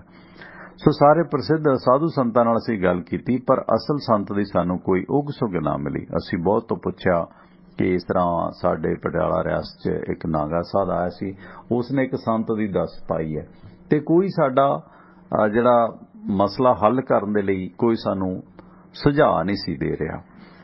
ਸੋ ਇਹ ਕੁਦਰਤੀ ਹੈ ਕਿ ਜਦੋਂ ਇਦਾਂ ਇੱਕ ਰਾਜ ਘਰਾਣੇ ਦੇ ਲੋਕ, ਕਿਉਂਕਿ ਸ਼ਾਹੀ ਲੋਕ ਸੀ, ਇਹ ਸ਼ਾਹੀ ਠਾਠ ਬਾਠ ਨਾਲ ਪੁੱਛਦੇ ਫਿਰਦੇ ਸੀ, ਤੇ ਕੰਨੋਂ ਕੰਨੀ ਖਬਰ ਸਾਰੇ ਬਨਾਰਸ ਦੇ ਵਿੱਚ ਪਹੁੰਚਣੀ ਫਿਰ ਲਾਜ਼ਮੀ ਸੀ ਨਾ, ਕਿਉਂਕਿ ਜਦੋਂ ਕੋਈ ਉਪਰਾ ਬੰਦਾ ਆਉਂਦਾ ਹੈ ਤੇ ਉਹ ਇਹ ਗੱਲ ਪੁੱਛਦਾ, ਉਹ ਆਸ਼ਰਮ 'ਚ ਕਰਦਾ, ਆਸ਼ਰਮ ਦਾ ਮੁਖੀ ਫਿਰ ਬਾਕੀਆਂ ਨਾਲ ਕਰਦਾ। ਜਾਨੀ ਪੂਰੇ ਬਨਾਰਸ ਦੇ ਵਿੱਚ ਇਹ ਗੱਲ ਧੁੰਮ ਗਈ, ਭਾਊਆਂ ਦਾ ਕਹਣਾ। ਖੈਰ ਇੱਕ ਦਿਨ ਰਾਜਵੈਦ ਗੰਗਾ ਦੇ ਵਿੱਚ ਇਸ਼ਨਾਨ ਕਰ ਰਿਹਾ ਸੀ, ਤੇ ਗੰਗਾ ਮਾਂ ਦੀ ਹਜ਼ੂਰੀ ਦੇ ਵਿੱਚ ਉਹ ਆਤਮਿਕ ਸ਼ੁੱਧਤਾ ਲਈ ਪ੍ਰਾਰਥਨਾ ਕਰਨ ਦੇ ਨਾਲ ਨਾਲ ਸੰਤ ਲੱਭੇ ਜਾਣ ਲਈ ਵੀ ਅਰਜ਼ੋਈ ਕਰ ਰਿਹਾ ਸੀ, ਤਾਂ ਕਿ ਸਾਡਾ ਦੋਹਾਂ ਦਾ ਸਮਾਂ ਨਾ ਖਰਾਬ ਹੋਵੇ, ਤਾਂ ਸਾਨੂੰ ਸੌਂਪਿਆ ਗਿਆ ਇਹ ਸੰਤ ਲੱਭਣ ਦਾ ਕੰਮ ਨੇਪਰੇ ਚੜ੍ਹ ਜਾਵੇ, ਤੇ ਅਸੀਂ ਵੀ ਸਫਲਤਾ ਮਿਲਣ ਕਰਕੇ ਬਦਨਾਮ ਨਾ ਹੋਈਏ, ਤੇ ਨਾਲੇ ਆਪਣੇ ਘਰਾਂ ਨੂੰ ਜਾਈਏ, ਕਿੱਥੇ ਫਸੇ ਬੈਠੇ ਸੀ। ਅਚਾਨਕ ਉਸ ਨੂੰ ਇੱਕ ਫੁਰਨਾ ਫੁਰਿਆ। ਹੋਇਆ ਇਉਂ ਕਿ ਅਸੀਂ ਕੁਝ ਮਿੰਟਾਂ ਦੇ ਵਿੱਚ ਹੀ ਕੋਈ 100 ਗਜ ਦੂਰੀ ਤੇ ਸਥਿਤ ਇੱਕ ਦੁਮੰਜ਼ਲੇ ਮਕਾਨ ਦੀ ਛੱਤ ਤੇ ਗਏ, ਜਿੱਥੇ ਇੱਕ ਬੇਹੱਦ ਮੋਟਾ ਆਦਮੀ ਫਰਸ਼ ਤੇ ਨੰਗਾ ਲੇਟਿਆ ਪਿਆ ਸੀ। ਰਾਜਵੈਦ ਅਤੇ ਮੈਨੂੰ ਵੇਖ ਕੇ ਉਹ ਇੱਕਦਮ ਚੀਖਿਆ, ਮੈਂ ਤੁਹਾਡੇ ਮਹਾਰਾਜੇ ਨੂੰ ਬਚਾ ਸਕਦਾ, ਮੈਨੂੰ ਪਤਾ ਤੁਸੀਂ ਇੱਥੇ ਕਿਉਂ ਆਏ ਹੋ।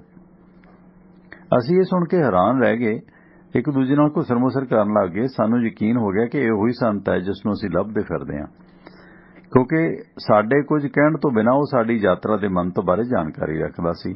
ਅਸੀਂ ਸ਼ਰਧਾ ਨਾਲ ਉਸਦੇ ਚਰਨਾਂ ਦੇ ਵਿੱਚ ਢਹਿ ਪਏ ਤੇ ਪੁੱਛਿਆ ਕਿ ਉਹ ਸਾਡੀ ਯਾਤਰਾ ਦੇ ਮੰਤਵ ਬਾਰੇ ਕਿਵੇਂ ਜਾਣਦਾ, ਤਾਂ ਉਸਨੇ ਆਪਣਾ ਵੱਡਾ ਸਾਰਾ ਢਿੱਡ, ਜੋ ਫੁੱਟਬਾਲ ਵਾਂਗ ਗੋਲ ਸੀ, ਉਸ ਨੂੰ ਵਿਸ਼ੇਸ਼ ਤੌਰ ਤੇ ਫੁਲਾ ਲਿਆ, ਤੇ ਫਿਰ ਕੋਲ ਪਈਆਂ ਤਲਵਾਰਾਂ ਆਪਣੇ ਢਿੱਡ ਦੇ ਵਿੱਚ ਘਸਾਉਣ ਲਈ ਆਖਿਆ, ਤਾਂ ਕਿ ਅਸੀਂ ਵੇਖ ਸਕੀਏ ਕਿ ਇੰਨੇ ਤੇਜ਼ ਹਥਿਆਰਾਂ ਨਾਲ ਵੀ ਅਸੀਂ ਉਸ ਦਾ ਕੁਝ ਨਹੀਂ ਵਿਗਾੜ ਸਕਦੇ। ਉਸਨੇ ਸਾਨੂੰ ਇਹ ਵੀ ਦੱਸਿਆ ਕਿ ਜੇ ਅਸੀਂ ਕੁਝ ਦੇਰ ਹੋਰ ਅਟਕੀ ਤਾਂ ਉਹ ਸਾਨੂੰ ਹਿਮਾਲਾ ਪਰਬਤ ਵੱਲ ਉਡਾ ਕੇ ਲੈ ਜਾਵੇਗਾ, ਤੇ ਗੁਰੂ ਗੋਰਖਨਾਥ ਨੂੰ ਮਿਲ ਕੇ ਮਹਾਰਾਜੇ ਦੀ ਸਿਹਤਯਾਬੀ ਦੇ ਲਈ ਸੰਦੇਸ਼ ਲੈ ਕੇ ਆਵੇਗਾ। ਜਾਨੀ ਇਦਾਂ ਉਹ ਡਰਾਮਾ ਕਰਦਾ ਰਿਹਾ। ਉਹਨੇ ਸਾਨੂੰ ਆਖਿਆ ਕਿ ਤਲਵਾਰਾਂ ਚੱਕੋ, ਮੇਰੇ ਢਿੱਡ 'ਚ ਮਾਰੋ, ਮੇਰਾ ਕੋਈ ਨੁਕਸਾਨ ਨਹੀਂ ਹੋਵੇਗਾ। ਹੁਣ ਇਹ ਤਾਂ ਕੁਦਰਤੀ ਹੈ ਕਿ ਕੋਈ ਸਿਆਣਾ ਬੰਦਾ ਇਦਾਂ ਥੋੜੀ ਕੋਸ਼ਿਸ਼ ਕਰੇਗਾ ਕਿਸੇ, ਤੁਹਾਨੂੰ ਪਤਾ ਕਿ ਤਿੱਖੀ ਤਲਵਾਰ ਹੈ, ਤੁਸੀਂ ਜੇ ਉਹਦੇ ਢਿੱਡ 'ਚ ਮਾਰੋਗੇ ਤੇ ਪਾੜੇਗੀ ਉਹ। ਪਰ ਤੁਸੀਂ ਕਹਿੰਦੇ ਧਾਰਮਿਕ ਬੰਦਾ, ਯਾਰ ਇਹਨੇ ਸਵਾਲ ਪਾ ਦਿੱਤਾ, ਆਪਾਂ ਕਾਹਨੂੰ ਇਹਦੀ ਪ੍ਰੀਖਿਆ ਲੈਣੀ ਹੈ ਨਾ। ਜੇ ਕੋਈ ਹੁੰਦਾ ਆਪਣੇ ਵਰਗਾ ਤੇਜ਼ ਰਾਤ ਤਰਕਸ਼ੀਲ, ਤੇ ਉਹਨੇ ਮਾੜੀ ਜੀ ਨੋਕ ਹੀ ਮਾਰਨੀ ਸੀ ਤੇ ਸਾਹ ਦੀਆਂ ਚੀਕਾਂ ਨਿਕਲਣੀਆਂ ਸੀਗੀਆਂ। ਪਰ ਇਹ ਸਿਆਣੇ ਬੰਦੇ ਸੀ, ਨਾਲੇ ਅਫਸਰ ਸੀਗੇ, ਰਾਜਵੈਦ ਸੀ, ਤੇ ਖਾਸ ਕਰਕੇ ਇਹਦਾ ਦੀਵਾਨ ਜਰਮਨੀ ਦੱਸਦਾ ਕਿੱਡਾ ਰੁਤਬਾ। ਸੋ ਇਹਨਾਂ ਨੇ, ਉਹਨੂੰ ਵੀ ਪਤਾ ਹੁੰਦਾ ਕਿ ਇਹ ਲੋਕ ਇਹ ਚੀਜ਼ ਨਹੀਂ ਕਰਨਗੇ। ਖੈਰ ਉਹ ਤਲਵਾਰ ਵਾਲੀ ਗੱਲ ਉਸਨੇ ਕੀਤੀ। ਅਸੀਂ ਉਹਨਾਂ ਫਿਰ ਉਹ ਕਹਿਣ ਲੱਗਿਆ ਕਿ ਮੈਂ ਤੁਹਾਨੂੰ ਥੋੜੀ ਦੇਰ ਹੋਰ ਰੁਕੋ, ਮੈਂ ਤੁਹਾਨੂੰ ਹਿਮਾਲਿਆ ਪਰਬਤ ਵੱਲ ਲੈ ਕੇ ਉੱਡਾਂਗਾ ਤੇ ਗੁਰੂ ਗੋਰਖਨਾਥ ਨੂੰ ਮਿਲ ਕੇ ਤੁਹਾਡੇ ਮਹਾਰਾਜਾ ਭੁਪਿੰਦਰ ਸਿੰਘ ਦੀ ਸਿਹਤਯਾਬੀ ਦਾ ਸੰਦੇਸ਼ ਲੈ ਕੇ ਆਵਾਂਗਾ। ਇਸ ਮਰਹਲੇ ਤੇ ਅਸੀਂ ਕੋਈ ਕਰਾਮਾਤ ਵੇਖਣ ਲਈ ਉਤਸੁਕ ਨਹੀਂ ਸਾਂ। ਸਾਨੂੰ ਤਾਂ ਇਹ ਸੀ ਕਿ ਅਸੀਂ ਇਸ ਸੰਤ ਨੂੰ ਨਾਲ ਲਈਏ ਤੇ ਮਹਾਰਾਜਾ ਭੁਪਿੰਦਰ ਸਿੰਘ ਕੋਲ ਪਟਿਆਲੇ ਚੱਲੀਏ, ਕਿਉਂਕਿ ਉੱਥੇ ਵੀ ਸਾਡੀ ਉਡੀਕ ਹੋਣੀ ਹੈ। ਸੋ ਅਸੀਂ ਚਾਹੁੰਦੇ ਸਾਂ ਕਿ ਉਹ ਆਪਣਾ ਕ੍ਰਿਸ਼ਮਾ ਮਹਾਰਾਜੇ ਨੂੰ ਵਿਖਾਵੇ ਤੇ ਉਹ ਸੰਤ ਦੀ ਇੱਛਾ ਸ਼ਕਤੀ ਬਾਰੇ ਸੰਤੁਸ਼ਟ ਹੋ ਜਾਵੇ।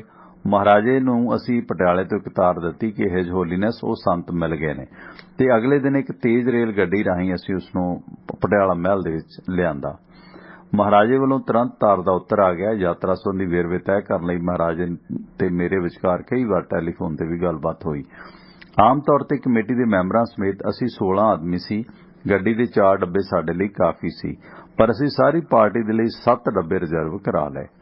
ਵਾਧੂ ਡੱਬੇ ਸੰਤਾਂ ਦੀ ਵਰਤੋਂ ਲਈ ਸੀ, ਜਿਸ ਨੇ ਦੂਜੇ ਆਦਮੀਆਂ ਨਾਲ ਸਾਂਝੇ ਡੱਬੇ ਦੇ ਵਿੱਚ ਸਫ਼ਰ ਕਰਨ ਨੂੰ ਇਨਕਾਰ ਕਰ ਦਿੱਤਾ ਸੀ, ਕਿਉਂਕਿ ਉਹਨਾਂ ਸਾਧਾਂ ਨੇ ਇਹ ਜ਼ੋਰ ਦਿੱਤਾ ਸੀ ਕਿ ਅਸੀਂ ਜਿਹੜੇ ਨੇ ਤੁਹਾਡੇ ਨਾਲ ਸਫ਼ਰ ਨਹੀਂ ਕਰਾਂਗੇ, ਤੇ 2 ਹੋਰ ਡੱਬੇ ਉਸ ਦੇ 6 ਚੇਲਿਆਂ ਦੇ ਲਈ ਚਾਹੀਦੇ ਨੇ। ਕੁਛ ਅਸੀਂ ਡੱਬੇ ਉਹਨਾਂ ਨੂੰ ਦੇ ਦਿੱਤੇ ਤੇ ਉਹ ਹੋਰ 2 ਡੱਬੇ ਮੰਗਣ ਲੱਗੇ, ਜਿਨ੍ਹਾਂ ਦੇ ਵਿੱਚੋਂ 2 ਤਾਂ ਬਿਲਕੁਲ ਨੰਗੇ ਸੀ ਤੇ 4 ਨੇ ਨਾਮਾਤਰ ਕੱਪੜੇ ਪਾਏ ਸੀ। ਉਸ ਕਰਾਮਾਤੀ ਸੰਤਾਂ ਦੇ ਦਰਸ਼ਨ ਲਈ ਜੁੜੀ ਬੇਅੰਤ ਭੀੜ ਕਾਰਨ ਗੱਡੀ ਦੇ ਚੱਲਣ ਦੇ ਵਿੱਚ ਸਾਨੂੰ ਕੁਝ ਘੰਟੇ ਦੇਰੀ ਹੋ ਗਈ ਬਨਾਰਸ ਤੋਂ, ਤੇ ਮਹਾਰਾਜੇ ਦੀ ਹਦਾਇਤ ਸੀ ਕਿ ਇਸ ਕੰਮ ਲਈ ਸਪੈਸ਼ਲ ਗੱਡੀ ਪ੍ਰਾਪਤ ਕਰ ਲਈ ਜਾਵੇ ਤਾਂ ਕਿ ਇਸ ਸੰਤਾਂ ਵਾਲੀ ਪਾਰਟੀ ਨੂੰ ਪਟਿਆਲਾ ਪੁੱਜਣ 'ਚ ਦੇਰ ਨਾ ਹੋਵੇ।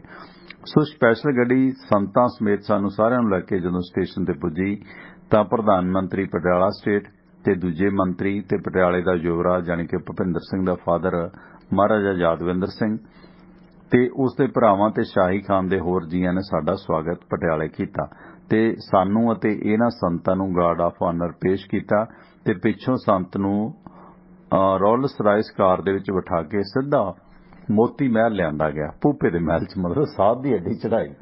ਵੈਸੇ ਜੇ ਉਹ ਰੋਲਸ ਰਾਇਸ ਕਾਰਾਂ ਤੁਸੀਂ ਵੇਖਣੀਆਂ ਹੋਣ ਨਾ ਅਜੇ ਵੀ ਕਿਲ੍ਹਾ ਮੁਬਾਰਕ ਦੇ ਵਿੱਚ ਖੜੀਆਂ ਨੇ। ਉਹਦੇ ਆਏ ਸੀਗੇ ਸੰਧੂ ਸਾਹਿਬ ਬਲਰਾਜ ਸਿੰਘ ਅੰਕਲ ਹੋਰੀ, ਕਿਉਂਕਿ ਇਹ ਜਿਹੜਾ ਇਹਨਾਂ ਦਾ ਮਹਿਲ ਮੂਲ ਤਾਂ ਕਾਫੀ ਜਿਹੜਾ ਇੰਡੀਆ ਗਵਰਨਮੈਂਟ ਨੇ ਖੋਲ੍ਹੇ ਸੀਗੇ। ਜਿਹੜਾ ਮੁੱਖ ਮੋਤੀ ਮਹਿਲ ਸੀਗਾ ਸ਼ੀਸ਼ ਮਹਿਲ ਉਹ ਖੋਲ੍ਹਿਆ ਸੀਗਾ ਤੇ ਬਾਕੀ ਜਿਹੜਾ ਸ਼ੀਸ਼ ਮਹਿਲ ਸੀ ਉਸ ਤੇ ਤੁਸੀਂ ਅਗਰ ਗੂਗਲ ਮਾਰੋ ਉਹ ਤੁਸੀਂ ਆਨਲਾਈਨ ਵੀ ਦੇਖ ਸਕਦੇ ਹੋ। ਤੁਸੀਂ NIS ਪਟਿਆਲਾ ਗੂਗਲ ਕਰੋ, national sports institute of sports Neta ji Subhash Chandra Bose ਦੇ ਨਾਂ ਤੇ, ਉਹ ਇਹਨਾਂ ਦਾ ਦਫ਼ਤਰੀ ਮਹਿਲ ਸੀ। ਤੇ ਜਿਹੜੀ ਮੈਂ ਫੋਟੋ ਪਾਈ ਆ ਆਪਣਾ ਬਲਰਾਜ ਸਿੰਘ ਢਿੱਲੋਂ ਨਾਲ ਫੇਸਬੁੱਕ ਤੇ ਵੀ ਪਾਈ ਆ, ਉਹ ਇਹਦਾ ਭੂਪੇ ਦਾ ਮਹਿਲ ਸੀਗਾ। ਤੇ ਉਹ ਜਿਹੜੀ ਝੀਲ ਦਿਖਾਈ ਦਿੰਦੀ ਹੈ ਨਾ, ਜੇ ਤੁਸੀਂ ਉਹਨਾਂ ਫੋਟੋਆਂ ਨੂੰ ਵੇਖੋ, ਮੇਰੀ ਕੋਸ਼ਿਸ਼ ਰਹੇਗੀ ਮੈਂ YouTube ਤੇ ਵੀ ਪਾਵਾਂ, ਉਹਦੇ ਮੈਂ ਫੋਟੋਆਂ ਬਹੁਤੀਆਂ ਨਹੀਂ ਖਿੱਚ ਸਕਿਆ ਕਿਉਂਕਿ ਉਹ ਝੀਲ ਦੇ ਵਿੱਚ ਸਾਰਾ ਉੱਥੇ ਉਹ ਮਹਾਰਾਣੀਆਂ ਜਾਂ ਸਾਰੇ ਲੋਕ ਰਹਿੰਦੇ ਸੀ ਤੇ ਮਹਾਰਾਜੇ ਦਾ ਜਿਹੜਾ ਕਮਰਾ ਸੀ ਭੁਪਿੰਦਰ ਸਿੰਘ ਦਾ ਉਹ ਇੱਕਦਮ ਝੀਲ ਦੇ ਸਾਹਮਣੇ ਚੜ੍ਹਦੇ ਵਾਲੇ ਪਾਸੇ ਜਿੱਥੇ ਲਛਮਣ ਝੂਲਾ, ਉੱਥੇ ਤੁਹਾਨੂੰ ਕਾਫੀ ਅੰਦਾਜ਼ਾ ਹੋ ਜਾਏਗਾ। ਵੈਸੇ ਉਸ ਮਹਿਲ ਦੀ ਹੁਣ ਰੈਨੋਵੇਸ਼ਨ ਚੱਲ ਰਹੀ ਹੈ ਤੇ ਉਹ ਕਿਉਂਕਿ ਆਰਕੋਲੋਜੀਕਲ ਸਰਵੇ ਆਫ ਇੰਡੀਆ ਦੇ ਅਧੀਨ ਹੈ। ਤੇ ਖੈਰ ਤੇ ਇਸ ਸਾਧ ਨੂੰ ਪ੍ਰਮੁੱਖ ਸਾਧਾਂ ਨੂੰ ਰੋਲਸ ਰਾਇਸ ਕਾਰਾਂ ਦੇ ਵਿੱਚ ਬਿਠਾ ਕੇ ਜਿਹੜਾ ਮਹਿਲ ਦੇ ਵਿੱਚ ਲਿਆਂਦਾ ਗਿਆ। ਮਹਾਰਾਜਾ ਭੁਪਿੰਦਰ ਸਿੰਘ ਗੰਭੀਰ ਰੂਪ ਦੇ ਵਿੱਚ ਬਿਮਾਰ ਸੀ ਪਰ ਫਿਰ ਵੀ ਉਸਨੂੰ ਸੰਤ ਮਿਲਣ ਦੀ ਬਹੁਤ ਖੁਸ਼ੀ ਸੀ ਤੇ ਉਹ ਸੰਤ ਨਾਲ ਗੱਲਾਂ ਕਰਨ ਦੀ ਉਸਨੂੰ ਆਗਿਆ ਮਿਲ ਗਈ ਸੀ। ਭਾਵੇਂ ਸਰੀਰਕ ਤੌਰ ਤੇ ਮਹਾਰਾਜਾ ਭੁਪਿੰਦਰ ਸਿੰਘ ਬਹੁਤ ਕਮਜ਼ੋਰ ਹੋ ਗਿਆ ਸੀ ਪਰ ਦਿਮਾਗੀ ਤੌਰ ਤੇ ਅਜੇ ਕਾਫੀ ਚਤੰਨ ਸੀ। ਜਦੋਂ ਮੈਂ ਸੰਤ ਬਾਰੇ ਮਹਾਰਾਜਾ ਭੁਪਿੰਦਰ ਸਿੰਘ ਨਾਲ ਗੱਲ ਕੀਤੀ ਤਾਂ ਉਸਨੇ ਹੁਕਮ ਦਿੱਤਾ ਕਿ ਮੁੱਖ ਮਹਿਲ ਅੰਦਰਲੀਆਂ ਇਮਾਰਤਾਂ ਦੇ ਵਿੱਚੋਂ ਇੱਕ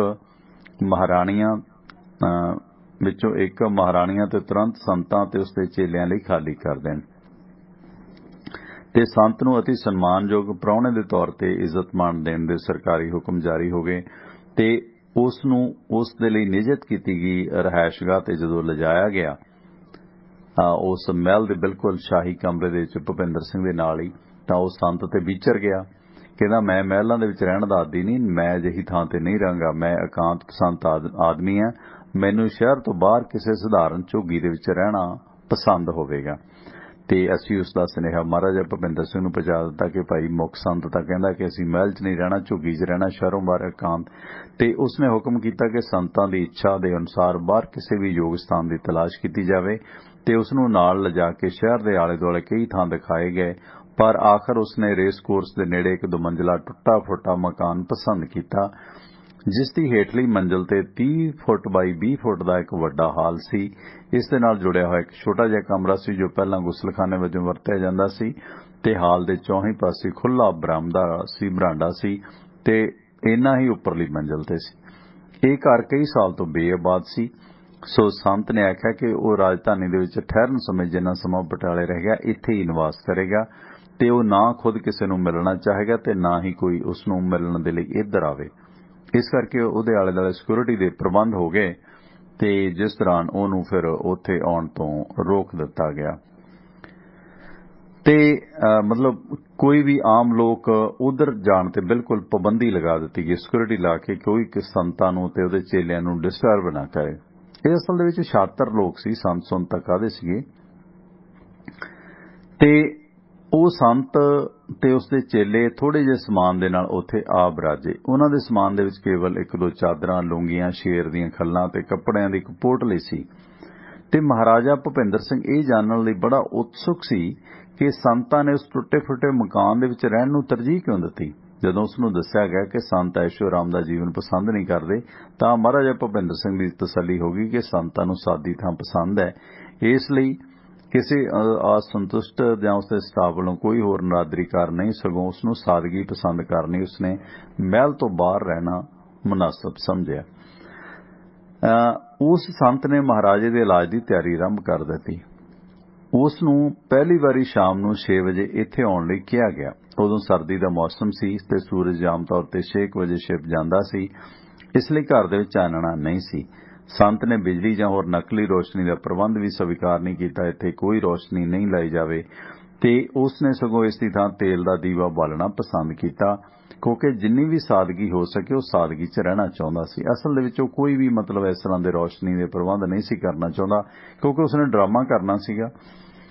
ਤੇ ਇਹ ਸੰਤ ਦਾ ਸੰਦੇਸ਼ ਮਿਲਣ ਤੋਂ ਬਾਅਦ ਕਿ ਪਹਿਲੀ ਰਾਤ ਉਹ ਆ ਜਾਣ 6 ਵਜੇ ਤੋਂ ਬਾਅਦ, ਸੋ ਇਹ ਸੁਨੇਹਾ ਮਿਲਣ ਤੇ ਮਹਾਰਾਜਾ ਭੁਪਿੰਦਰ ਸਿੰਘ ਤੇ ਉਸ ਦੀਆਂ ਸਾਰੀਆਂ ਮਹਾਰਾਣੀਆਂ ਤੇ ਰਾਣੀਆਂ ਸੰਤਾਂ ਦੇ ਦਰਸ਼ਨ ਲਈ ਤਿਆਰ ਹੋਣ ਲੱਗੀਆਂ ਤੇ ਉਸ ਦੀ ਸਿਹਤਯਾਬੀ ਲਈ ਉਸ ਤੋਂ ਆਸ਼ੀਰਵਾਦ ਪ੍ਰਾਪਤ ਕੀਤਾ ਜਾ ਸਕੇ ਸੰਤ ਤੋਂ।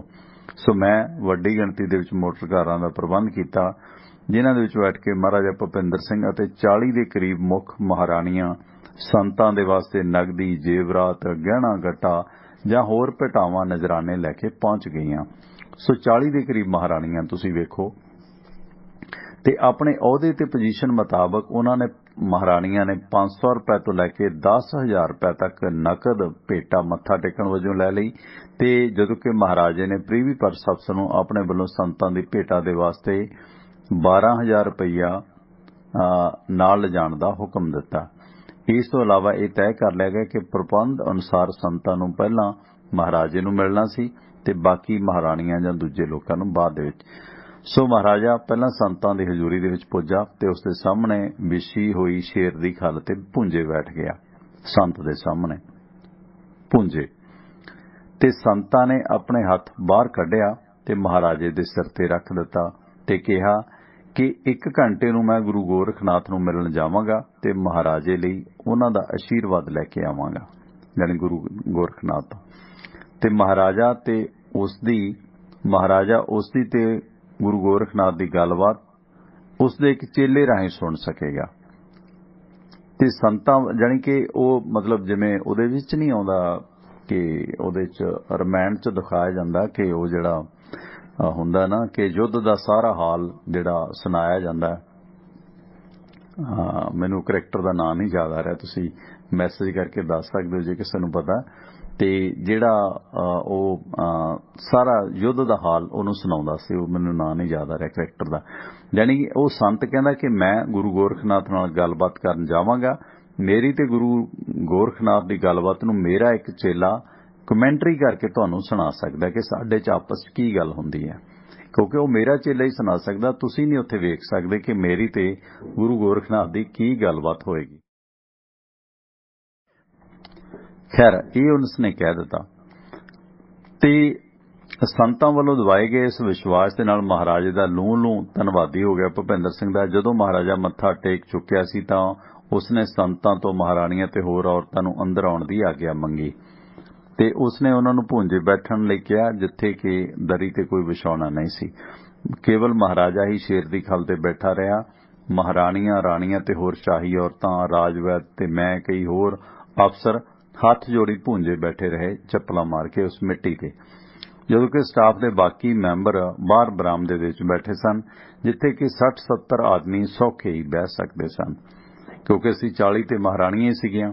ਹਾਂ, ਸੰਜੇ ਮਹਾਭਾਰਤ ਦੇ ਵਿੱਚ ਆਉਂਦਾ ਸੰਜੇ। ਥੈਂਕ ਯੂ ਹਰਵਿੰਦਰ ਜੀ। ਹਾਂ, ਸੰਜੇ ਨੇ ਜਿਵੇਂ ਕਮੈਂਟਿੰਗ ਕੀਤਾ ਸੀ, ਕਮੈਂਟੇਟਰੀ ਕੀਤੀ ਸੀ ਨਾ, ਤੇ ਉਸੇ ਤਰਜ਼ ਤੇ ਹਾਂ ਸੰਜੇ ਸੀਗਾ ਜਿਹੜਾ ਉਹ ਸਾਰਾ ਉਹਨੂੰ ਕਮਿਊਨੀਕੇਟ ਕਰਕੇ ਸੁਣਾ ਰਿਹਾ ਸੀਗਾ। ਜਾਨੀ ਸਾਰੇ ਉੱਥੇ ਕਿਉਂਕਿ ਬੇਆਬਾਦ ਘਰ ਸੀ, ਉੱਥੇ ਪਤਾ ਨਹੀਂ ਕੀ ਬਿੱਠਾਂ ਲੇਡੇ ਪਏ ਹੋਣੇ ਆ, ਫੋਸ ਪਏ ਹੋਣੇ ਆ ਜਾਨਵਰਾਂ ਦੇ, ਤੇ ਸਾਰੇ ਅਸੀਂ ਉੱਥੇ ਭੁੰਜੇ ਬੈਠ ਕੇ 60-70 ਬੰਦੇ, 40 ਤੇ ਰਾਣੀਆਂ ਮਹਾਰਾਣੀਆਂ ਸੀਗੀਆਂ।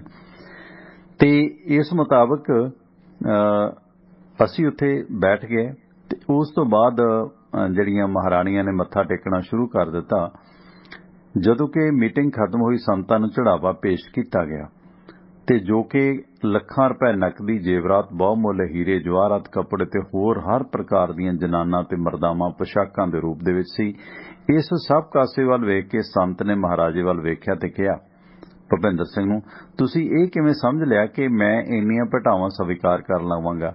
ਜਦੋਂ ਮੈਂ ਤਾਂ ਦੁਨੀਆ ਹੀ ਤਿਆਗ ਚੁੱਕਾਂ, ਮੈਨੂੰ ਸੋਨੇ ਚਾਂਦੀ ਹੀਰੇ ਜਵਾਹਰਾਤ ਤੇ ਕੀਮਤੀ ਪੋਸ਼ਾਕਾਂ ਦੀ ਕੋਈ ਭੁੱਖ ਨਹੀਂ ਹੈ। ਇਹ ਸਭ ਵਸਤਾਂ ਤੁਰੰਤ ਗਰੀਬਾਂ ਤੇ ਲੋੜਵੰਦਾਂ ਦੇ ਵਿੱਚ ਵੰਡ ਦਿੱਤੀਆਂ ਜਾਣ।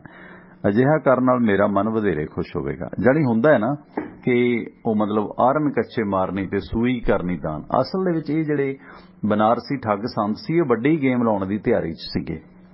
ਤੁਸੀਂ ਵੇਖੋ ਕਿ ਅੱਗੇ ਵਾਪਰਦਾ ਕੀ ਹੈ।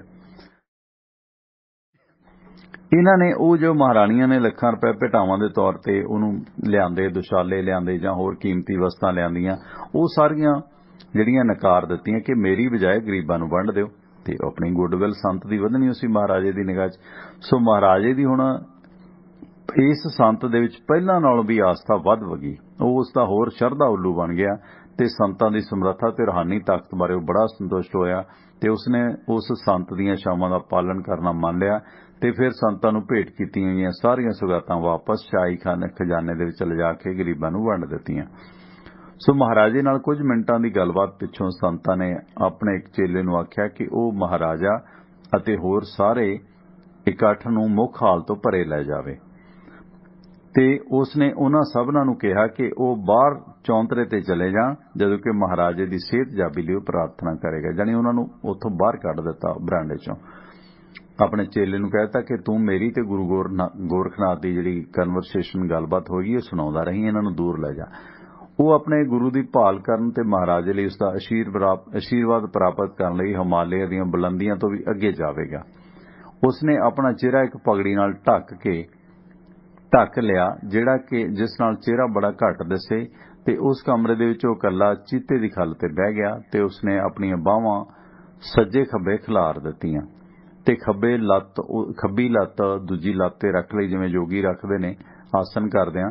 ਇਸ ਤਰ੍ਹਾਂ ਆਮ ਤੌਰ ਤੇ ਸਾਧੂ ਸੰਤਾਂ ਨੂੰ ਕਠਿਨ ਤਪੱਸਿਆ ਕਰਨਾ, ਪਰਮਾਤਮਾ ਨਾਲ ਲਿਵ ਜੋੜਨ ਲਈ ਮਤਲਬ ਪੱਟ ਤੇ ਪੈਰ ਰੱਖ ਕੇ ਬੈਠਦੇ ਨੇ। ਇਸ ਆਸਣ ਦੇ ਵਿੱਚ ਮੂੰਹ, ਕੰਨ, ਅੱਖਾਂ, ਨਾਸਾਂ, ਗੋਦਾ ਤੇ ਹੋਰ ਸਾਰੇ ਸਰੀਰਕ ਦੁਆਰਾ ਹੱਥਾਂ ਤੇ ਪੈਰਾਂ ਨਾਲ ਬੰਦ ਕਰ ਲਏ ਜਾਂਦੇ ਨੇ ਤਾਂ ਕਿ ਪਰਮਾਤਮਾ ਨਾਲ ਆਤਮਾ ਨਾਲ ਮਿਲਾਪ ਹੋਵੇ। ਜਾਣੀ ਕਿ ਉਹ ਪੈਰ ਆਪਣੇ ਜਿਹੜੀ ਗੋਦਾ ਉਸ ਤੇ ਰੱਖ ਲੈਂਦੇ ਨੇ ਕਿ ਉਹ ਜਾਣੀ ਕਿ ਹੇਠਲੇ ਸਾਰੇ ਰਸਤੇ ਅਸੀਂ ਬੰਦ ਕਰ ਦਈਏ, ਅਸੀਂ ਸਿਰਫ ਪਰਮਾਤਮਾ ਨਾਲ ਜੁੜ ਜਾਈਏ। ਜਿਹਨੂੰ ਦਸਮ ਦੁਆਰ ਵਾਲਾ ਜੁਗਾੜ ਵੀ ਕਹਿੰਦੇ ਨੇ। ਤਾਂ ਜੋ ਜਿਹੜੇ ਸਾਰੀਆਂ ਬੰਦੇ ਦੀਆਂ ਜਿਹੜੇ ਨੇ ਨਾ ਇੰਦਰੀਆਂ ਨੇ ਉਹ ਬੰਦ ਕਰ ਲਈਆਂ, ਤਾਂ ਜੋ ਪਰਮਾਤਮਾ ਦੇ ਆਤਮਾ ਨਾਲ ਮਿਲਾਪ ਸਮੇਂ ਬਾਹਰੋਂ ਕੋਈ ਦਖਲਅੰਦਾਜ਼ੀ ਨਾ ਹੋਵੇ।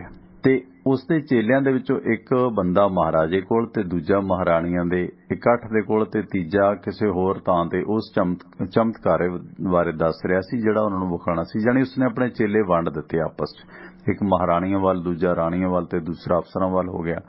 ਤੇ ਮਹਾਰਾਜਾ ਉਸ ਦੇ ਇਲਾਜ ਲਈ ਅਪਣਾਈ ਜਾ ਰਹੀ ਪ੍ਰਣਾਲੀ ਬਾਰੇ ਜਾਣਨ ਲਈ ਬੜਾ ਉਤਸੁਕ ਸੀ ਕਿ ਕਿਵੇਂ ਇਹ ਗੋਰਖਨਾਥ ਕੋਲ ਜਾ ਕੇ ਮੇਰੀ ਉਮਰ ਵਧਾ ਕੇ ਲਿਆਏਗਾ।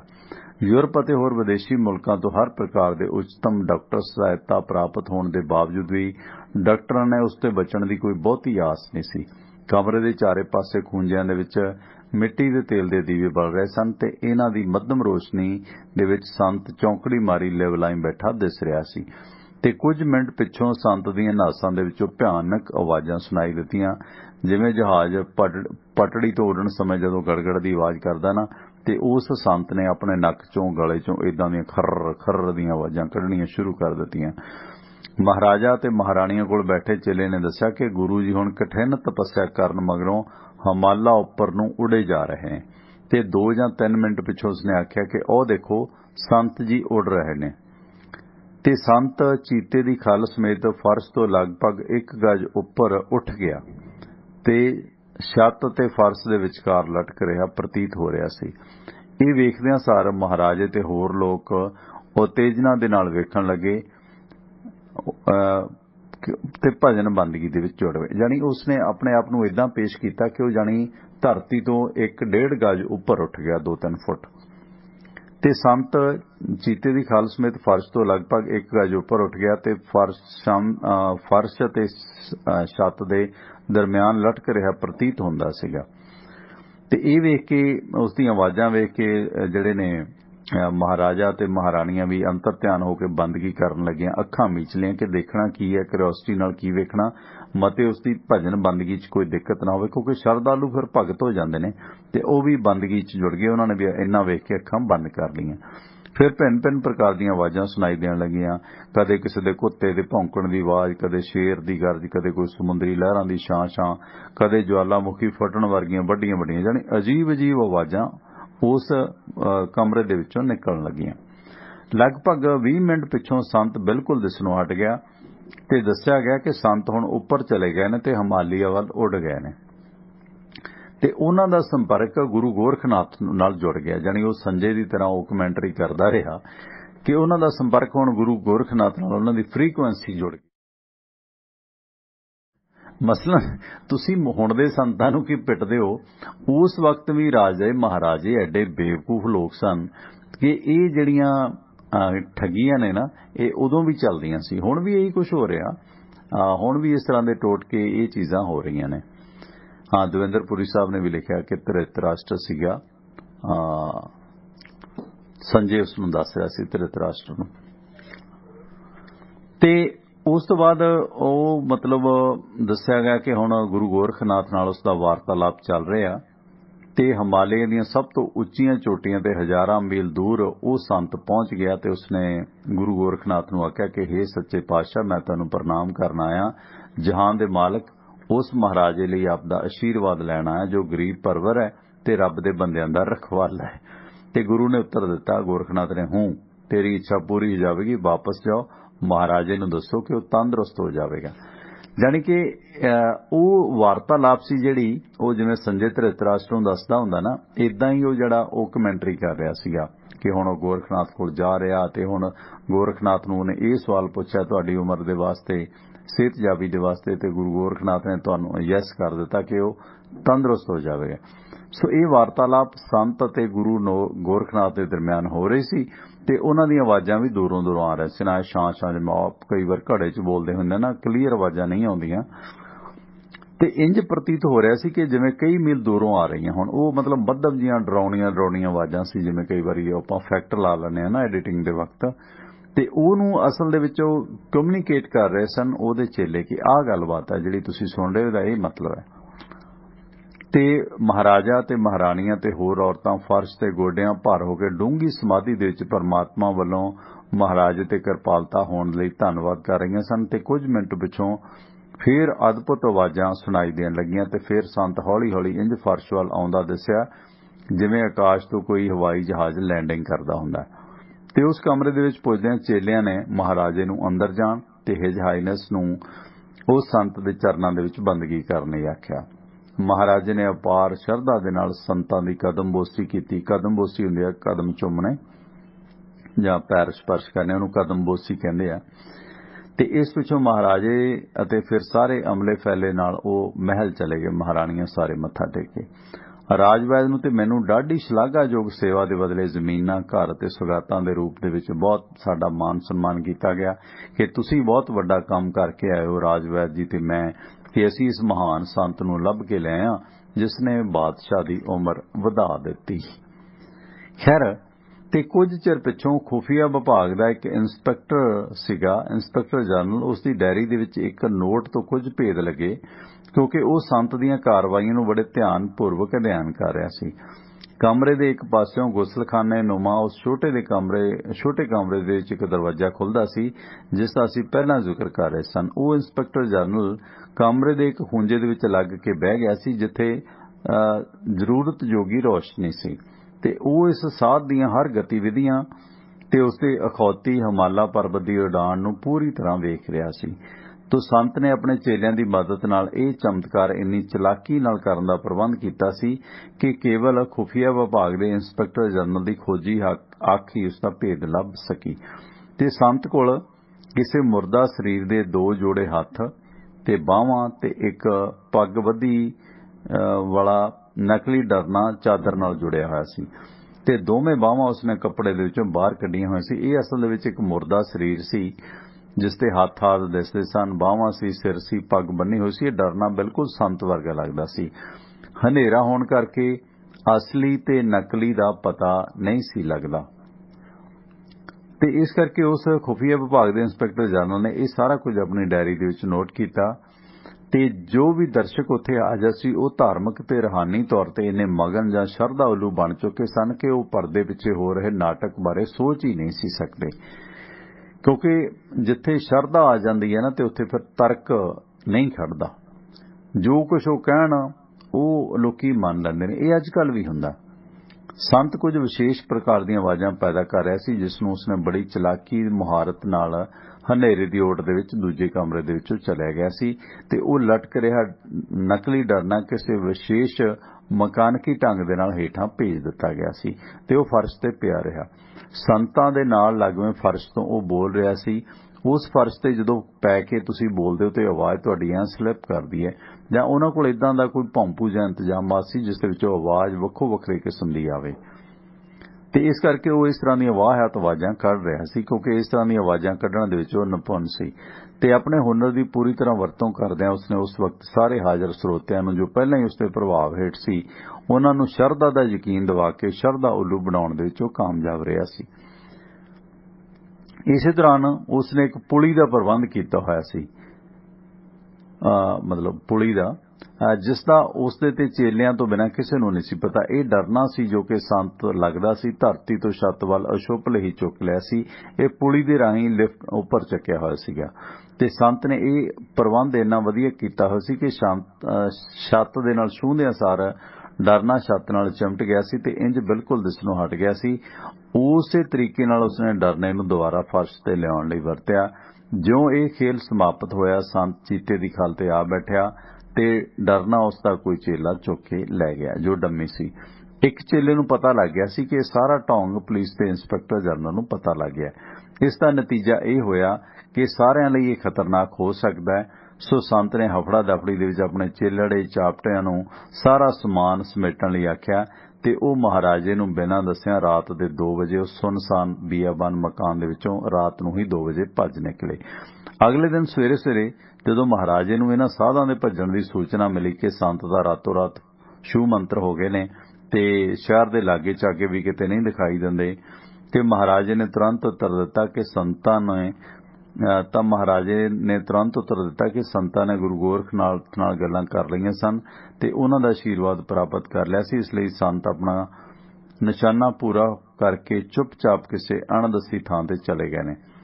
ਪਰ ਫਿਰ ਵੀ ਮਹਾਰਾਜਾ ਇਹ ਜਾਣਨ ਲਈ ਉਤਸੁਕ ਸੀ ਕਿ ਆਖਰ ਸੰਤ ਇੰਨੇ ਭੇਦ ਭਰੇ ਹਾਲਾਤ ਦੇ ਵਿੱਚ ਕਿਉਂ ਚਲੇ ਗਏ ਤੇ ਉਸੇ ਸ਼ਾਮ ਮਹਾਰਾਜਾ ਭੁਪਿੰਦਰ ਸਿੰਘ ਦੀ ਮੌਤ ਹੋ ਗਈ।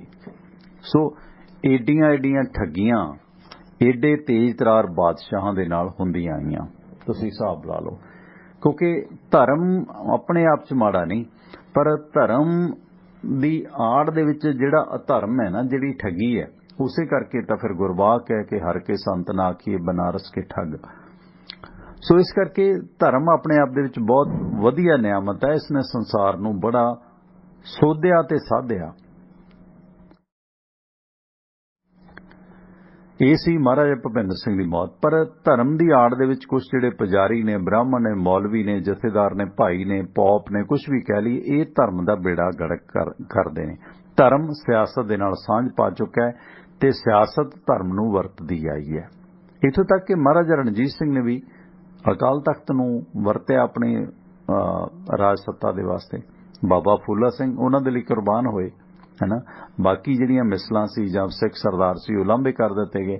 ਇਸੇ ਤਰ੍ਹਾਂ ਬਾਦਲ ਸਾਹਿਬ ਨੇ ਵੀ ਕੀਤਾ, ਇਸੇ ਤਰ੍ਹਾਂ ਸਦੂਦੀਨ ਅਵੈਸੀ ਕਰ ਰਿਹਾ ਤੇ ਇਸੇ ਤਰ੍ਹਾਂ ਯੋਗੀ ਮਹਾਰਾਜ ਕਰ ਰਹੇ ਨੇ ਤੇ ਮੋਦੀ ਮਹਾਰਾਜ ਕਰ ਰਹੇ ਨੇ, ਹੈ ਨਾ। ਸੋ ਇਸੇ ਤਰ੍ਹਾਂ ਮਤਲਬ ਮੁਗਲਾਂ ਨੇ ਕੀਤਾ, ਇਸੇ ਤਰ੍ਹਾਂ ਅੰਗਰੇਜ਼ ਨੇ ਕੀਤਾ। ਪੌਪ ਸੀ ਜਿਹੜਾ, ਮਿਸ਼ਨਰੀ ਸੀ ਜਿਹੜੇ, ਉਹ ਸਾਰੇ ਸਪੋਰਟ ਕਰਦੇ ਰਹੇ ਨੇ ਰਾਜ ਸੱਤਾ ਨੂੰ। ਸੋ ਇਹ ਸੀ ਧਰਮ ਤੇ ਕਰਮ। ਮਹਾਰਾਜਾ ਭੁਪਿੰਦਰ ਸਿੰਘ ਦੀ ਮੌਤ ਤੇ ਉਸ ਦੇ ਲਈ ਇਹ ਸਾਧ ਲਾਣਾ ਹੋਣਾ। ਕਾਲਸ ਖੁੱਲੀਆਂ ਨੇ।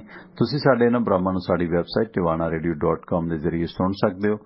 ਸੋਮਵਾਰ ਤੋਂ ਲੈ ਕੇ ਸ਼ਨੀਵਾਰ ਤੱਕ ਭਾਰਤੀ ਸਮਾਂ ਸਵੇਰੇ 6 ਵਜੇ ਤੋਂ ਲੈ ਕੇ 8 ਵਜੇ ਤੱਕ ਤੇ ਸ਼ਾਮ ਨੂੰ 6:30 ਤੋਂ 8:30 ਵਜੇ ਤੱਕ। ਸੋਮਵਾਰ ਤੋਂ ਸ਼ਨੀਵਾਰ, ਹਫ਼ਤੇ ਦੇ ਵਿੱਚ 6 ਦਿਨ। ਮੈਂ ਪਰਮਿੰਦਰ ਸਿੰਘ ਟਿਵਾਣਾ ਤੇ ਖਬਰਾਂ ਦੇ ਵਾਸਤੇ ਆਪਣੇ ਨਾਲ ਜੁੜਦੇ ਨੇ ਐਡਵੋਕੇਟ ਸੁਰਿੰਦਰ ਸਿੰਘ। ਤੇ ਸਾਡੇ ਇਹਨਾਂ ਭਰਾਵਾਂ ਨੂੰ ਸਾਡੀ ਵੈਬਸਾਈਟ tiwanaradio.com ਦੇ ਜ਼ਰੀਏ ਸੁਣ ਸਕਦੇ ਹੋ। ਉੱਥੇ ਵੈਬਸਾਈਟ ਤੇ ਵੀ ਲਾਈਵ ਸੁਣਿਆ ਜਾ ਸਕਦਾ, 2 ਜਗ੍ਹਾ ਚੱਲਦਾ, ਇੱਕ ਵੈਬਸਾਈਟ ਤੇ ਇੱਕ YouTube ਲਾਈਵ ਚੱਲਦਾ।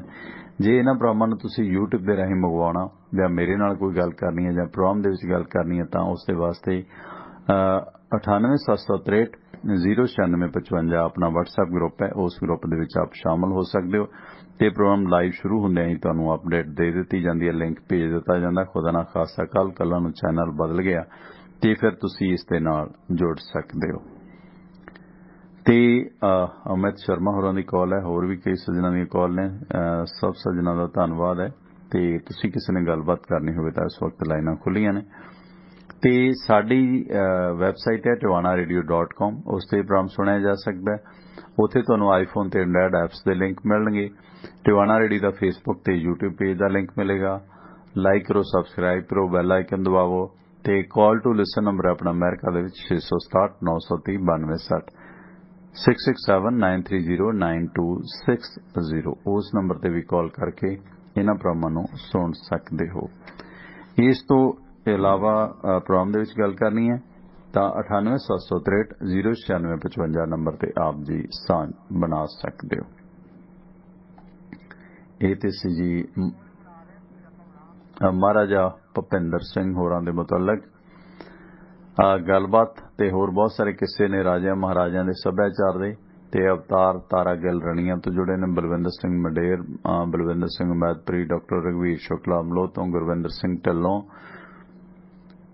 ਗੁਰਵਿੰਦਰ ਉਹਦਾ ਲੱਗਦੇ ਨੇ ਬਾਈ ਜੀ ਹਨਾ, ਤੇ ਦਲਵੀਰ ਸਿੰਘ ਰੰਧਾਵਾ, ਗੋਬਿੰਦਗੜ੍ਹੀਆ, ਜੱਸੀ ਤੁਗਲਵਾਲਾ, ਕਰਮਵੀਰ ਸਿੰਘ ਤੇ ਜੋਰਾ ਸਿੰਘ ਸਿੱਧੂ। ਮਿਸ਼ਰਾ ਕਹਿੰਦਾ ਕਿਸਾਨੀ ਅੰਦੋਲਨ ਦਾ ਸਮਝੌਤਾ ਕੀ ਛਿੱਕੂ ਕਰਾਊਗਾ ਤੇ ਵੋਟ ਬੈਂਕ ਖਿਸਕਦਾ ਲਖੀਮਪੁਰ ਚੋਂ। ਬਿਲਕੁਲ ਰੰਧਾਵਾ ਸਾਹਿਬ, ਗੱਲ ਤੁਹਾਡੀ ਦਰੁਸਤ ਹੈ। ਮਾਵੀ ਜਸਪ੍ਰੀਤ ਆਸਟ੍ਰੇਲੀਆ ਤੋਂ, ਹਰਵਿੰਦਰ ਬੰਟੀ, ਲੋਹਰਾ ਸਿੰਘ ਪੰਧੇਰ, ਹਰਵਿੰਦਰ ਸਿੰਘ ਜੋਸ਼ਨ, ਹਰਦੀਪ ਸਿੰਘ ਜੋਸ਼ਨ ਆਪਣੇ ਨਾਲ ਜੁੜੇ ਨੇ। ਸਾਗਰਦੀਪ ਸਿੰਘ ਆਲੂਵਾਲੇ ਸਾਹਿਬ, ਸਵਾਗਤ ਹੈ ਤੁਹਾਡਾ, ਵੈਲਕਮ। ਹਾਂਜੀ ਸਾਗਰਦੀਪ ਸਿੰਘ ਜੀ, ਸਤਿ ਸ਼੍ਰੀ ਅਕਾਲ ਭਾਜੀ। ਚੌਣਾ ਸਾਹਿਬ, ਮੈਂ ਇਹ ਕਹਿਣਾ ਚਾਹੁੰਦਾ ਸੀ ਕਿ ਮਹਾਰਾਜਾ ਸਾਹਿਬ ਦਾ ਜਿਹੜਾ ਮਹਿਲ ਹੈਗਾ ਉਹਦੀ ਰੈਨੋਵੇਸ਼ਨ ਹੋ ਰਹੀ ਹੈ, ਉਹਦਾ ਆਰਕਾਈਵ ਦੇ ਅੰਡਰ ਆ ਗਿਆ ਜੀ। ਤੇ ਬਾਬਿਆਂ ਨੇ ਸਾਡੀ ਆਪਣੀ ਆਰਕਾਈਵ ਤੇ ਕੋਈ ਰੱਖੀ ਨਹੀਂ, ਆਪਣੀ ਤੇ ਕੋਈ ਵਿਰਾਸਤ ਰੱਖੀ। ਮਾਤਾ ਤ੍ਰਿਪਤਾ ਦਾ ਜਿਹੜਾ ਉੱਥੇ ਸੀਗਾ, ਨਾਨਕੀ ਬੇਬੇ ਨਾਨਕੀ ਦਾ ਜਿਹੜਾ ਚੁੱਲ੍ਹਾ ਸੀਗਾ ਜੀ, ਉਹ ਇਹਨਾਂ ਕਰਕੇ ਤੇ ਕਿਤੇ ਸਮਰ ਬਣਾਤਾ।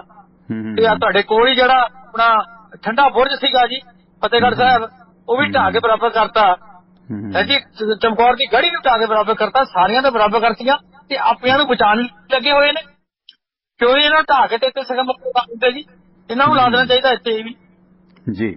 ਥੈਂਕ ਯੂ, ਮਿਹਰਬਾਨੀ ਅਲੂਵਾਲ ਸਾਹਿਬ, ਮਿਹਰਬਾਨੀ। ਬਿਲਕੁਲ, ਕਿਉਂਕਿ ਜਿਹੜੀਆਂ ਕੁਝ ਵਿਸ਼ੇਸ਼ ਇਮਾਰਤਾਂ ਸੀ, ਜਿਸ ਤਰ੍ਹਾਂ ਉਹਨਾਂ ਨੂੰ ਪੁਰਾਤਤਵ ਵਿਭਾਗ ਹੈ ਜਿਹੜਾ ਆਰਕੀਓਲੋਜੀਕਲ ਸਰਵੇ ਆਫ ਇੰਡੀਆ, ਉਸਨੇ ਆਪਣੇ ਅਧੀਨ ਲਿਆਂਦਾ ਤੇ ਉਹਨਾਂ ਤੋਂ ਰੈਵਨਿਊ ਤੁਸੀਂ ਵੇਖੋ ਕਿ ਜਿਹੜੀਆਂ ਨਿੱਜੀ ਮਹਿਲ ਸੀਗੇ ਉਹਨਾਂ ਤੋਂ ਰੈਵਨਿਊ ਬਹੁਤ ਜਨਰੇਟ ਹੋ ਰਿਹਾ। ਹਾਲਾਂਕਿ ਜਿਸ ਤਰ੍ਹਾਂ ਰਜਿੰਦਰਾ ਕੋਠੀ ਸੀ ਇੱਥੇ, ਉਹ ਬਹੁਤ ਵਧੀਆ ਮਹਿਲ ਸੀ, ਉਹ 4 ਸਟਾਰ ਹੋਟਲ ਦੇ ਵਿੱਚ ਤਬਦੀਲ ਕਰ ਦਿੱਤਾ। ਕਪਤਾਨ ਸਾਹਿਬ ਨੇ ਆਪਣੀ ਪਹਿਲੀ ਵਜ਼ਾਰਤ ਦੇ ਵਿੱਚ ਉਹ ਨੀਮ ਰਾਣਾ ਗਰੁੱਪ ਨੂੰ ਲੀਜ਼ ਤੇ ਦੇ ਦਿੱਤਾ 90 ਸਾਲਾਂ।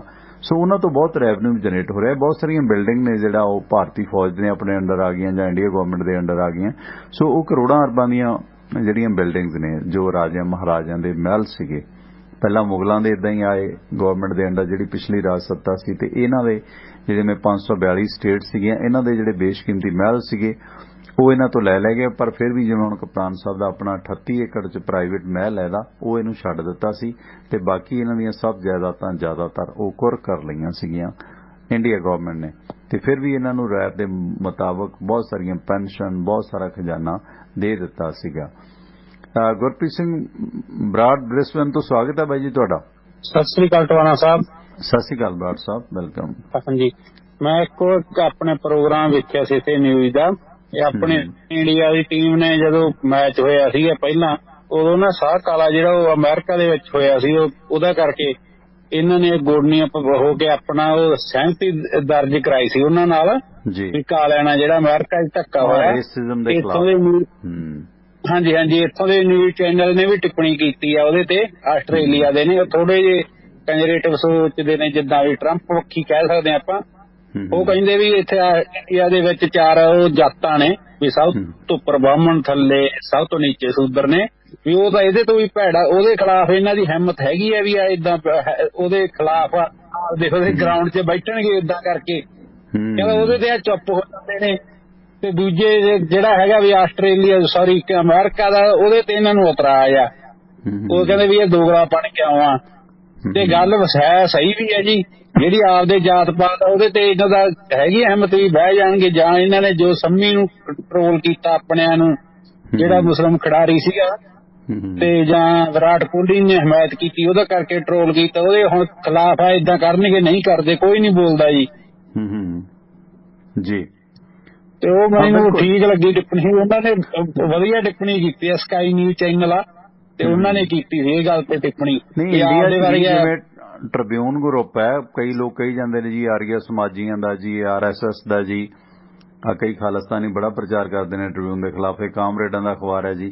ਟ੍ਰਿਬਿਊਨ ਨੇ ਸਪੈਸ਼ਲ ਐਡੀਟੋਰੀਅਲ ਲਿਖਿਆ ਸਵਰਾਜਵੀਰ ਸਿੰਘ ਹੋਰਾਂ ਨੇ, ਜਿਹੜੇ ਸੰਪਾਦਕ ਨੇ, ਕਹਿੰਦੇ ਇਹ ਉਸ ਸਿਆਹਫਾਮ ਵਿਅਕਤੀ ਦੀ ਮੌਤ ਤੇ ਤਾਂ ਮਾਤਮ ਮਨਾਉਂਦੇ ਨੇ, ਚੰਗੀ ਗੱਲ ਹੈ, ਪਰ ਜਿਹੜੇ 4 ਕਿਸਾਨ ਦਰੜ ਕੇ ਮਾਰ ਦਿੱਤੇ ਸਿਆਸਤਦਾਨਾਂ ਨੇ, ਉਹਨਾਂ ਦੇ ਬਾਰੇ ਰੱਖਣਗੇ ਤੁਸੀਂ? ਮਤਲਬ ਜਾਤਾਂ ਨੂੰ ਛੱਡੋ, ਤੁਸੀਂ ਔਰਤ ਨਾਲ ਡਿਸਕ੍ਰਿਮੀਨੇਸ਼ਨ ਹੋ ਰਿਹਾ। ਮਤਲਬ ਇੰਡੀਆ ਦੀ ਸਰਵਉੱਚ ਅਦਾਲਤ ਸੁਪਰੀਮ ਕੋਰਟ ਇਹ ਕਹਿ ਚੁੱਕੀ ਹੈ ਕਿ ਸਬਰੀਮਾਲਾ ਮੰਦਿਰ 'ਚ ਔਰਤਾਂ ਜਾ ਸਕਦੀਆਂ ਨੇ ਜਿਨ੍ਹਾਂ ਨੂੰ ਮੈਂਸਸ ਆਉਂਦੇ ਨੇ। ਉਹਨਾਂ ਦੇ ਖਿਲਾਫ ਬੀਜੇਪੀ ਪਾਰਟੀ ਚੋਣ ਮੈਨੀਫੈਸਟੋ ਲਿਆਈ ਹੈ 19 ਦੇ ਵਿੱਚ ਕਿ ਅਸੀਂ ਸਬਰੀਮਾਲਾ ਦੇ ਵਿੱਚ ਔਰਤਾਂ ਨੂੰ ਨਹੀਂ ਜਾਣ ਦੇਵਾਂਗੇ।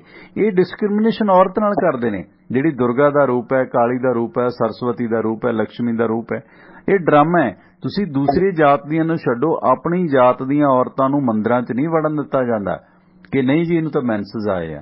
ਮੈਂਸਸ ਯਾਰ ਇੱਕ ਦਿਨ ਆਉਂਦੇ ਆ, 50 ਸਾਲ ਥੋੜੀ ਮੈਂਸਸ ਆਈ ਜਾਂਦੇ ਆ। ਠੀਕ ਹੈ 4 ਦਿਨ ਮੈਂਸਸ ਆਉਂਦੇ ਆ, ਤੁਹਾਡੀ ਪ੍ਰੋਬਲਮ ਹੋ ਸਕਦੀ ਹੈ ਮਾਸਿਕ ਧਰਮ ਦੀ, ਪਰ ਬਾਕੀ ਤੁਸੀਂ ਪੈਦਾ ਹੀ ਉੱਥੋਂ ਹੁੰਦੇ ਹੋ, ਹੈ ਨਾ। ਠੀਕ ਹੈ 4-5 ਦਿਨ ਥੋੜੀ ਡਿਸਟਰਬੈਂਸ ਹੁੰਦੀ ਹੈ, ਉਦੋਂ ਨਾ ਜਾਣ ਦਿਓ ਕਿ ਜਿੰਨੀ ਦੇਰ ਮੈਂਸਸ ਬੰਦ ਨਹੀਂ ਹੁੰਦੇ ਉਨੀ ਦੇਰ ਔਰਤ ਸਬਰੀਮਾਲਾ ਮੰਦਿਰ 'ਚ ਨਹੀਂ ਜਾ ਸਕਦੀ, ਭਗਵਾਨ ਪਿੱਟਿਆ ਜਾਊ। ਸੁਪਰੀਮ ਕੋਰਟ ਨੇ ਇਹ ਫੈਸਲਾ ਦਿੱਤਾ ਤੇ ਇਹ ਜਨਾਬ ਜਿਹੜੇ ਕਹਿੰਦੇ ਸਰਵਉੱਚ ਅਦਾਲਤ ਸਭ ਤੋਂ ਸ੍ਰੇਸ਼ਟ ਹੈ, ਉਹਦੇ ਫੈਸਲੇ ਦੇ ਖਿਲਾਫ ਇਹ ਜਨ ਸੰਘੀਏ ਕੱਟੜ ਹਿੰਦੂ ਤਵੀ RSS ਜਮਾਤ ਉਹਦੇ ਖਿਲਾਫ ਜਿੱਦ ਕਰੀ ਬੈਠੀ ਹੈ। ਇਹ ਆਪਣੀਆਂ ਔਰਤਾਂ ਨੂੰ ਨਹੀਂ ਬਰਾਬਰਤਾ ਦਿੰਦੇ। ਹੁਣ 3 ਤਲਾਕ ਹੈ, ਉਹ ਵੀ ਉਹਨਾਂ ਦੇ ਧਰਮ ਦਾ ਮਸਲਾ ਜੀ। ਉੱਥੇ ਤਾਂ ਤੁਸੀਂ ਉਹਨਾਂ ਦੀ ਔਰਤਾਂ ਦੇ ਹਕੂਕ ਦੀ ਗੱਲ ਕਰਦੇ ਹੋ ਤੇ ਆਪਣੀ ਯਸ਼ੋਦਾ ਬੇਨ ਉਹਨਾਂ ਨੂੰ ਤੁਸੀਂ ਕੀ ਰਾਈਟ ਦਿੱਤਾ? ਤੇ ਬਾਕੀ ਦੀਆਂ ਜਿਹੜੀਆਂ ਦੇਵੀ ਰੂਪੀ ਔਰਤਾਂ ਨੇ, ਬੱਚੀਆਂ ਨੇ, ਉਹਨਾਂ ਨੂੰ ਤੁਸੀਂ ਮੰਦਿਰਾਂ 'ਚ ਨਹੀਂ ਜਾਣ ਦਿੰਦੇ। ਜੇ ਤੁਹਾਨੂੰ 3 ਤਲਾਕ ਉਹਨਾਂ ਮੁਸਲਿਮ ਔਰਤਾਂ ਦਾ ਫਿਕਰ ਹੈ ਕਿ ਆਪਣੀਆਂ ਹਿੰਦੂ ਔਰਤਾਂ ਦਾ ਫਿਕਰ ਨਹੀਂ, 50 ਕਰੋੜ 60 ਕਰੋੜ ਔਰਤਾਂ ਦਾ ਜੀ। ਡਰਾਮੇਬਾਜ਼ੀ ਹੈ ਜੀ, ਆਹ ਕੁਦਰਤੀ ਪ੍ਰਕਿਰਿਆ ਜੀ। ਇਹਨੂੰ ਇਹਦੇ ਨੇ ਪਵਿੱਤਰ ਆ ਜਾਂ ਪਵਿੱਤਰ ਵਾਲੀ ਕੋਈ ਗੱਲ ਬਣਦੀ ਨਹੀਂ ਗੀ। ਆਹ ਤਾਂ ਜੇ ਆਹ ਚੀਜ਼ ਨਾ ਹੋਵੇ ਤਾਂ ਪੈਦਾ ਹੀ ਨਾ ਹੋਣ ਜਵਾਕ, ਵੀ ਆ ਪਵਿੱਤਰ ਕਿਵੇਂ ਹੋ ਗਿਆ? ਤਾਂ ਪਵਿੱਤਰ ਦੀ ਜਨਾਨੀ ਲੇਡੀ ਦੀ ਪਵਿੱਤਰਤਾ ਦੀ ਨਿਸ਼ਾਨੀ ਹੈ। ਜੇ ਉਹਨੂੰ ਪੀਰੀਅਡ ਆਉਂਦੇ ਤਾਂ ਹੀ ਉਹ ਬਣ ਸਕਦੀ ਹੈ, ਨਹੀਂ ਤਾਂ ਫਿਰ ਸਾਡੇ ਜੈਂਡਰ 'ਚ ਹੀ ਗਿਣੀ ਜਾਊਗੀ ਜਦੋਂ ਉਹਨੂੰ ਆਹ ਚੀਜ਼ ਆਊਗੀ ਨਾ। ਬਿਲਕੁਲ ਉਹਦਾ ਸਭ ਤੋਂ ਵੱਡਾ ਸਰਾਪ ਆ ਜੇ ਆਹ ਚੀਜ਼ ਨਹੀਂ ਆਉਂਦੀ। ਆਹ ਤਾਂ ਉਸ ਵਾਸਤੇ ਬਹੁਤ ਵੱਡਾ ਸਰਾਪ ਆ ਜੇ ਕਿਸੇ ਜਨਾਨੀ ਨੂੰ ਕਿਸੇ ਕਾਰਨ ਨਹੀਂ ਆਉਂਦੇ ਮੇਰੇ ਹਿਸਾਬ ਨਾਲ। ਹਾਂਜੀ ਥੈਂਕ ਯੂ ਜੀ। Thank you Brar Sahib, thank you. ਬਿਲਕੁਲ ਇਹ ਮਤਲਬ ਇਹ ਭਗਵਾਨ ਦੇ ਪੈਰਾਂ ਤੋਂ ਪੈਦਾ ਹੋਇਆ ਜੀ। ਭਗਵਾਨ ਦੇ ਪੈਰ ਹੀ ਪੂਜਦੇ ਹੋ ਮੰਦਿਰ 'ਚ ਜਾ ਕੇ, ਲੰਗੜੇ ਭਲਵਾਨ ਦਾ ਕੀ ਕਰੋਗੇ, ਹੈ ਨਾ। ਇਹ ਸਭ ਮਨੂਵਾਦ ਹੈ, ਖੌਤੀ ਮਨੂਵਾਦ ਦੇ ਪੁਆੜੇ ਨੇ। ਜਿਹੜੀ ਗੱਲ ਕਹੀ ਚੁਭਦੀ ਬਹੁਤ ਹੈ RSS ਵਾਲਿਆਂ ਨੂੰ ਫਿਰ, ਹੈ ਨਾ। ਮਤਲਬ ਕਿਸ ਆਧਾਰ ਤੇ ਤੁਸੀਂ ਮਤਲਬ ਜੇ ਮਨੁੱਖੀ ਵਰਤਾਰੇ ਦੀ ਗੱਲ ਕਰਦੇ ਹੋ, ਦੇਖੋ ਔਰਤ ਦੇਵੀ ਦਾ ਰੂਪ ਹੈ, ਕਿੰਨੇ ਅੱਛੇ ਪੋਲੀਟੀਕਲ ਲੋਕ ਸੀਗੇ, ਹੈ ਨਾ। ਲక్ష్ਮੀ ਕਾਂਤਾ ਚਾਵਲਾ ਜਾਂ ਹੋਰ ਜਿੰਨੇ ਪੋਲੀਟੀਕਲ ਲੋਕ ਨੇ ਉਹ ਥੋੜਾ ਵਿਰੋਧ ਵੀ ਕਰਦੇ ਨੇ ਇਸ ਚੀਜ਼ ਦਾ। ਜੇ ਤੁਸੀਂ ਵੇਖੋ ਕਿ ਸ਼ਨੀ ਸ਼ਿਗਨਾਪੁਰ ਮੰਦਿਰ ਦੇ ਵਿੱਚ, ਹਾਜੀ ਅਲੀ ਦਰਗਾਹ ਦੇ ਵਿੱਚ, ਇਸਲਾਮ 'ਚ ਵੀ ਹੈਗਾ, ਸਿੱਖਾਂ 'ਚ ਵੀ ਹੈਗਾ। ਹੁਣ ਦਰਬਾਰ ਸਾਹਿਬ ਕਿਹੜਾ ਕਰਨ ਦਿੰਦੇ ਆ? ਇੱਥੇ ਵੀ ਟਕਸਾਲੀ ਜਾਂ ਆਪਣੀ ਜਦੋਂ ਤੇੜੇ ਹੋਏ ਆ। ਸੋ ਉਹ ਜੋ ਮਨੁੱਖ ਸੁਚੇਤ ਹੋਏਗਾ, ਹਾਲਾਂਕਿ ਗੱਲ ਉਹੀ ਹੈ ਕਿ ਇਹ ਜਿਹੜਾ ਸਿੱਖ ਫਲਸਫੇ 'ਚ ਬਰਾਬਰਤਾ ਦੀ ਗੱਲ ਜੋ ਗੁਰੂ ਨਾਨਕ ਸਾਹਿਬ ਨੇ ਆਖੀ ਕਿ ਸੋ ਕਿਉ ਮੰਦਾ ਕੀ ਇੱਜ਼ਤ ਜਮੈ ਰਜਾਨ, ਉਸੇ ਨੂੰ ਉਸੇ ਫਲਸਫੇ ਦੇ ਅਧੀਨ ਇਹ ਲੋਕ ਨੇ ਨਾ ਜਿਹੜੇ ਫਿਰ ਉਸੇ ਮਨੂਵਾਦ ਦੀ ਆੜ ਦੇ ਵਿੱਚ ਜਿਹੜਾ ਇਹ ਨੇਪਰੇ ਨਹੀਂ ਚੜ੍ਹਨ ਦੇ ਰਹੇ। ਸੋ ਲਓ ਦੋਸਤੋ, ਇਹ ਸਨ ਕੁਝ ਹੁਣ ਤੱਕ ਦੀਆਂ ਅਪਡੇਟਸ। ਤੇ ਸਾਡੇ ਇਹਨਾਂ ਪ੍ਰੋਗਰਾਮਾਂ ਨੂੰ ਸਪੋਰਟ ਕੀਤਾ ਬਾਈ ਬਲਵੀਰ ਸਿੰਘ ਸਮਾਨਪੁਰ ਪਰਿਵਾਰ ਨੇ, ਜਿਨ੍ਹਾਂ ਦੇ ਅਮਰੀਕਾ ਦੇ ਵਿੱਚ ਕਈ ਸਾਰੇ ਕਾਰੋਬਾਰ ਨੇ। ਵਾਸ਼ਿੰਗਟਨ ਦੇ ਵਿੱਚ ਹੈ ਇਹਨਾਂ ਦਾ Arlington fuel stop 1801 Pioneer East Highway exit 208 ਤੇ। ਇਸ ਲੋਕੇਸ਼ਨ ਤੇ ਤੁਹਾਨੂੰ ਫ੍ਰੀ ਕਾਫੀ, ਈਮੇਲ ਫੈਕਸ ਕਰਨ ਦੀ ਸੁਵਿਧਾ ਤੇ ਟਰੱਕ ਪਾਰਕਿੰਗ ਫ੍ਰੀ ਹੈ, ਨਾਲ ਟਰੱਕਾਂ ਦਾ ਸਮਾਨ ਸਮੱਗਰੀ ਇੱਥੋਂ ਖਰੀਦ ਸਕਦੇ ਹੋ। ਵਾਸ਼ਿੰਗਟਨ ਸਟੇਟ ਦੇ ਵਿੱਚ Arlington fuel stop 1801 Pioneer East Highway exit 208 ਤੇ। ਦੂਜੀ ਲੋਕੇਸ਼ਨ ਹੈ ਇਹਨਾਂ ਦੀ ਕੈਲੀਫੋਰਨੀਆ ਦੇ ਵਿੱਚ ਲਾਸ ਹਿਲ ਟਰੈਵਲ ਸੈਂਟਰ 14814 ਅਲੋਮਾ ਸਟਰੀਟ ਲਾਸ ਹਿਲ ਐਗਜ਼ਿਟ 278 ਤੇ। ਇਸ ਲੋਕੇਸ਼ਨ ਤੇ ਤੁਹਾਨੂੰ ਫ੍ਰੀ ਚਾਹ, ਸ਼ਾਵਰ, ਲਾਂਡਰੀ ਤੇ ਓਵਰਨਾਈਟ ਟਰੱਕ ਪਾਰਕਿੰਗ ਫ੍ਰੀ ਹੈ, ਨਾਲ ਲਿਕਰ ਸ਼ਾਪ ਹੈ, ਫ੍ਰੀ ਨਹੀਂ ਹੈ, ਸਦ ਉਪਯੋਗ ਕਰੋ। ਤੇ ਬਲਵੀਰ ਸਿੰਘ ਸਮਾਨਪੁਰ ਹੋਰਾਂ ਦਾ ਫਿਊਲ ਕੰਪਨੀ ਦਾ ਕਾਰੋਬਾਰ ਹੈ, ਮਸਲਨ Delta fuel company, Mobil Exxon, Marathon fuel company ਤੋਂ ਗੈਸ ਸਟੇਸ਼ਨਾਂ ਵਾਲੇ ਸੱਜਣ ਫਿਊਲ ਫਰੈਂਚਾਈਜ਼ ਬ੍ਰਾਂਡਡ ਤੇ ਅਨਬ੍ਰਾਂਡਡ ਡੀਜ਼ਲ ਖਰੀਦ ਸਕਦੇ ਨੇ। ਕੋਈ ਡੀਲ ਬਣਾਉਣੀ ਆ ਤਾਂ ਬਲਵੀਰ ਸਿੰਘ ਸਮਾਨਪੁਰ ਹੋਰਾਂ ਦੇ ਭਰਾ ਸਾਹ ਹਰਜਾਪ ਸਿੰਘ ਦਾ ਨੰਬਰ ਨੋਟ ਕਰ ਲਓ, 425 232 8413 4252328413 ਨੰਬਰ ਹੈ ਸਾਹ ਹਰਜਾਪ ਸਿੰਘ ਹੋਰਾਂ ਦਾ। ਤੇ ਸਾਡੇ ਪ੍ਰੋਗਰਾਮ ਨੂੰ ਸਪੋਰਟ ਕੀਤਾ ਬਾਈ ਸੁੱਖੀ ਘੁੰਮਣ ਹੋਰਾਂ ਨੇ। ਬੇਕਰਸਫੀਲਡ ਇਲਾਕੇ 'ਚ ਵਿਚਰ ਰਹੇ ਤੋਂ ਮਾਰੋ ਆਪਣੇ ਟਰੱਕ ਟਰਾਲਿਆਂ ਨੂੰ brake. Union village stock stop ਤੇ ਨਾਲ ਬਣਿਆ ਇੰਡੀਅਨ ਰੈਸਟੋਰੈਂਟ ਜੋ ਦੇਸੀ ਘਿਓ ਦੇ ਪਰੌਂਠੇ ਦਹੀਂ ਨਾਲ ਬਹੁਤ ਸਵਾਦਲੇ ਛਕਾਉਂਦੇ ਨੇ, ਇਹਨਾਂ ਦੀ ਖਾਸੀਅਤ ਹੈ। ਇਸ ਤੋਂ ਇਲਾਵਾ ਇੱਥੇ ਤੁਸੀਂ ਹੋਰ ਭਾਰਤੀ ਵਿਦੇਸ਼ੀ ਖਾਣਿਆਂ ਦਾ ਆਨੰਦ ਲੈ ਸਕਦੇ ਹੋ। ਤੇ ਇੱਥੇ ਟਰੱਕ ਵਾਸ਼ ਹੈ, ਟਰੱਕ ਧੁਆਓ, ਡੀਜ਼ਲ ਪਵਾਓ। ਇਹ ਅਦਾਰੇ ਉਸੇ ਜਗ੍ਹਾ ਤੇ ਨੇ ਜਿੱਥੇ ਟਰੱਕ ਯੂਨੀਅਨ ਸਕੂਲ ਹੁੰਦਾ ਸੀ। ਤੇ ਯੂਨੀਅਨ ਵੇਜ ਟਰੱਕ ਸਟਾਪ ਤੇ ਇੰਡੀਅਨ ਰੈਸਟੋਰੈਂਟ ਦਾ ਜਿਹੜਾ ਐਡਰੈਸ ਹੈ ਉਹ ਹੈ 2201 100 union avenue, Bakersfield, California, zip code 93307। Roadways transport ਵਾਲੇ ਸੁੱਖੀ ਘੁੰਮਰ ਹੋਰਾਂ ਦਾ ਇਹ ਕਾਰੋਬਾਰ ਹੈ, ਜਿਨ੍ਹਾਂ ਦਾ ਨੰਬਰ ਹੈ 661 304 7500 66130475000। ਸਵਾਗਤ ਹੈ ਤੁਹਾਡਾ 43 ਨੰਬਰ। ਬੀਬਾ ਕੀ ਕਰਨ ਲੱਗ ਪਈ ਤੂੰ, ਕਿਸੇ ਵੇਲੇ ਤਾਂ ਐਡ ਦਾ ਖੜਾ ਛੱਡ ਦਿਆ ਕਰੋ। ਤੇ ਇਸੇ ਦੌਰਾਨ ਸਾਡੇ ਇਹਨਾਂ ਪ੍ਰੋਗਰਾਮਾਂ ਨੂੰ ਸਪੋਰਟ ਕੀਤਾ ਵਾਸ਼ਿੰਗਟਨ ਫreight ਸਰਵਿਸ ਵਾਲਿਆਂ ਨੇ। ਸਿਆਟਲ ਇਲਾਕੇ ਦੇ ਲੋਕਲ ਲੋਡ ਚਾਹੁੰਦੇ ਹੋ, ਲੰਮੇ ਰੂਟਾਂ ਤੋਂ ਕਟਾਏ ਹੋ, ਦਿਨੇ ਦਿਨੇ ਟਰੱਕ ਚਲਾਓ, ਸ਼ਾਮਾਂ ਨੂੰ ਘਰ ਆਓ ਤੇ ਸਾਂਝ ਬਣਾਓ ਵਾਸ਼ਿੰਗਟਨ ਫreight ਸਰਵਿਸ ਵਾਲਿਆਂ ਨਾਲ, ਜੋ ਤੁਹਾਡੀ ਸਹੂਲਤ ਵਾਸਤੇ ਡਿਸਪੈਚ ਵੀ ਪੰਜਾਬੀ ਅੰਗਰੇਜ਼ੀ ਭਾਸ਼ਾ 'ਚ ਦਿੰਦੇ ਨੇ। ਤੁਸੀਂ ਓਨਰ ਆਪਰੇਟਰ ਡਰਾਈਵਰ ਹੋ ਤਾਂ ਸਿਆਟਲ ਇਲਾਕੇ ਦੇ ਵਾਧੂ ਲੋਡ ਲੈ ਸਕਦੇ ਹੋ। ਡਰਾਈਵਿੰਗ ਦੀ ਜੌਬ ਚਾਹੀਦੀ ਹੈ ਤਾਂ ਵੀ ਸੰਪਰਕ ਕਰੋ। ਆਵਰਲੀ ਪ੍ਰਤੀ ਘੰਟਾ ਤੁਹਾਡਾ ਡਰਾਈਵਿੰਗ ਦਾ ਮਿਹਨਤਾਨਾ ਦਿੱਤਾ ਜਾਂਦਾ।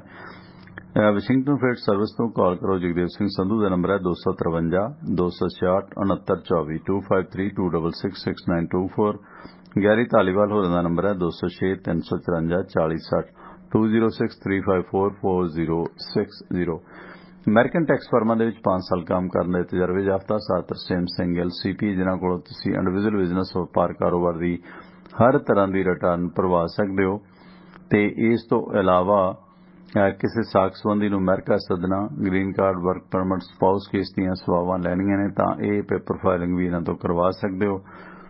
ਤੇ ਇਸ ਦੇ ਨਾਲ ਨਾਲ ਇਹਨਾਂ ਦਾ ਐਡਰੈਸ ਹੈ ਨਿਊਜਰਸੀ ਦੇ ਵਿੱਚ, ਨਿਊਜਰਸੀ ਦੇ ਲਾਗੇ ਈਸਟਰਨ ਸਿਟੀ ਹੈ ਪੈਨਸਿਲਵੇਨੀਆ ਦਾ, ਜਿੱਥੇ ਵਸਦੇ ਨੇ CPA ਤਰਸੇਮ ਸਿੰਘ ਗਿੱਲ।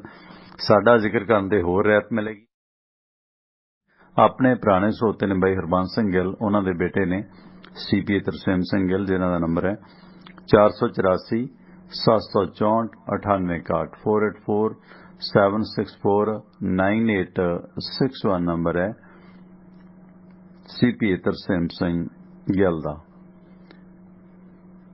ਤੇ ਉਧਰ ਦੀਵਾਲੀ ਦੇ ਪਟਾਕਿਆਂ ਤੇ ਬੈਨ ਲਾਉਣ ਤੋਂ ਖਫਾ ਹੋ ਗਈ ਹੈ ਕੰਗਣਾ ਰਣੌਤ। ਉਸਨੇ ਮਜ਼ਾਕ ਉਡਾਇਆ ਕਿ ਜੇ ਪ੍ਰਦੂਸ਼ਣ ਤੋਂ ਇੰਨਾ ਡਰ ਆਉਂਦਾ ਹੈ ਤਾਂ ਆਫਿਸ ਜਾਂਦੇ ਹੋਏ ਕਾਰਾਂ ਦਾ ਇਸਤੇਮਾਲ ਨਾ ਕਰੋ। ਇਹਦਾ ਵੀ ਕੰਮ ਹਿੱਲਿਆ ਪਿਆ, ਕੱਟੜਵਾਦ ਇੰਨਾ।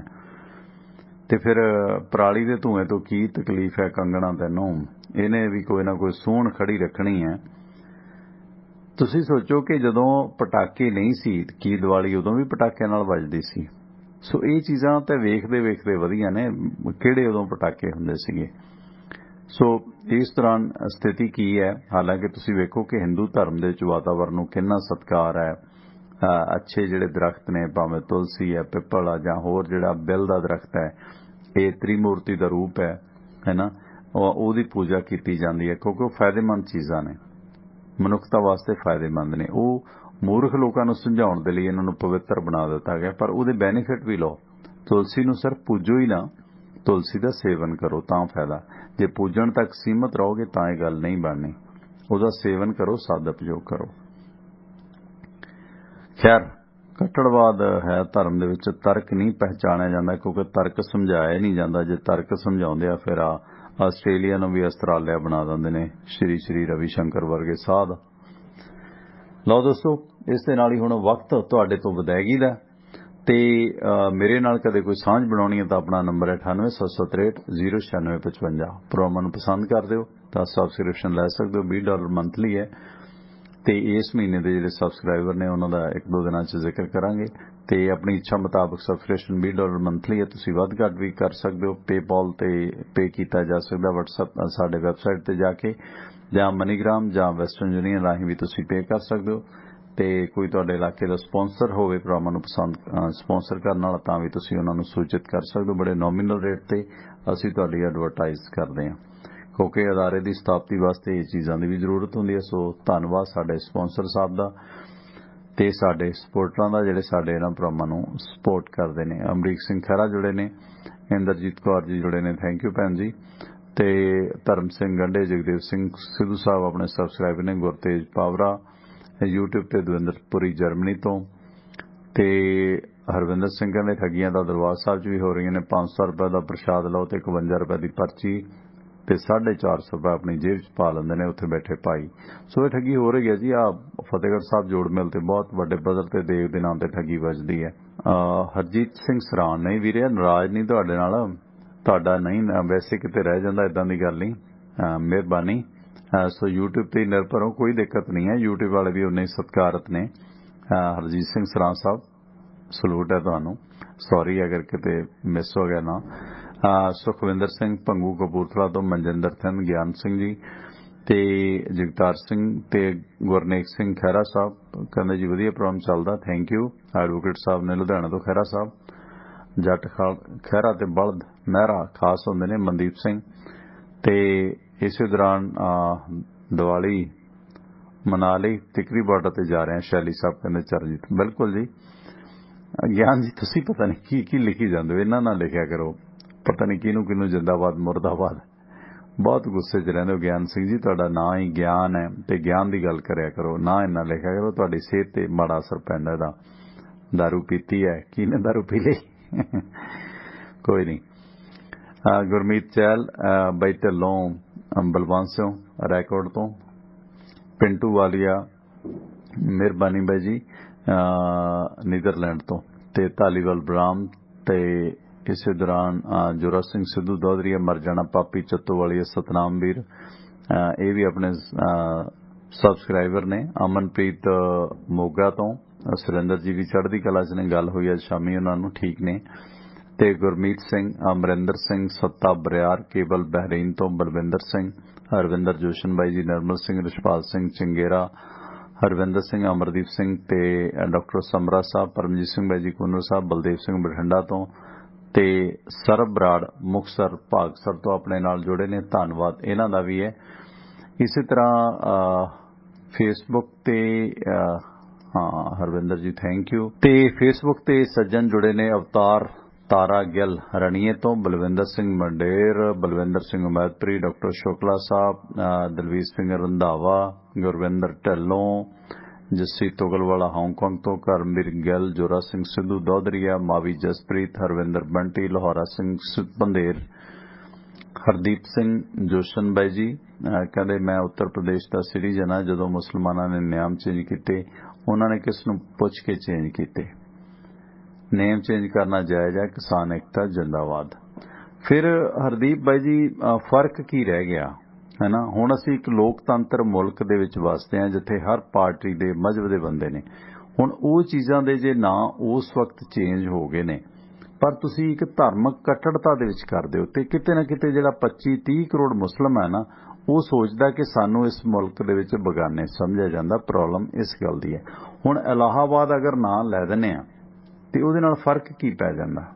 ਉਹ ਜੇ ਤਾਂ ਤੁਸੀਂ ਵੇਖੋ ਕਿ ਜਿਵੇਂ ਹੁਣ ਨਵਾਂ ਸ਼ਹਿਰ ਸੀਗਾ, ਰਵਾਇਤੀ ਨਾਂ ਹੈ, ਉਹ ਸ਼ਹੀਦ ਭਗਤ ਸਿੰਘ ਦਾ ਇਲਾਕਾ ਸੀ, ਉਹਨਾਂ ਦੇ ਨਾਂ ਤੇ ਰੱਖ ਦਿੱਤਾ, ਇਹ ਤਾਂ ਹੋਇਆ ਜਾਇਜ਼। ਤੁਸੀਂ ਵੇਖੋ ਕਿ ਜਿੱਦ ਇੰਨੀ ਹੈ ਕਿ ਜਿਹੜਾ ਚੰਡੀਗੜ੍ਹ 에ਅਰਪੋਰਟ ਹੈ, ਮੋਹਾਲੀ 에ਅਰਪੋਰਟ, ਚੰਡੀਗੜ੍ਹ 에ਅਰਪੋਰਟ ਕੋਈ ਵੀ ਕਹਿ ਲਓ, ਹਰਿਆਣਾ ਤੇ ਪੰਜਾਬ ਦੀਆਂ ਦੋਨਾਂ ਦੀਆਂ ਸਰਕਾਰਾਂ ਨੇ, ਬਾਦਲ ਵਜ਼ਾਰਤ ਤੇ ਉਧਰ ਕਾਂਗਰਸ ਵਜ਼ਾਰਤ ਸੀ, ਇਹਨਾਂ ਨੇ ਉਹਦਾ ਨਾਮ ਸਰਦਾਰ ਭਗਤ ਸਿੰਘ ਦੇ ਨਾਂ ਤੇ ਰੱਖ ਦਿੱਤਾ। ਉਹ ਕਹਿੰਦੇ ਸੀ ਮੰਗਲ ਸੇਨ ਹੈ ਕੋਈ RSS ਦਾ ਨੇਤਾ, ਉਹਦੇ ਨਾਂ ਤੇ ਰੱਖਣਾ। ਹਰਿਆਣਾ ਅਜੇ ਤੱਕ ਅੜਿਆ ਹੋਇਆ। ਇਹ ਗੱਲਾਂ ਥੋੜੀ ਹੈ ਯਾਰ, RSS ਦਾ ਹੋਊ ਤੁਹਾਡਾ ਹੋਊ, ਦੇਸ਼ ਲਈ ਉਹਨੇ ਕੀ ਕੀਤਾ ਮੰਗਲ ਸੇਨ ਨੇ। ਸੋ ਇਹ ਬੇਵਕੂਫੀ ਵਾਲੀ ਜਿੱਦ ਹੈ। ਇਹਦੇ 'ਚ ਇੱਕ ਸੁਨੇਹਾ ਜਾਂਦਾ ਸੀ ਲੋਕਤੰਤਰ ਮੁਲਕ 'ਚ ਹੈ, ਕੀ ਮੁਸਲਮਾਨਾਂ ਦਾ ਕੰਟਰੀਬਿਊਸ਼ਨ ਹੀ ਹੈ? ਅਬਦੁਲ ਹਮੀਦ ਨੇ ਕਿਹਦੇ ਵਾਸਤੇ ਜਾਨ ਦਿੱਤੀ? ਉਹ ਵੀ ਹਮਲਾਵਰ ਹੈ। ਰਹਿਮਤ ਅਲੀ ਵਜੀਦ ਕਿਹਾ, ਹੋਰ ਕਿੰਨੇ ਫਰੀडम ਫਾਈਟਰ ਹੋਏ, ਸ਼ਫਾਕ ਉੱਲਾ ਹੋਏ, ਉਹਨਾਂ ਸਾਰਿਆਂ ਨੇ ਦੇਸ਼ ਲਈ ਕੁਰਬਾਨੀ ਕੀਤੀ। ਭਾਰਤੀ ਫੌਜ ਕਿੰਨੇ ਮੁਸਲਿਮ ਨੇ? ਡਾਕਟਰ ਅਬਦੁਲ ਕਲਾਮ ਸਾਹਿਬ ਦੀਆਂ ਕੁਰਬਾਨੀਆਂ ਨੂੰ ਭੁੱਲ ਜਾਓਗੇ ਤੁਸੀਂ, ਹੈ ਨਾ? ਇਸ ਮੁਲਕ ਨੂੰ ਸਟਰੋਂਗ ਕਰਨ ਦੇ ਵਿੱਚ ਉਹਨਾਂ ਦਾ ਕਿੰਨਾ ਯੋਗਦਾਨ ਹੈ। ਇਹ ਠੀਕ ਹੈ ਕਿ ਉਦੋਂ ਨਾਂ ਚੇਂਜ ਹੋ ਗਏ, ਪਰ ਹੁਣ ਜਿਹੜੀਆਂ ਇੱਕ ਸਦੀਆਂ ਤੋਂ ਚੱਲੀ ਆਉਂਦੀ ਚੀਜ਼ ਹੈ, ਤੁਸੀਂ ਕੱਟੜਤਾ ਦੇ ਦਿਨ ਉਹਨਾਂ ਨੂੰ ਬਦਲ ਰਹੇ ਹੋ, ਹਿੰਦੂ ਰਾਸ਼ਟਰ ਬਣਾ ਰਹੇ ਹੋ ਤੁਸੀਂ। ਬੋਹ ਆਉਂਦੀ ਹੈ ਤੁਹਾਨੂੰ ਹਰ ਚੀਜ਼ 'ਚੋਂ। ਜਿਹੜਾ ਦਰਬਾਰ ਸਾਹਿਬ ਹੈ ਉਹ ਤੁਹਾਨੂੰ ਵਿਸ਼ਨੂੰ ਹਰੀ ਦਾ ਮੰਦਿਰ ਲੱਗਦਾ। ਹਰ ਚੀਜ਼ ਤੇ ਕਬਜ਼ਾ ਯਾਰ, ਇਹ ਬਰਦਾਸ਼ਤ ਨਹੀਂ ਹੋਏਗਾ। ਭਾਰਤ ਮਾਤਾ ਭਾਰਤ ਦੀ ਧਰਤੀ ਹੈ, ਤੁਸੀਂ ਉਹਨੂੰ ਹਿੰਦੂ ਦੇਵੀ ਬਣਾ ਕੇ ਬਹਿ ਗਏ ਹੋ। ਗੱਲ ਤੇ ਕਰੋ ਨਾ, ਤਰਕ ਤੇ ਆਓ, ਕਿਤੇ ਮੇਰੇ ਨਾਲ ਗੱਲ ਕਰੋ ਕਿ ਕਿੱਥੇ ਤੁਸੀਂ ਸਹੀ ਹੋ, ਕਿੱਥੇ ਗਲਤ ਹੋ। ਜਾਂ ਮੈਂ ਗਲਤ ਤਾਂ ਮੈਨੂੰ ਦੱਸੋ। ਫਿਰ ਉਹ ਤੁਹਾਡਾ ਹਿਡਨ ਏਜੰਡਾ ਮਤਲਬ ਸਟ੍ਰਾਈਕਾਂ ਮਾਰਦੇ ਹੋ, ਪ੍ਰੋਗਰਾਮ ਬੰਦ ਕਰਾਉਂਦੇ ਹੋ, ਫੇਸਬੁੱਕਾਂ ਬੰਦ ਕਰਾਉਂਦੇ ਹੋ। ਇਹ ਕੋਈ ਤਰੀਕਾ ਥੋੜੀ ਹੈ ਯਾਰ। ਲਿਬਰਲ ਹੋਣਾ ਚਾਹੀਦਾ, ਆਪਣੇ ਧਰਮ ਦਾ ਸਤਿਕਾਰ ਕਰੋ, ਦੂਜੇ ਦਾ ਵੀ ਸਤਿਕਾਰ ਕਰੋ। ਦੂਜੇ ਧਰਮ ਨੂੰ ਜੇ ਔਰੰਗਜ਼ੇਬ ਦੀ ਤਰ੍ਹਾਂ ਖਤਮ ਕਰ ਦਿਓ ਤਲਵਾਰ ਦੇ ਜ਼ੋਰ ਤੇ ਜਾਂ ਤਿਕੜਮਬਾਜ਼ੀ ਦੇ ਜ਼ੋਰ ਤੇ, ਦੋਨੇ ਚੀਜ਼ਾਂ ਗਲਤ ਨੇ। RSS ਕਰ ਰਹੀ ਹੈ, ਤਿਕੜਮਬਾਜ਼ੀਆਂ ਕਰ ਰਹੀ ਹੈ। ਜਿੱਥੇ ਜ਼ੋਰ ਚੱਲਦਾ ਤਲਵਾਰ ਵੀ ਚਲਾਉਂਦੇ ਆ। ਤੇ ਜੇ ਮੁਸਲਮਾਨਾਂ ਨੇ ਜੋਸ਼ਨ ਸਾਹਿਬ ਚੇਂਜ ਕੀਤੇ, ਉਹਨਾਂ ਨੇ ਵੀ ਧੱਕਾ ਕੀਤਾ, ਪਰ ਹੁਣ BJP ਧੱਕਾ ਕਰਦੀ ਹੈ। ਫਿਰ ਉਹਨਾਂ ਤੇ ਇਹਨਾਂ 'ਚ ਫਰਕ ਕੀ ਹੈ? ਕੀ ਇੱਕ ਸੰਵਿਧਾਨਕ ਮੁਲਕ ਹੈ? ਇਸ ਕਰਕੇ ਇਹ ਕੱਟੜਤਾ ਨੇ ਲੈ ਬੈਠਣਾ ਦੇਸ਼ ਨੂੰ। 25 ਕਰੋੜ ਮੁਸਲਿਮ ਨੇ, ਉਹ ਵੀ ਇਸ ਮੁਲਕ ਦਾ ਹਿੱਸਾ ਨੇ, ਇਸ ਮੁਲਕ ਦੀ ਤਰੱਕੀ ਕਰਦੇ ਨੇ, ਉਹਨਾਂ ਨੇ ਇੱਥੇ ਰਹਿਣਾ ਮੰਨਿਆ। ਬਲਵੰਤ ਸਿੰਘ ਢਿੱਲੋਂ ਥੈਂਕ ਯੂ, ਗੋਲਡੀ ਜੀ ਥੈਂਕ ਯੂ, ਵੱਡੇ ਭੈਣ ਹਰਵਿੰਦਰ ਜੌਲ ਥੈਂਕ ਯੂ, ਰਸ਼ਪਾਲ ਸਿੰਘ ਗਰੇਵਾਲ ਸਾਹਿਬ, ਗੁਰਮੀਤ ਸਿੰਘ ਤੇ ਦਲਵੀਰ ਰੰਧਾਵਾ, ਹਾਂ ਸੰਜੇ ਦਾ ਵਾਰਤਾਲਾਪ ਧ੍ਰਿਤਰਾਸ਼ਟਰ ਨੂੰ ਸੁਣਾਉਣਾ, ਤੇ ਹਰਜੀਤ ਲਿਟਬਾਈ ji thank you, Veer Sidhu Modesto ਤੋਂ thank you, Yadwinder Singh, Sargveer Singh UK ਤੋਂ, ਗੰਗਾਨਗਰ ਵਾਲੇ ਆਪਣੇ ਸਬਸਕ੍ਰਾਈਬਰ ਨੇ। ਦੀਵਾਲੀ ਮੁਬਾਰਕਾਂ। ਸੋ ਦੀਵਾਲੀ ਆਪ ਨੂੰ ਮੁਬਾਰਕ ਹੋਵੇ, ਬੰਦੀ ਛੋੜ ਦਿਵਸ ਦੀਵਾਲੀ ਦੀਆਂ ਆਪ ਨੂੰ ਬਹੁਤ ਮੁਬਾਰਕਾਂ। ਬਾਕੀ ਕੱਲ ਦੀਵਾਲੀ ਦਾ ਦਿਨ, ਆਪਾਂ ਸਵੇਰੇ ਵੀ ਤੇ ਸ਼ਾਮ ਨੂੰ ਵੀ ਪ੍ਰੋਗਰਾਮ ਕਰਾਂਗੇ। ਆਪਣੀ ਤੇ ਗੱਲ ਉਹੀ ਹੈ ਕਿ ਸਦਾ ਦੀਵਾਲੀ ਸਾਧ ਦੀ ਤੇ ਚੱਤੋ ਪੈਰ ਬਸੰਤ। ਲਓ, ਇਸ ਦੇ ਨਾਲ ਹੁਣ ਬੁਲਾਉਂਦੇ ਆ ਫਤਿਹ, ਤੇ ਸਵੇਰੇ ਫਿਰ 6 ਵਜੇ ਤੁਹਾਡੇ ਨਾਲ ਮੁਲਾਕਾਤ ਹੋਏਗੀ। ਤਦ ਤੱਕ ਤੁਹਾਡਾ ਤੇ ਸਾਡਾ ਰੱਬ ਰਾਖਾ। ਸ਼ਬਾ ਖੈਰ, ਸਤਿ ਸ਼੍ਰੀ ਅਕਾਲ। ਜੁੜੇ ਰਹੋ ਟਿਵਾਣਾ ਰੇਡੀਓ ਦੇ ਨਾਲ।